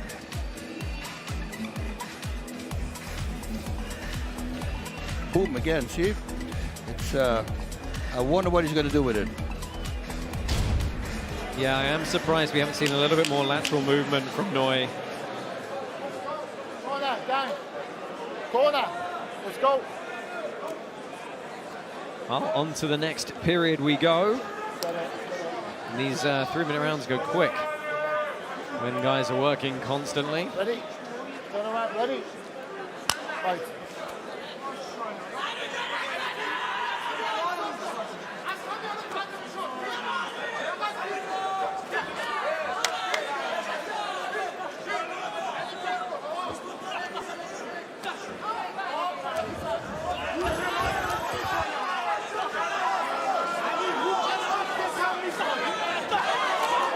This is really nice work from Zarinfar. Coming now.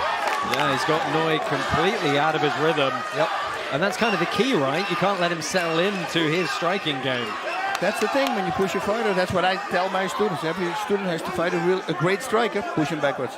Load up on stamina, you're gonna need it. And push, push, push. Put him on his heels, very hard to counter.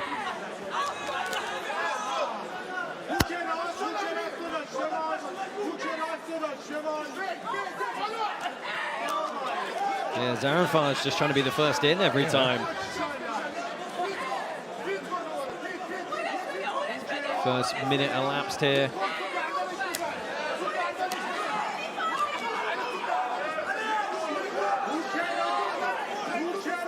Attacking the body non-stop. And that. Eynaud trying to bob and weave and find his way in. He backed up again here, though.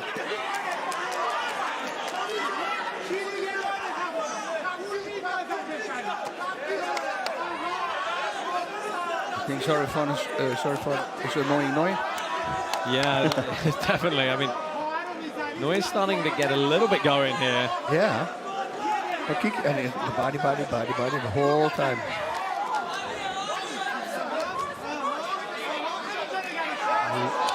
Oh, nice little sweep trip. We've seen that from him before. Trying to find his way round to a striking position. And that's nice ground and pound from Adam Eynaud. Managed to set both feet. You felt it here. Right. Right? The floor.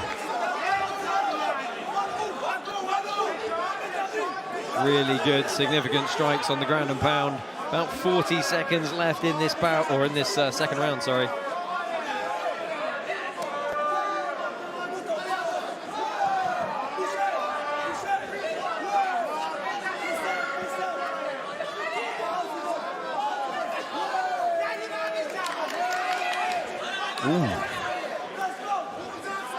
In the corner. You know, it's funny, Zarinfar said he's fighting for a better life for his family. Eynaud said he got into fighting just because he realized he was good at it and he liked the challenge. 10 seconds left here. You know, this is going to be a tough round to score as well. This could go to a fourth round. Yeah, it could also go to one of those decisions where the fighter who loses is like, oh man, if I'd just done a little bit more. Yeah. You know, you lost, but you didn't take that much damage. Yeah. You just didn't quite have the same output. Hard one. Let's take a look at some replays here. She's connecting. Yeah, Zarinfar landed a couple of good shots Oh, there. punch, yeah, to the body, to the head, everywhere.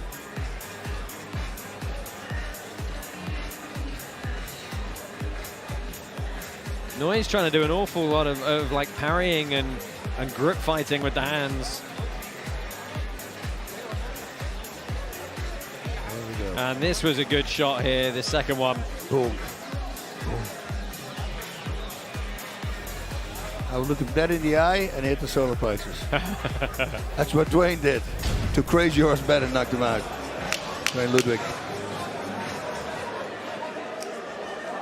That was fun. Let's go. Keep it fun.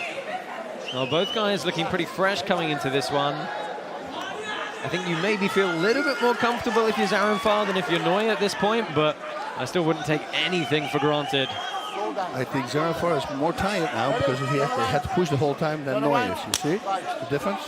Yeah. But he puts his foot on the pedal again. It's unreal. Look at this. It was pretty heavy, very heavy, and now he's just coming. I mean, you know, chance at the title is on the line here tonight. Winner's going to take on the Tour of Vergara later in this year.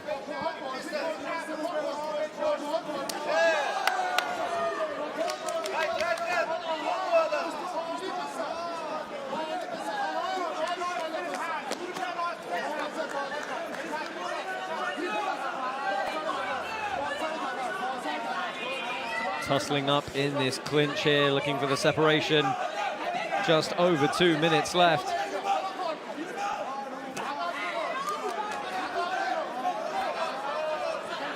Maybe he ducks and made it across to the head. Make it a 1-2 to the body and a hook cross to the head. Bop, bop, bop, bop.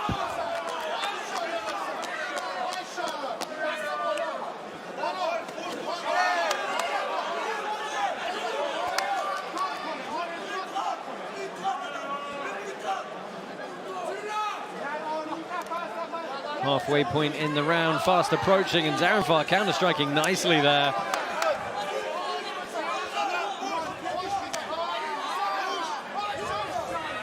Snaps Noy's head back again. This is crazy. Well, now going to work with the feet. I wonder if he's going to send one of those up top.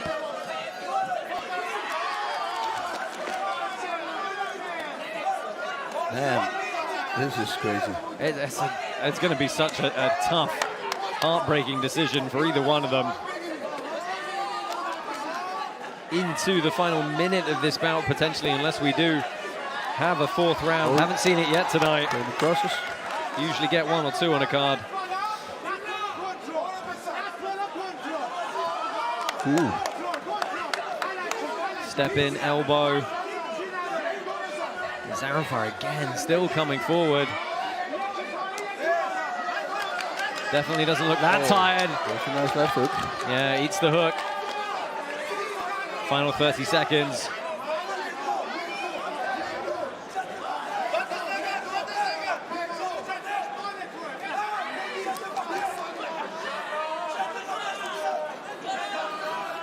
Well, Noy looks for the clinch here. Interesting decision. Going to burn some time off the clock. Yeah, down to the final 10. One more big shot. Zarinfar pressing to the end here.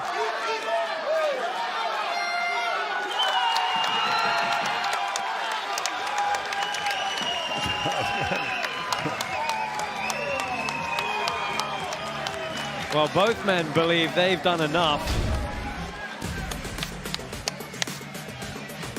Here's some highlights from that third round. It's like you said, somebody's going to be heartbroken. Because who do you give it to? Right? It's hard.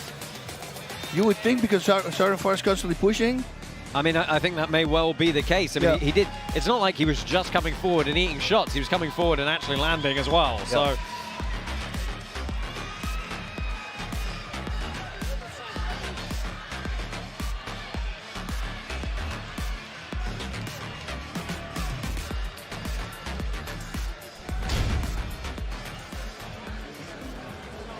Well, we're going to go to one more round. Oh, wow. Oh, wow. Fourth round. Zarinfar, he had his hat on. He had his traditional hat on, and he was getting ready to go for a decision, and that's the thing in this league. Ladies and gentlemen, the judges have called for an extra round. So what that means is it was either a split decision or a draw on the judges' scorecards, and we go to a sudden death fourth round. What that also means is that the entire rest of the fight is null and void. It solely comes down to this last 3 minutes. Yeah, boy, if that's not pressure. There we go. Now both are going to go because they know whoever wins this round is going to fight for the title. That's the nice thing. There's no ambiguity. Yeah. It is what it is. Yep.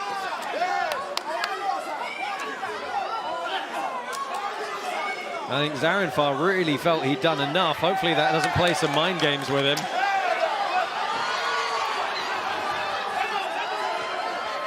Well, Noy's backed up in the corner here. Zarinfar trying to pull him down to get some shots off.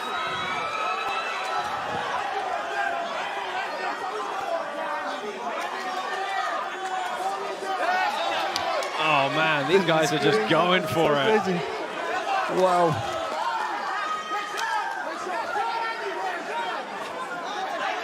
Oh.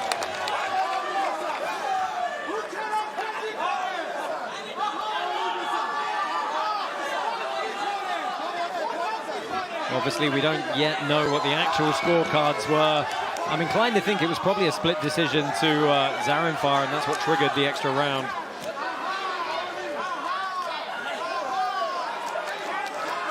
But he is coming forward again. The game plan hasn't changed. Noy's trying to throw back. Throws a lot on the defense. Noy's connected with quite big shots though.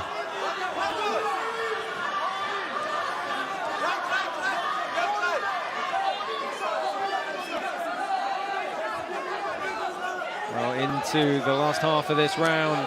Again, Zarinfar doing what he's done throughout the entirety of this fight, just push forward with offense, but he eats a couple. And right away he goes back. Man, he's got so much heart. It's insane because you see him breathe really heavy, and he just fights like there's nothing going on. Stop. Time. Lots of heart. Get back or you'll fight. I think, well, the corner of Adam Noy is getting warned here. Just under a minute left. This is foot to the floor. Give it everything you got time.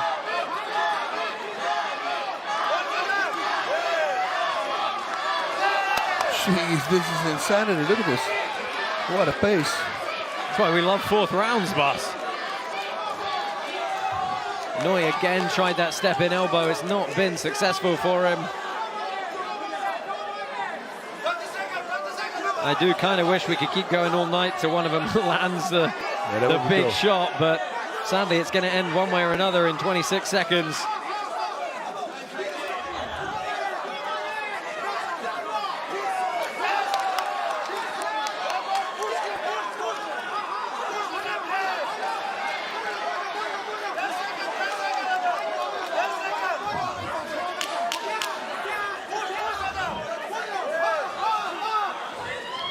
Well, that's about going to do it for this sudden death round. But again, who's going to get it? It's going to be a close one, but Zarinfar did not take a step backwards. Good fight.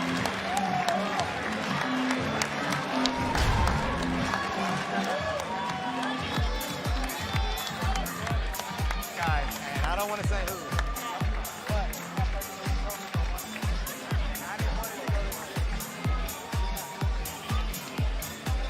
Well, taking a look back at some of the action from that fourth round.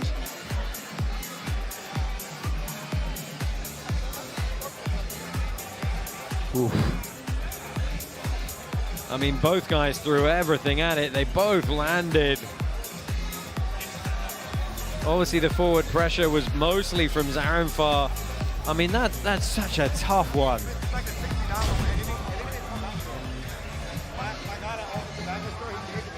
Well, we are going to get a decision, and we're going to find out who's going to take on our champ, Arturo Vergara.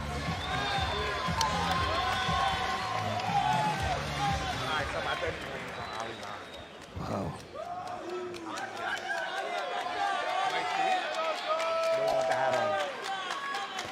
I love them both. Ladies and gentlemen, your winner via split decision from the blue corner, Adam Noy. So we went split decision in the sudden death round to Adam Noy. Let's take a look back at some of the highlights from that bout.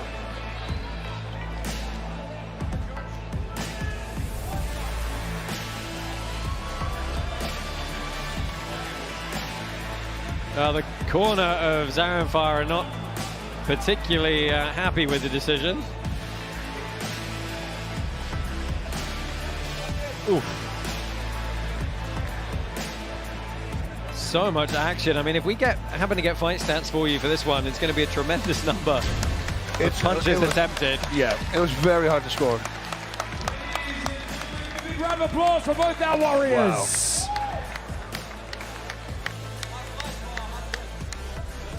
Congratulations, Adam. How you feeling right now? How you feeling? I feel amazing, guys. Amazing. Was my hardest fight in Karate Combat since now. So I want to say big thank you to Ali. He didn't give up, you know. I'm very happy. It was a very hard fight. I understand he have fun. It's fun to see him win, you know. But the fight is not only draw punch. You have to be smart. You have to escape. You have to manage your fight IQ, okay? It's not only punch. Well, welcome back to KC. We're proud to have you here. Anything you want to say? Look, these two were some of the greatest bantamweights I've ever fought in karate combat history. I'm telling you that. It was a very close fight, but Adam came out on top, and he is the #1 contender. He will be fighting for the title against Arturo Macaco Vergara. Let's get it done. Title shot on the way. Congratulations to our champ once again. Well done.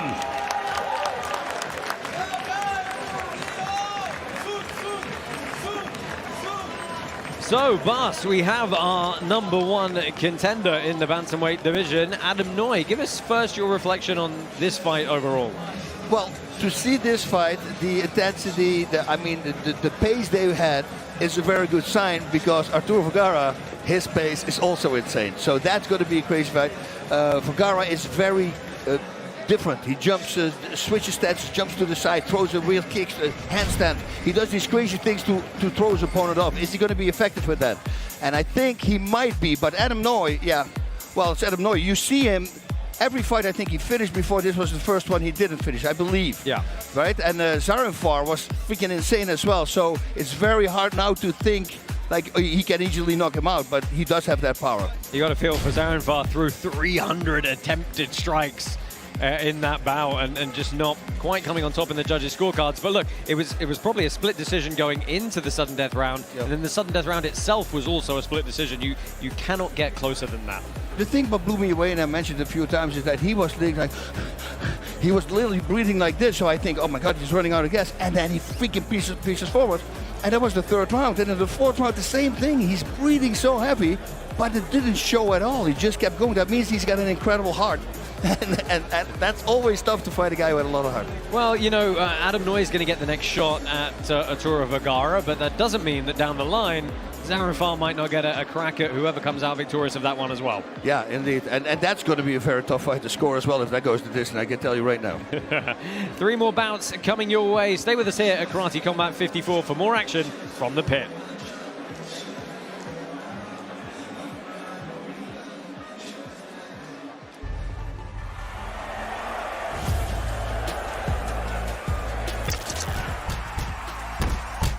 Up-only gaming is different. When a fight comes up, if you have karate tokens, you place him on a fighter. If he wins, you get additional tokens. If he loses, you don't lose anything.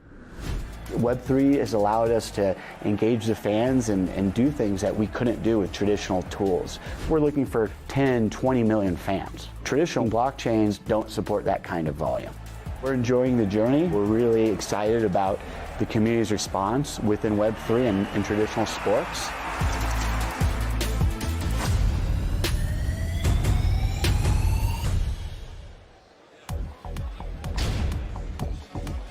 Welcome back to Karate Combat 54. 3 more bouts coming up for you, Bas. This is a really fun one. Oh, yeah. Jayden Eynaud, he's on a tear right now. He's taking on newcomer in Kiamrian Abbasov, who's the former 1FC middleweight champion. Really fun matchup. Tell us a little bit about Jayden Eynaud. Jayden Eynaud, you know, when you came, we go like, hey, he was on a TV show in Australia. He's a famous guy. He's a good-looking dude. You go like, most of the time, you know, that's a great combination to have. But can he fight? And boy, he can fight. So he already went through a couple opponents, knocked those out.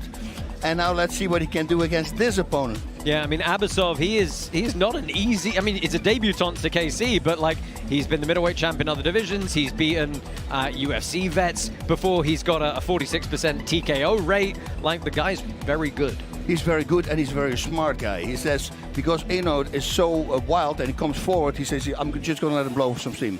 And once he did that in the first round, he says, second round, I'm going to start fighting. I'm going to detect everything, load it up in my computer, see what I'm going to do, and boom, then I'm going to go. So if he plays that game, and Eynaud, has he been out of the first round? Yeah, he has. He's gone later in his fights. Oh, okay, good. Yeah. See, because he was impressively knocking people out with these weird freaking techniques. Beautiful left kick, left hook.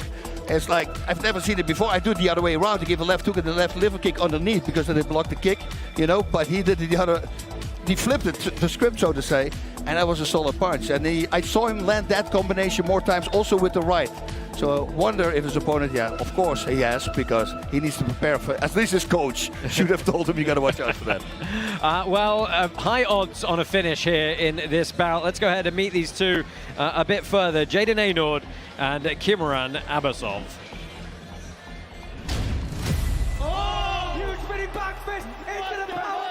This is Muay Thai, and now it's in Karate Combat. It's here to stay. The Aussie is straight back. Jayden Eynaud undefeated in karate combat with all knockouts and devastating knockouts. And as soon as he spreads out, I'm going to have this above my head. We're going to make sure we finish the job. So until the referee pulls me off, I don't stop. Меня зовут Kiamrian Abbasov. Я пришел сюда не игрушки играть. Посмотрим, чей подбородок сильнее. Trust me, these guys love to throw some strikes. This fight is not going to go the way you want it to go. Пусть так думает, посмотрим.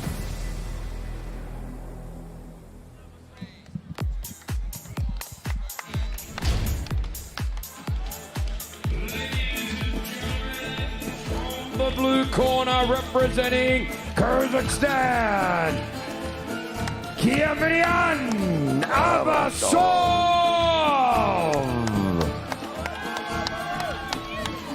Well, we welcome Kiamrian Brazen Abbasov from Kyrgyzstan. Slight underdog coming into this one, which is kind of surprising given he has a pro MMA record of 24-7-0, including, of course, world titles in other promotions. Yeah, he was talking about a game plan he didn't want to say, but he said that his opponent doesn't have any wrestling. So I kind of know what the game plan is going to be. He's going to wrestle him. Yeah, it's going to be interesting to see what happens in the clinch. We haven't seen that happen to Jayden Eynaud too much yet, but you know, these fighters from this area of the world all tend to have pretty good clinch wrestling, so wouldn't surprise me if that's the game plan. I think he's got a bit of a height advantage as well. That's right, yep.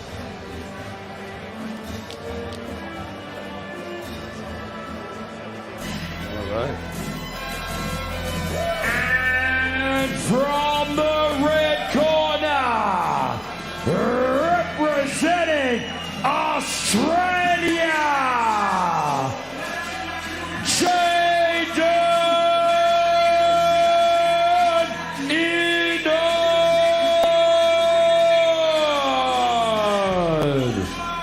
Well, Jayden Eynaud is your favorite with our CloudBet sponsors. Multiple-time cruiserweight champion in Muay Thai. Has a couple of good KOs in karate combat. Over 100 fights between amateur and pro, boss. That's a lot of experience. And that's why the first time also he's like, he moves a little slow then, and then boom, suddenly he starts hitting fast. It's very distracting for his opponent. Yeah, the spinning back fist last time out was beautiful, followed by some monster ground and pound. He said he just loves how he's fighting right now. He's clearly hit this kind of career momentum in joining us here at Karate Combat, and it's paying dividends for him right now. Okay, his opponent just has a smirk on his face.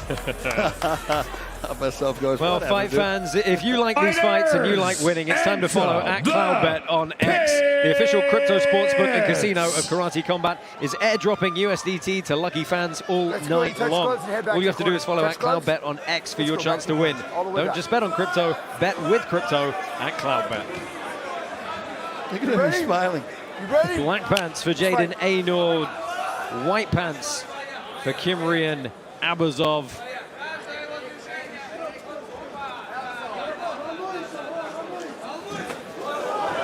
Whoa, big. Yeah, first shot lands just behind the ear, and Eynaud getting stuck in quick. There's that back fist we saw. A lot of power. That's what his opponent said, right? He's going to let him blow some steam. He's throwing with a lot of intention. Yeah, he throws everything. That's how I used to like to fight. Yeah, not spinning back kicks, but everything just hard. Yeah, trying to make even the blocks. There we go. Nice little punch to a big pickup, and that's great wrestling from Abbasov. Trying to get some good ground and pound going, lands one good shot. And that's really the key in Karate Combat to the wrestling game. It's getting it to use the transition to ground and pound. Just doing takedowns is not necessarily going to win you the fight. Would you break it up? Let's go. Let's He's go. doing well. I think he just believed that there was a break enough in the action, which is fair enough. You can only keep him on the ground while the flurry continues. Transitioning position is not considered the striking flurry. Yeah, I think, there's wants to win too much. He's overcommitting. He needs to pull back a little bit. He's got power enough. He doesn't need the big shots. Yeah, Abbasov is staying on him here. Big undercut. Oh, and Eynaud's in trouble here against the pit wall. Chris Lieben looking at it quickly. Eynaud's got to move, and Abbasov. Yeah, and that's why he was smiling. Destruction in his karate combat debut. He was just walking through him. It's crazy. Wow. I mean, that is some dense musculature throwing a lot of power relentlessly. Wow, when he was standing, he did well. Oh, yeah. Yeah. Can I get that ticket? So here was some of the ground and pound at the start of that battle. Landed a couple of good shots. Oh, man, that power. Look at the power. Wow. Just thunderous. Boom. Oh, just never let him recover. Oh, that shot got around the guard. Oh, behind the ear. Oh, yeah, not even covering at that point. Yeah, that's that undercut was brutal. Two of them, and that actually, I think, slopped him. Wow.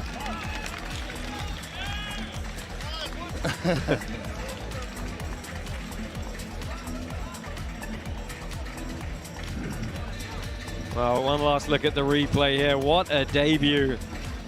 That's for so Kiamrian Abbasov. I have a friend of mine, could be his brother, look exactly like him. It's so funny. He's from Iran. Payman, if you're listening, that's you, buddy. Well, Abbasov has got to get back down into the pit to get his hand raised. Let's go ahead and make this one official. Quick work. Wow. For the man from Kyrgyzstan. Ladies and gentlemen, your winner with a TKO from the blue corner, Kiamrian Abbasov.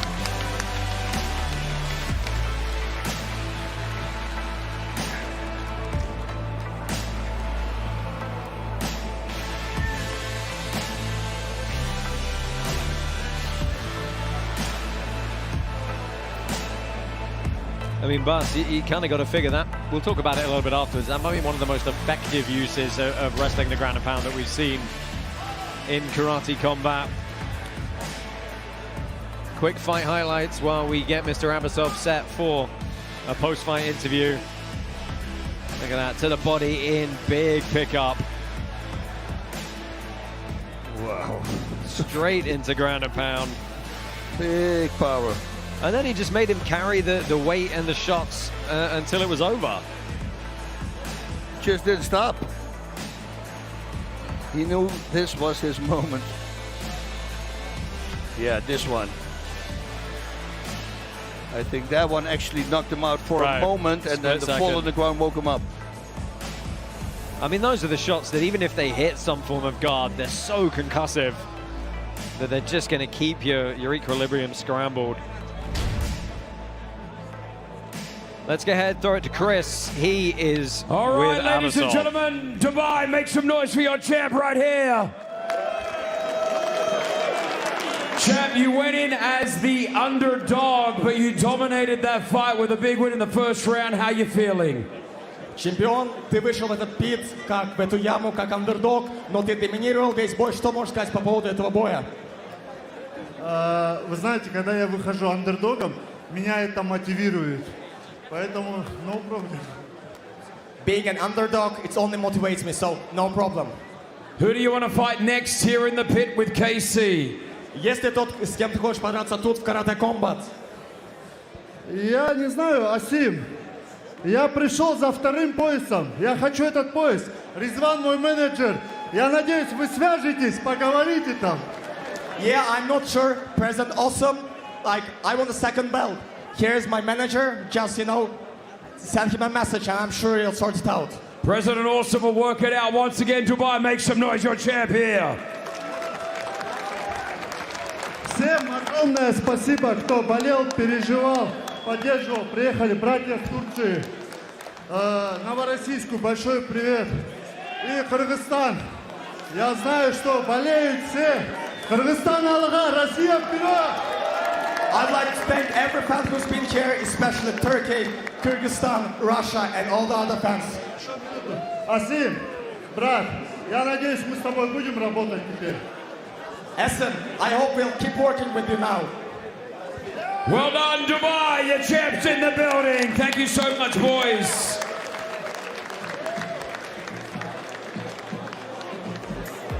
Well, that is Kiamrian, Abbasov, and Bas. That's a punishing man to fight. Yeah, that's scary power. It's really fast. And he can move on his feet as well. He waits for the right moment, came in with a body shot, and then hooked him up. Boop. That was it. At the moment he had the takedown.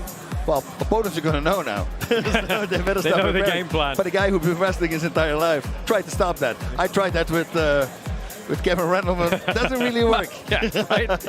But relentless in the finish. Happy to have him as a new force in that division. Let's go ahead and for one more time tonight find King Apollo, who is somewhere pitside.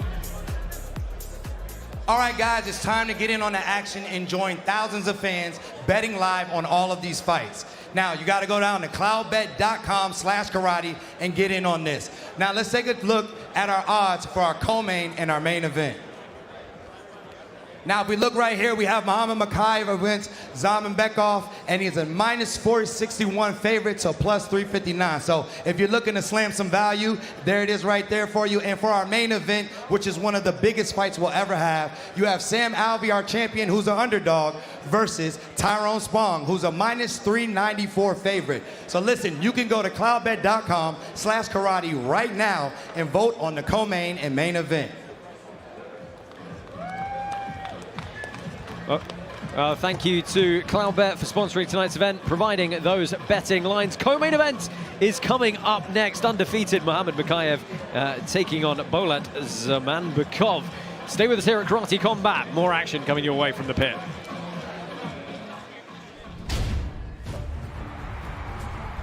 In the co-main event, Muhammad Mokaev taking on Bolat Zamanbekov. Oh, Zamanbekov, man. This guy, he competed in one championship, 5 wins in Naiza. This guy is one of the most experienced Kazakhstan fighters who has a big challenge in front of him.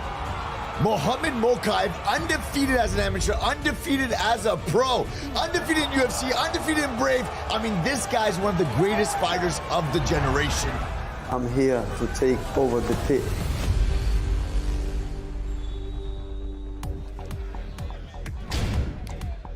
So this is your co-main event of the evening.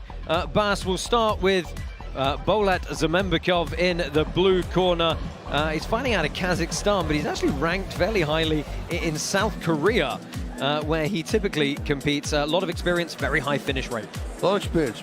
But a week ago, he got a baby, or 10 days ago, I was by now. And I hope he had some sleep for his training. This is very important. So, well, this guy loves punching, loves wrestling, and a hook will probably be the knockout. That's what he said. He didn't say left or right. He said a hook is probably going to be the knockout. And he's got a tough ask tonight. The odds were as skewed as they were because Muhammad Mokaev, he's one of those guys who, for some reason, just hasn't tasted defeat yet. Undefeated as an amateur, multiple-time IMMAF amateur MMA champion, made it all the way to the UFC, undefeated 7-0 in the UFC as well. What do you got to do to beat this guy? That's what I mean. That's super young. He's unbelievable. He said that his opponent brings his head down when he's punching, and he said that's perfect for me to push a knee into his face and get it over with. Game plan is body, leg, body, leg, body, head. Body, leg, and then he goes to the body and the head. So he's going to set him up with a pattern, and then he's going to break the pattern. President Awesome is adamant that Muhammad Mokaev can be a champion here in Karate Combat. Time to find out. Let's go ahead and meet these two fighters. One of the most dangerous rising stars in MMA, Muhammad Mokaev steps into the pit against Bolat Zamanbekov.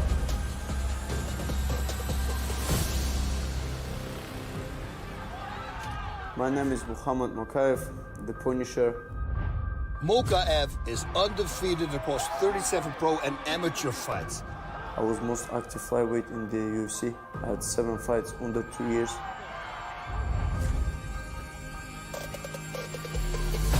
Bolat Zamanbekov with a 20-6 record in Asia's toughest promotions.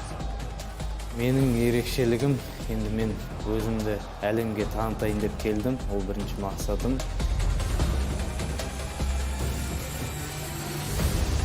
Енді ол жеңіліс көрмеген жауынгер, енді бір Алла біледі қалай болатынын.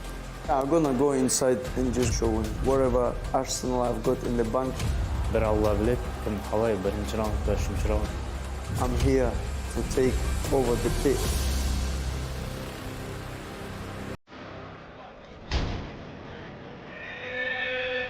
From the blue corner, from Kazakhstan, Bolat Zamanbekov.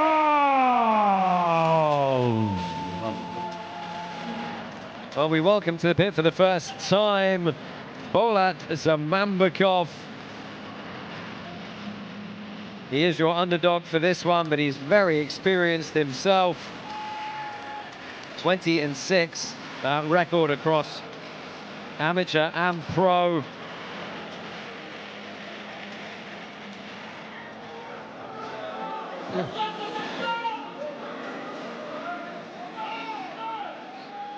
He kind of admitted that Mokaev is probably one of the best in the world, but you know, he said he believes if he sticks to his game plan, he's going to come out on top, and even if not, he's got the ability to improvise.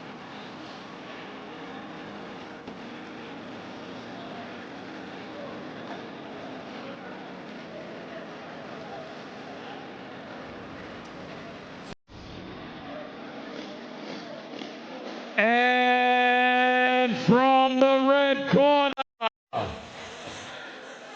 from the United Kingdom, Muhammad Mokaev.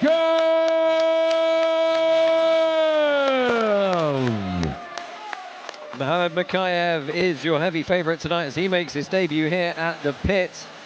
He said he's always training, he's always ready.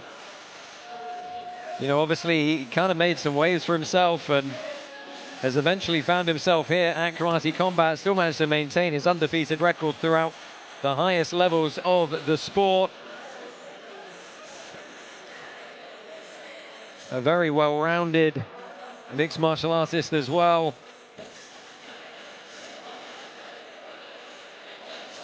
Although, interestingly, as good as his mixed martial arts is, you know, we should point out karate was the first ever martial art that he did as a child. So kind of coming full circle for him here. That's why I joined the club here, because that was with me too. That, karate, taekwondo, Thai boxing, mixed martial arts, back to karate. Same with George, right? Same with George, yep.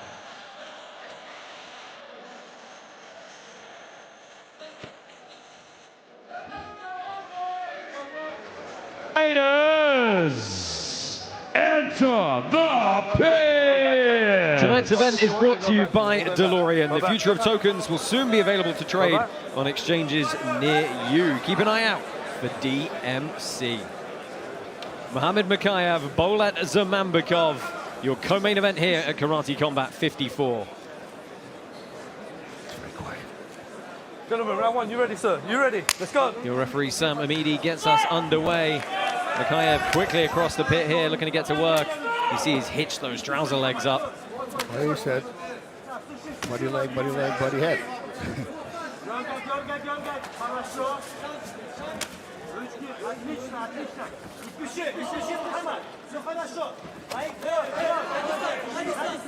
Mokaev has already switched stances here. That's a good low calf kick.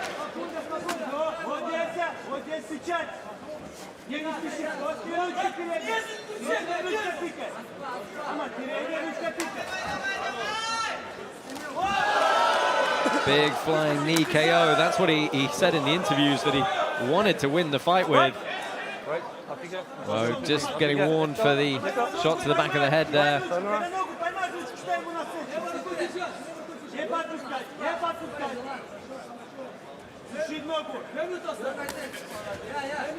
Token holders, heavy favorite with Mokaev. Kind of tough to bet against a guy whose overall record is 37-0.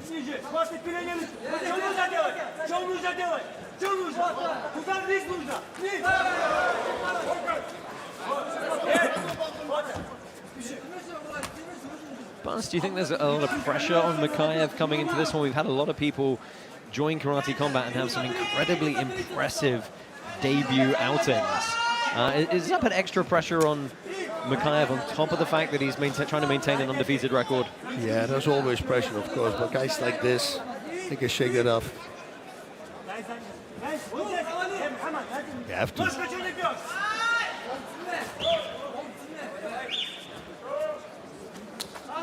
Oh, nice little question mark kick up over that guard, finds the target. Into the final minute here of this opening round.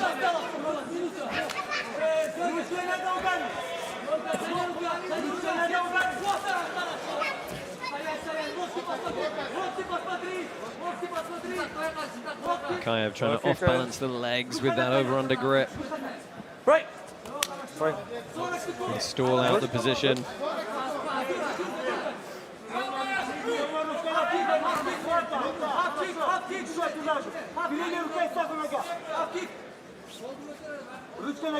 It's very quiet. Yeah, it is, right? Everybody's kind of glued, waiting for something to happen. And that's nice wrestling from Zamanbekov.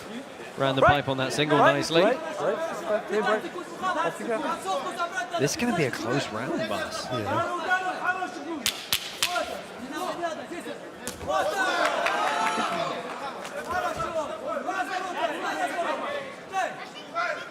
Clean break, thank you very much. First 3 minutes in the books. Nobody giving an inch. Still a little bit of feeling out, perhaps. You need to go up. Go up, Jed. You can't come in the pit. You can stand there if you want. Go over there. Bas, give me your overall impressions on the first round there. Well, I think it's the maybe, you know, it's the first time you're in the pit. It's kind of different. He's just playing around a little bit. He's scoring though the whole time. But then Zamanbekov, he got the takedowns twice. Is that going to score? It's a very hard one again to score. Yeah, but since he was constantly coming, I would say Mokaev. Right, it's one of those ones that's perhaps a little bit closer than it may have been. This was a good catch and kick out of the leg. Really good job of controlling that leg to stop Mokaev getting back, and of course that question mark kick. Go back for me.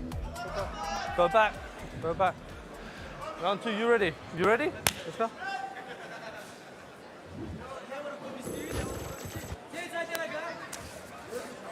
So second round underway here. Black pants for Mokaev, white pants for Zamanbekov, who takes the center of the pit here.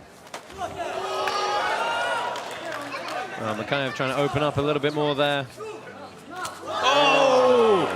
That landed flush. Right, let go. Right on the nose. You see him try and shake it off.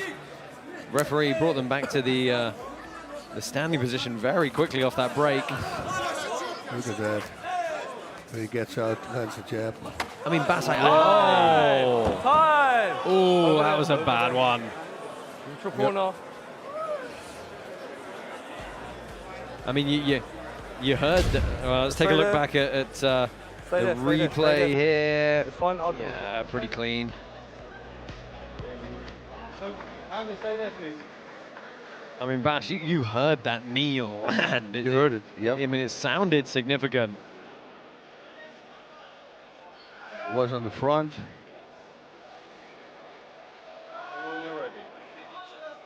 I mean, you never want, you never want these accidental low blows to happen. It does look like Zamanbekov. Yeah, right. I mean, you get up to 5 minutes to recover, and it's one of those things. When a fighter actually takes the full 5 minutes, it feels like an eternity. And there's obviously a lot of pressure for them to try and get back as quick as possible, and sometimes to their detriment.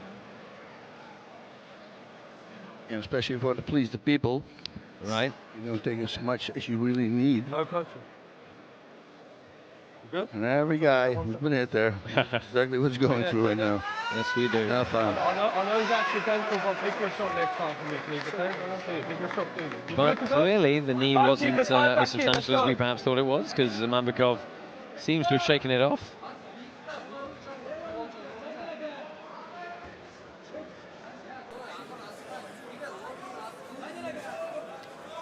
playing around in the stance is Mokaev. He's showing a bunch of different feints with the hip and the leg.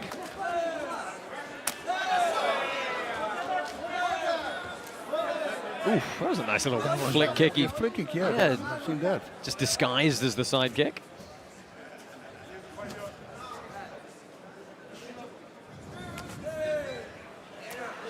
Minute 40 left here, and Mokaev is opening up, and oh, and that one is over. Where was it? Was it again, or was it to the body? No, I think it was a body shot that dropped. It's tough to tell. Yeah, we're gonna have to see in the replay. But Muhammad Mokaev remains undefeated in his karate combat debut. Let's take a look here. We didn't quite get a clean shot of it. That was that kind of snap kick. Oh yeah, push kick to the... Push kick to the solar plexus. Yeah. Pong, right away, wrapped it up. Wow, I want to see it one more time. That was nice. Oh, here we go. Yeah, let's take a look back here. So that was the side kick. And then boom. Yep. Stabbing ball of the foot. And immediately he jumps. Yeah, wanted the finish with the flying knee as well. Getting pulled off by the referee.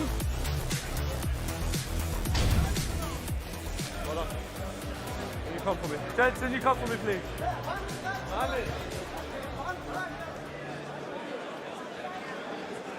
Ladies and gentlemen, the results are in by knockout.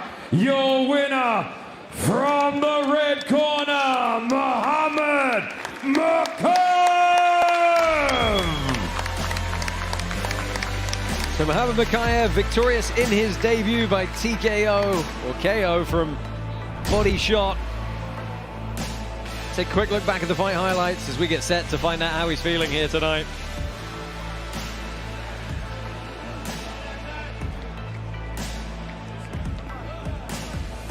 Went to the well on that flying knee several times, but it was nice mixing up of the kicks to the body that did the damage.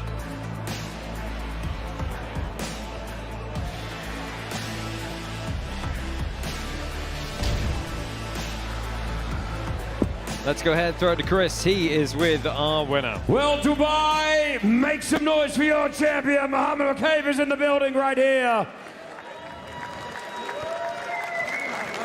Muhammad, a lot of people came out to see you in the pit tonight. How are you feeling after that victory? I feel amazing. Fight in Dubai, I fought in Abu Dhabi before. It's amazing place, amazing people. You always welcome me here. Appreciate, thank you so much, His Highness Sheikh Khalid, for the support. My father watching, I love you, father. And the president, awesome. Thank you for this opportunity. They want to see strike, here we go. But now they shoot for the takedowns. It's opposite game. You've already had an amazing career. We're still just throughout it right now. Muhammad, what do you want to do next? I want to compete as much as possible. Alhamdulillah, financially, I'm doing good, but I just want to get experience, get my goal to become the best in the world. There's some bumps in my road, but it happens. I made some mistakes. I'm still 24 years old. I'm still gonna make some mistakes more, but it made me who I am today. I become more mentally stronger and physically. Thank you everyone who supports me. Doesn't matter where I fight. I love you all.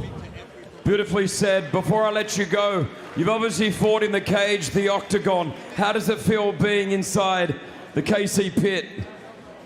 Wow, it's you gotta put the strike. I came to watch grappling here, and I see people don't really want to watch grappling. They want to see some striking, and they pay tickets, so I have to put, even though if I get even small injury, I still have to put the performance for the people who came and support us.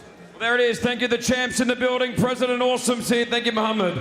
Thank you to all my team, KHK MMA, and all my coaches, Rustam Khabilov, Rinat, Shamil, Eldar. I love you, my brothers. Thank you so much. Dingani back in England. I love you all. Beautifully, once again said, guys, there's your champ, Muhammad Mokaev. President Awesome's with us. Stay with us. Make some noise. The main event is within minutes.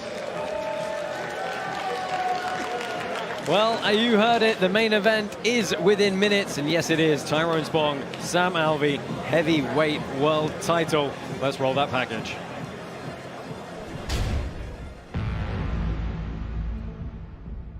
It's time. We have a true heavyweight category right here, and Tyrone Spong wants that belt. He's one of the greatest strikers on the planet. He collects the belt of every organization he goes to. I'm still hungry. I want some more belts. The dude's incredible. He's done everything except fight Smiling Sam. Sam Alvey is the light heavyweight champion. He's that sleeper guy.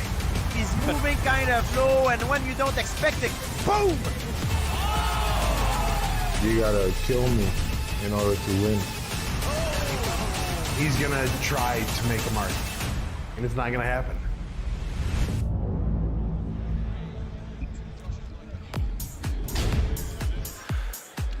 Bas Rutten, it is main event time. A heavyweight title is on the line. Sam Alvey, on kind of known quantity here. He's already our champ at 205, trying to become the double champ tonight. He's got a very, very big man in front of him in Tyrone Spong, someone I know you have been incredibly excited that we've been able to lock down here to compete at Karate Combat. Yeah, man, he started fighting a long time ago in Holland. You know, the Dutch kickboxers. We had a lot of great Dutch kickboxers, and he was one of the greatest. Is one of the greatest. He didn't fight for 4 years. Is that going to affect him? We don't know. But with me, it didn't do anything for 7 years. I still felt great. So I have the feeling he can do it as well. But he broke his leg, right? His shin bone. And since then, he's been boxing and he's been taking the kicking out. So is he going to use his legs? There's all these question marks. What we do know is that Sam Alvey is a guy who legit had broke his ankle in the warm-up, didn't tell anybody, and then he fights. He comes in the ring, slides in the ring, he's limping, and we go like, what's going on? And then after the fight, they make a picture, and you see it's a clean break. So it was not an injury, it was a clean break. The guy's as tough as nails, he's a farmer, so is Tyrone Spong, apparently. Right. He also has horses and everything, so hard to put away. He's got a big punch, he's very deceptive. It's going to be an interesting fight to see. Yeah, it's kind of a clash of styles, and there's question marks for both guys. You know, Sam Alvey, he's the underdog going into tonight, which as a reigning champion here is kind of wild. A lot of experience, but you know, Tyrone Spong is just that next level of technical power striker. As you said though, Bas, 11 years ago against Gohan Saki, he broke his leg. Hasn't competed in strict kickboxing since then. He's been doing some MMA, doing some boxing as well. So there are questions. There are questions, and those questions going to be answered. Indeed. Let's go ahead, meet these two fighters. It's main event time, KC 54. Let's get this belt on the line.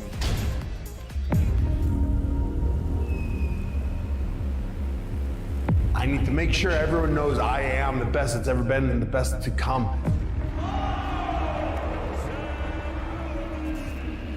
I'm back, better than ever. I still have a point of proof. We have the heavyweight karate combat title on the line. I know it's been a while, but I want some more belts. Tyrone Spong, the belt collector. If you do not know him, just Google him, and you're going to go freak out. I did it all, but I'm still hungry. Tyrone Spong, you've done just about everything in the world except fight and lose to Smiling Sam. Sam Alvey, he's a dangerous guy. The true representative of the future of karate. I am just going to cement my legacy as one of the greatest karatekas the world has ever known. To achieve this goal, there's one big obstacle in my way, and I need to knock it down. We'll see how it goes. I get to use that pit to my advantage for the first time, and I'm gonna use it. Ring, octagon, mats, you name it. A fight is a fight. We're fighting to live or die. And it ain't over till it's over. Tyrone, I am a huge fan. For the next 15 minutes, if he dies, he dies.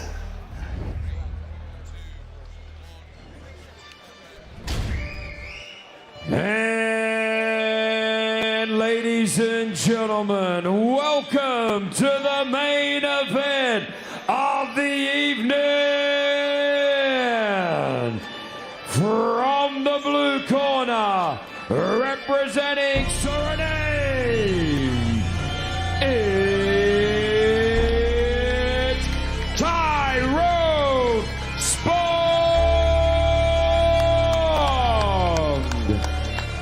one of the most accomplished kickboxers in history. Multiple-time champion in many, many organizations. 87 knockouts from 143 pro fights. Yeah, that's insane, right? It's absolutely wild. Minus 394 favorite with our partners on Cloudbet. But as we said, Bas, you know, he hasn't competed in strict kickboxing since he broke his leg. It's going to be very interesting to see how he deals with the pit. Yep.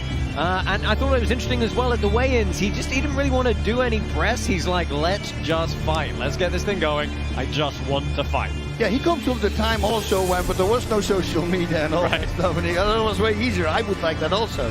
He's got Henry Hooft in his corner, which I was very happy with because and we started laughing. We met each other in the elevator. Said we're both from Holland all this time, and we never met each other. So finally, we're here. But really great coach.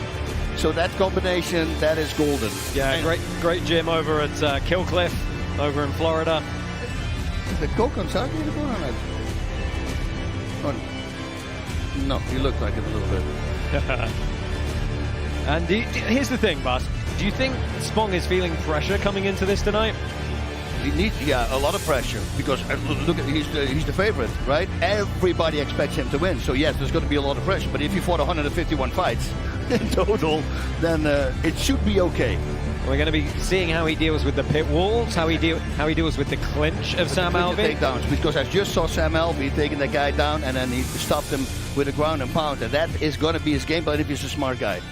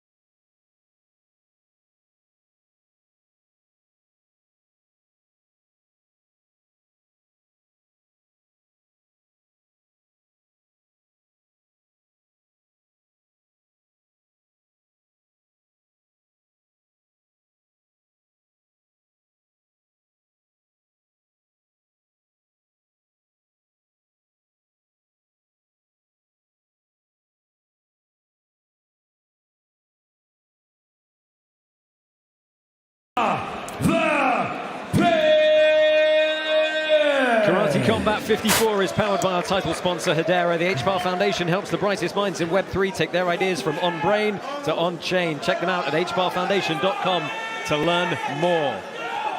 Your referee for this heavyweight title contest is Mark Goddard. Black pants for the light heavyweight champ, Sam Alvey. White pants for Tyrone Spong. The wait is over. Heavyweight belt on the line. And Bas, we are underway. And again, everybody's quiet now. Right, everybody's in anticipation. Spong in that, well, both can actually in southpaw stance here. But that's Spong, he switches stances. Switch hitter. Look in the back, Alvey up, little push kick. Spong has been doing some MMA training. He's had a couple of bouts there. He's been predominantly boxing, actually, over the past few years. Yeah, an open stance front kick to the body is really a good target, but both can do it, of course. You know, we know where Sam Alvey does the best of his work. It's kind of in the break from the clinch or the break in the pocket where that hook comes in, that short hook. Don't particularly expect Spong to get caught with his hands down. Nervous. Wow, look at that. Landed both of them. Yeah, Alvey found his way through the guard.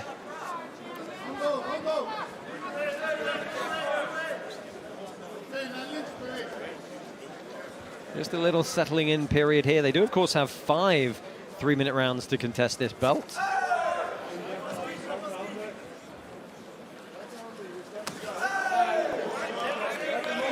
Spong going to the body.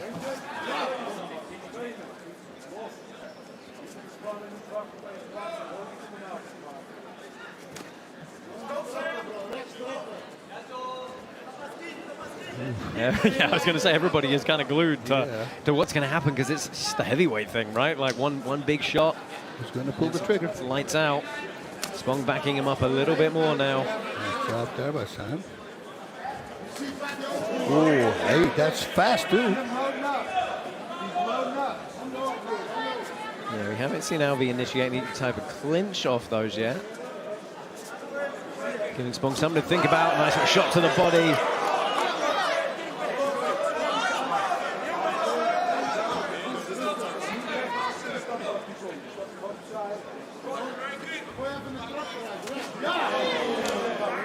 You know, and Bas Spong in these size gloves. Yeah. Again, yeah, that's scary too. Particularly scary. Wow, Sam, nice job. Yeah, going to work, picking up that lead leg. Only got 15 seconds left here, and you got to say that Alvey has actually landed the best so far. So who's going to sneak this first round? But Spong didn't pull the trigger yet. Now look at that. Beautiful. Immediately a big smile on the face of Sam Alvey. But first round in the book for the reigning light heavyweight champ. Yep. But he didn't fight for a while, you know, maybe he thinks, I'm going to take it easy, I'm going to start really Well, pushing. I mean, what is your general opinion of the idea of ring rust, Bas? For me, like I said, for me, I didn't have it at all. It just came back right away pretty much. But I got a shape first. That's first, I think I got a shape, and then I said, let me first get incredible shape, and then I start sparring. And then actually I had 2 really top fighters came to visit, and I dropped them both with body shots, and the one's on the ground, he goes like, is this what they talk about? I go, yeah. They go, man, I think you're going to be okay, boss. I go, okay, let's see what happens. So, and you also don't know what they did in between, right? Right. They did crazy partying, you know, that all gets in your head once you train. Because you think, I should have done that. Why did I do that? You know, Tyrone Spong said his son is thinking about trying to go the route of being a fighter, and he needed to show him the kind of commitment that has to go into a camp and competing again. Spong switched stances now. Sam is doing great. Yeah, Alvey pulling the trigger first, finding the route through again. Big push kick from Spong. Wow, nice leg kick. That was a heavy kick too, with the shin, not the foot. Well, Alvey just peppering that lead leg now. Here we go. Wow, Sam is fast. Oh, I think got an eye poke, accidental eye poke perhaps. All right, take your time. Stay there. Stay there. Oh, shoot, man. That can go wrong. Yeah, not great. I think he's just going to take a second. He's opening back up. Doctor, water goes. Water goes. Stay right there. Well,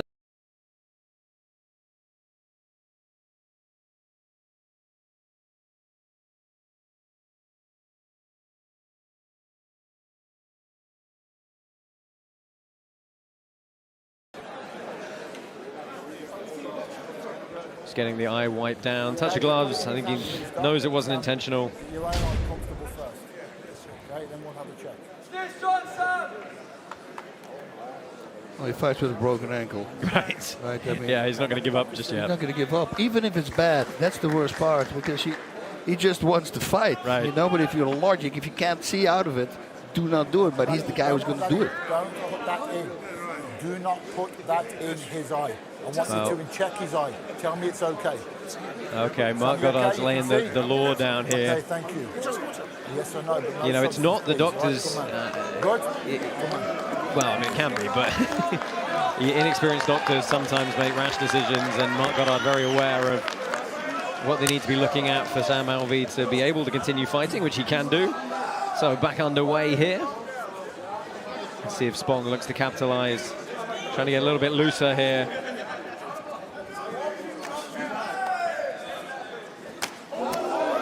Good low Big kick. Power.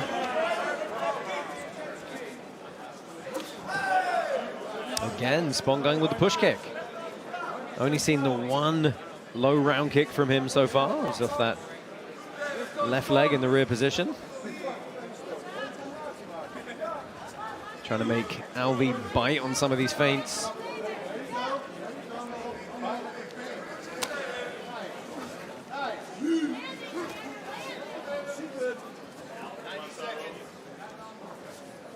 Just under a minute and a half left in this second round. Whoa! Sam Alvey lands a big shot! And the ground and pound! Sam Alvey has knocked down Tyrone Spong! Whoa! Wow! Some people who were betting made a lot of money. Wow! Sam Alvey just faster than you thought. But his hand speed was much faster than his last fights. Yeah. He worked on his hand speed. He did something new. I'll guarantee you that. He was super fast. Well, let's take a look. Oh, the left across, and this was the one that sealed there. He just kind of paused and said, do I need it again? Come fight here. Please. And he too. Where's the other? Oh, sorry. Well, Bas is just seeing Chinguez off from pitside, but look at this knockout from Sam Alvey. Oh my God. And then, you know, I think he gave Spong a chance to see if he was still in the fight. He didn't immediately, it just kind of one unceremonious right hand to the head. Wow. Look at this, big left hand.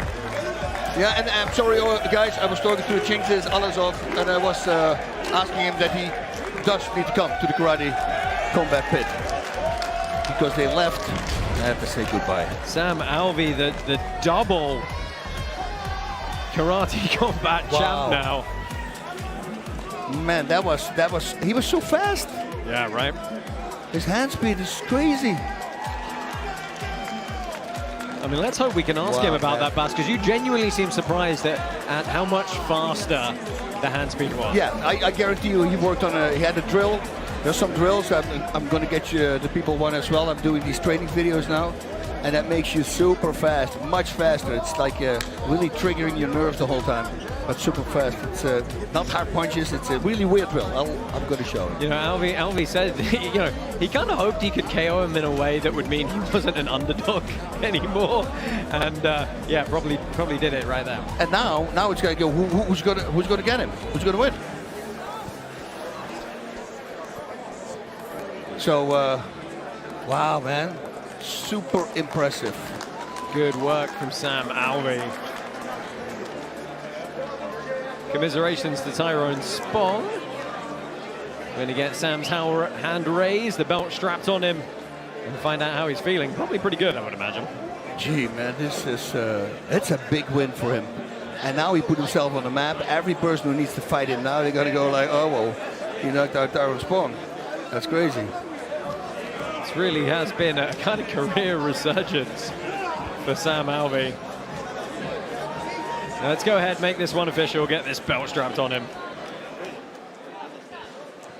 Ladies and gentlemen, your results are in. Your winner by knockout, the one, the only, smiling Sam Alvey. Wow. And still light heavyweight champion of the world. Heavyweight champion of the world. Wow. We got a double champ here. He's got the KC belt. Sam, congratulations. You walked in with a smile. You're leaving with a smile. How you feeling? First things first, Jesus Christ, you are my Lord and Savior. Thank you for cornering me every fight.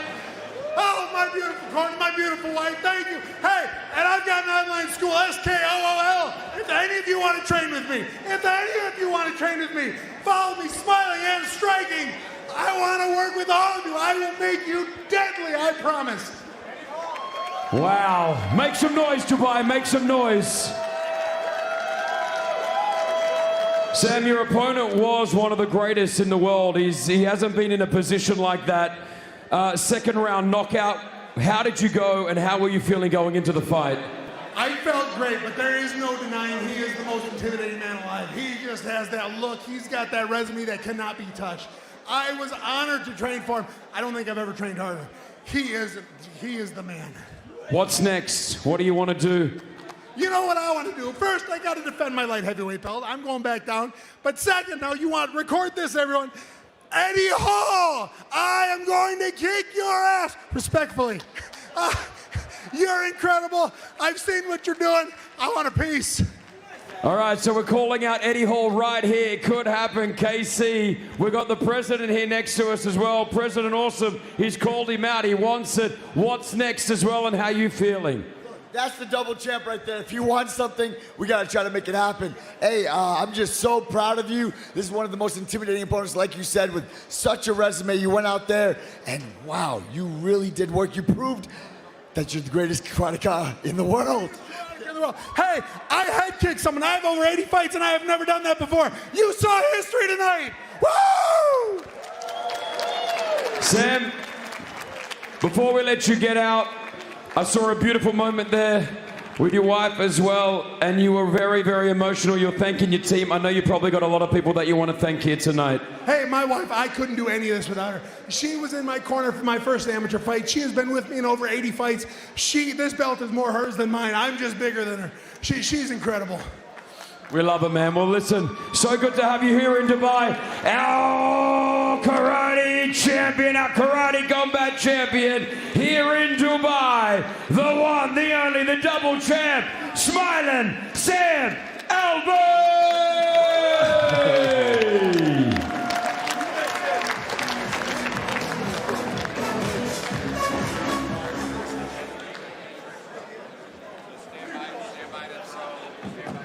Boss. Yes. He has fun with it, doesn't he? Man, I'm smiling the whole time. I'm so happy. The guy's such a happy guy.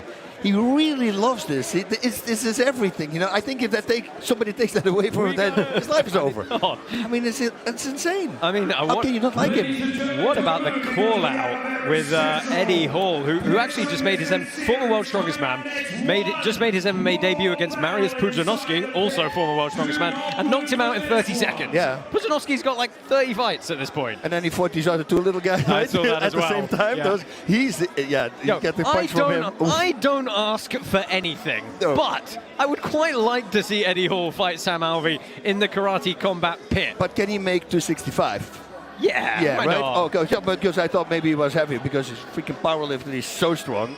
I mean, that's a gifted athlete as well, that guy. Let's go ahead and take a quick look at what you can expect next time Karate Combat returns. This is what's coming up at KC 55. There are some people that are just a different level. That's what you're going to see in Miami. The grand opening of Bong Stadium. We have not one but 2 title fights. It's time for the lightweight belt unification. The return of Luis Rocha. And there is no king. This belt deserves a real champion. I'm the real champion.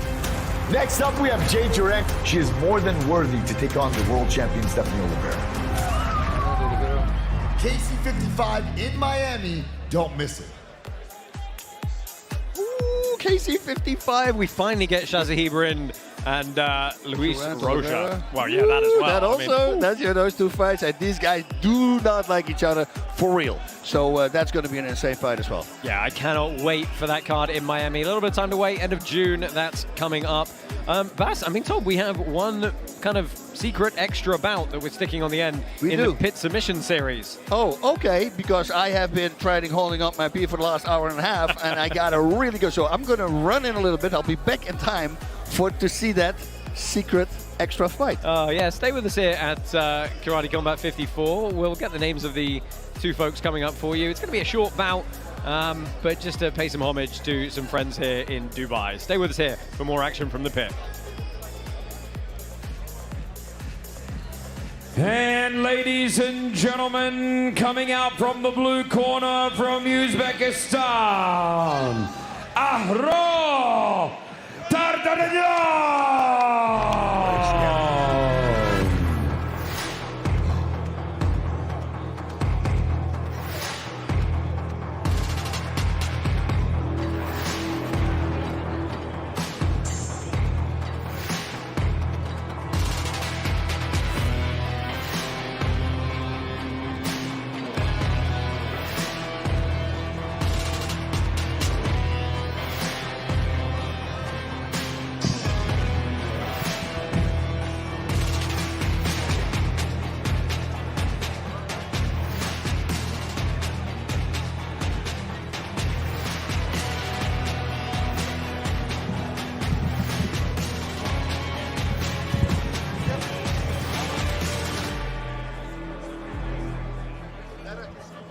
And from the red corner, representing the UAE, Ahmed Al-Nunaimi.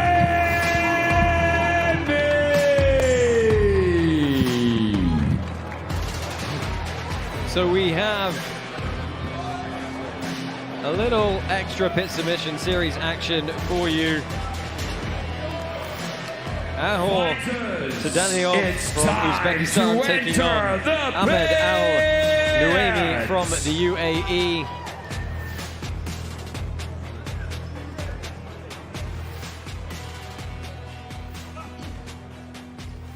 One 5-minute round on the clock.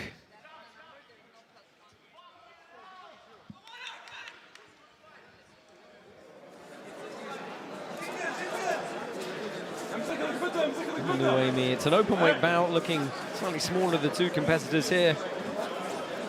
Tadaniov, a little bit bigger, looking to work to the back here. He gets a big pickup. Good little leg legs in defense from Al-Nunaimi. He's under bottom side control now. Trying to restore some guard. Well, he's got to be careful not to give his back up here.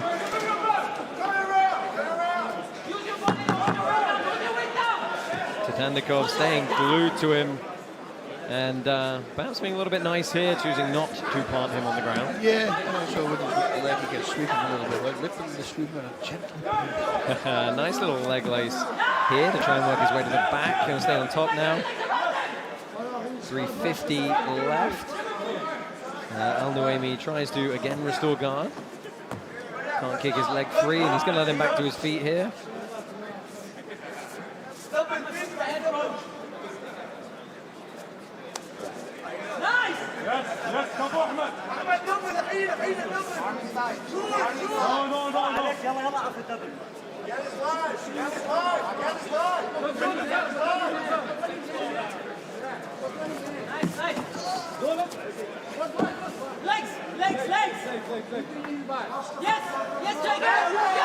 Guard retention again for Al-Nunaimi. Back to his feet. Tadaniov just a little bit better in the wrestling department here. We're going to change level, have some fun with it.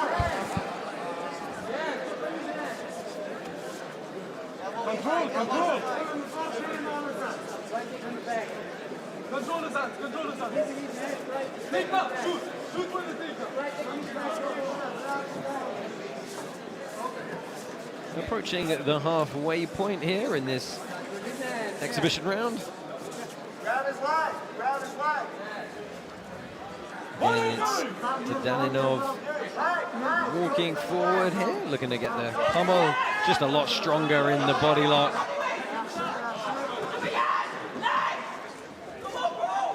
Naiimov probably should let that headlock go here, try and get some guard back. A little bit of an experience, perhaps.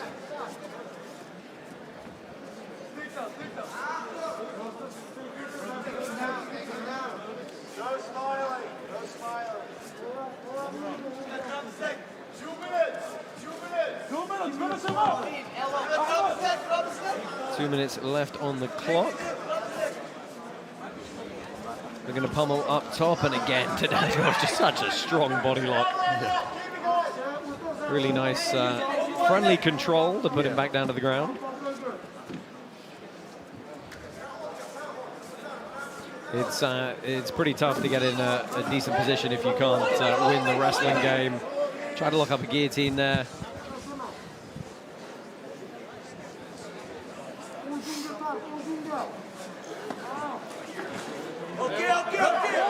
Looking to get a 10-finger arm in guillotine. Easily pops the head out, does the man from Uzbekistan. And into the final minute now.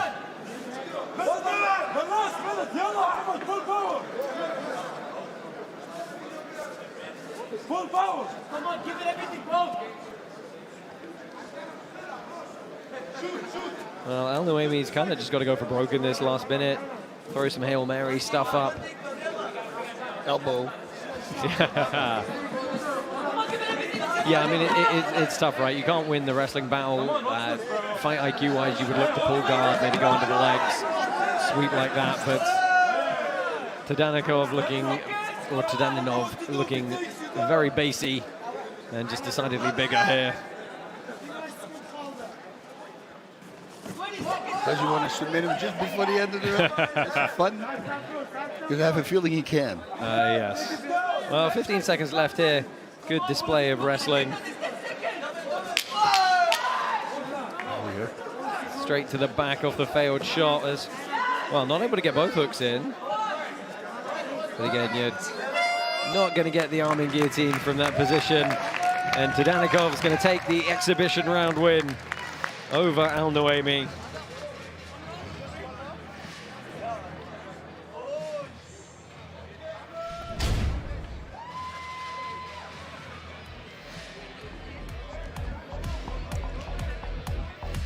Nice bit of wrestling from Eynaud there.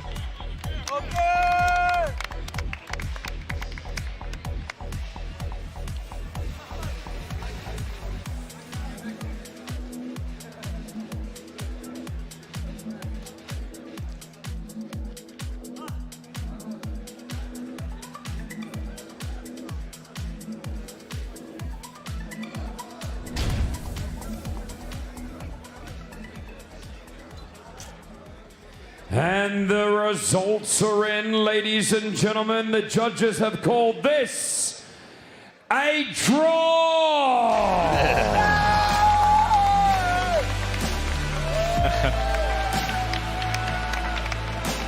Well, I'm glad these two guys had fun in the pit for their exhibition bout.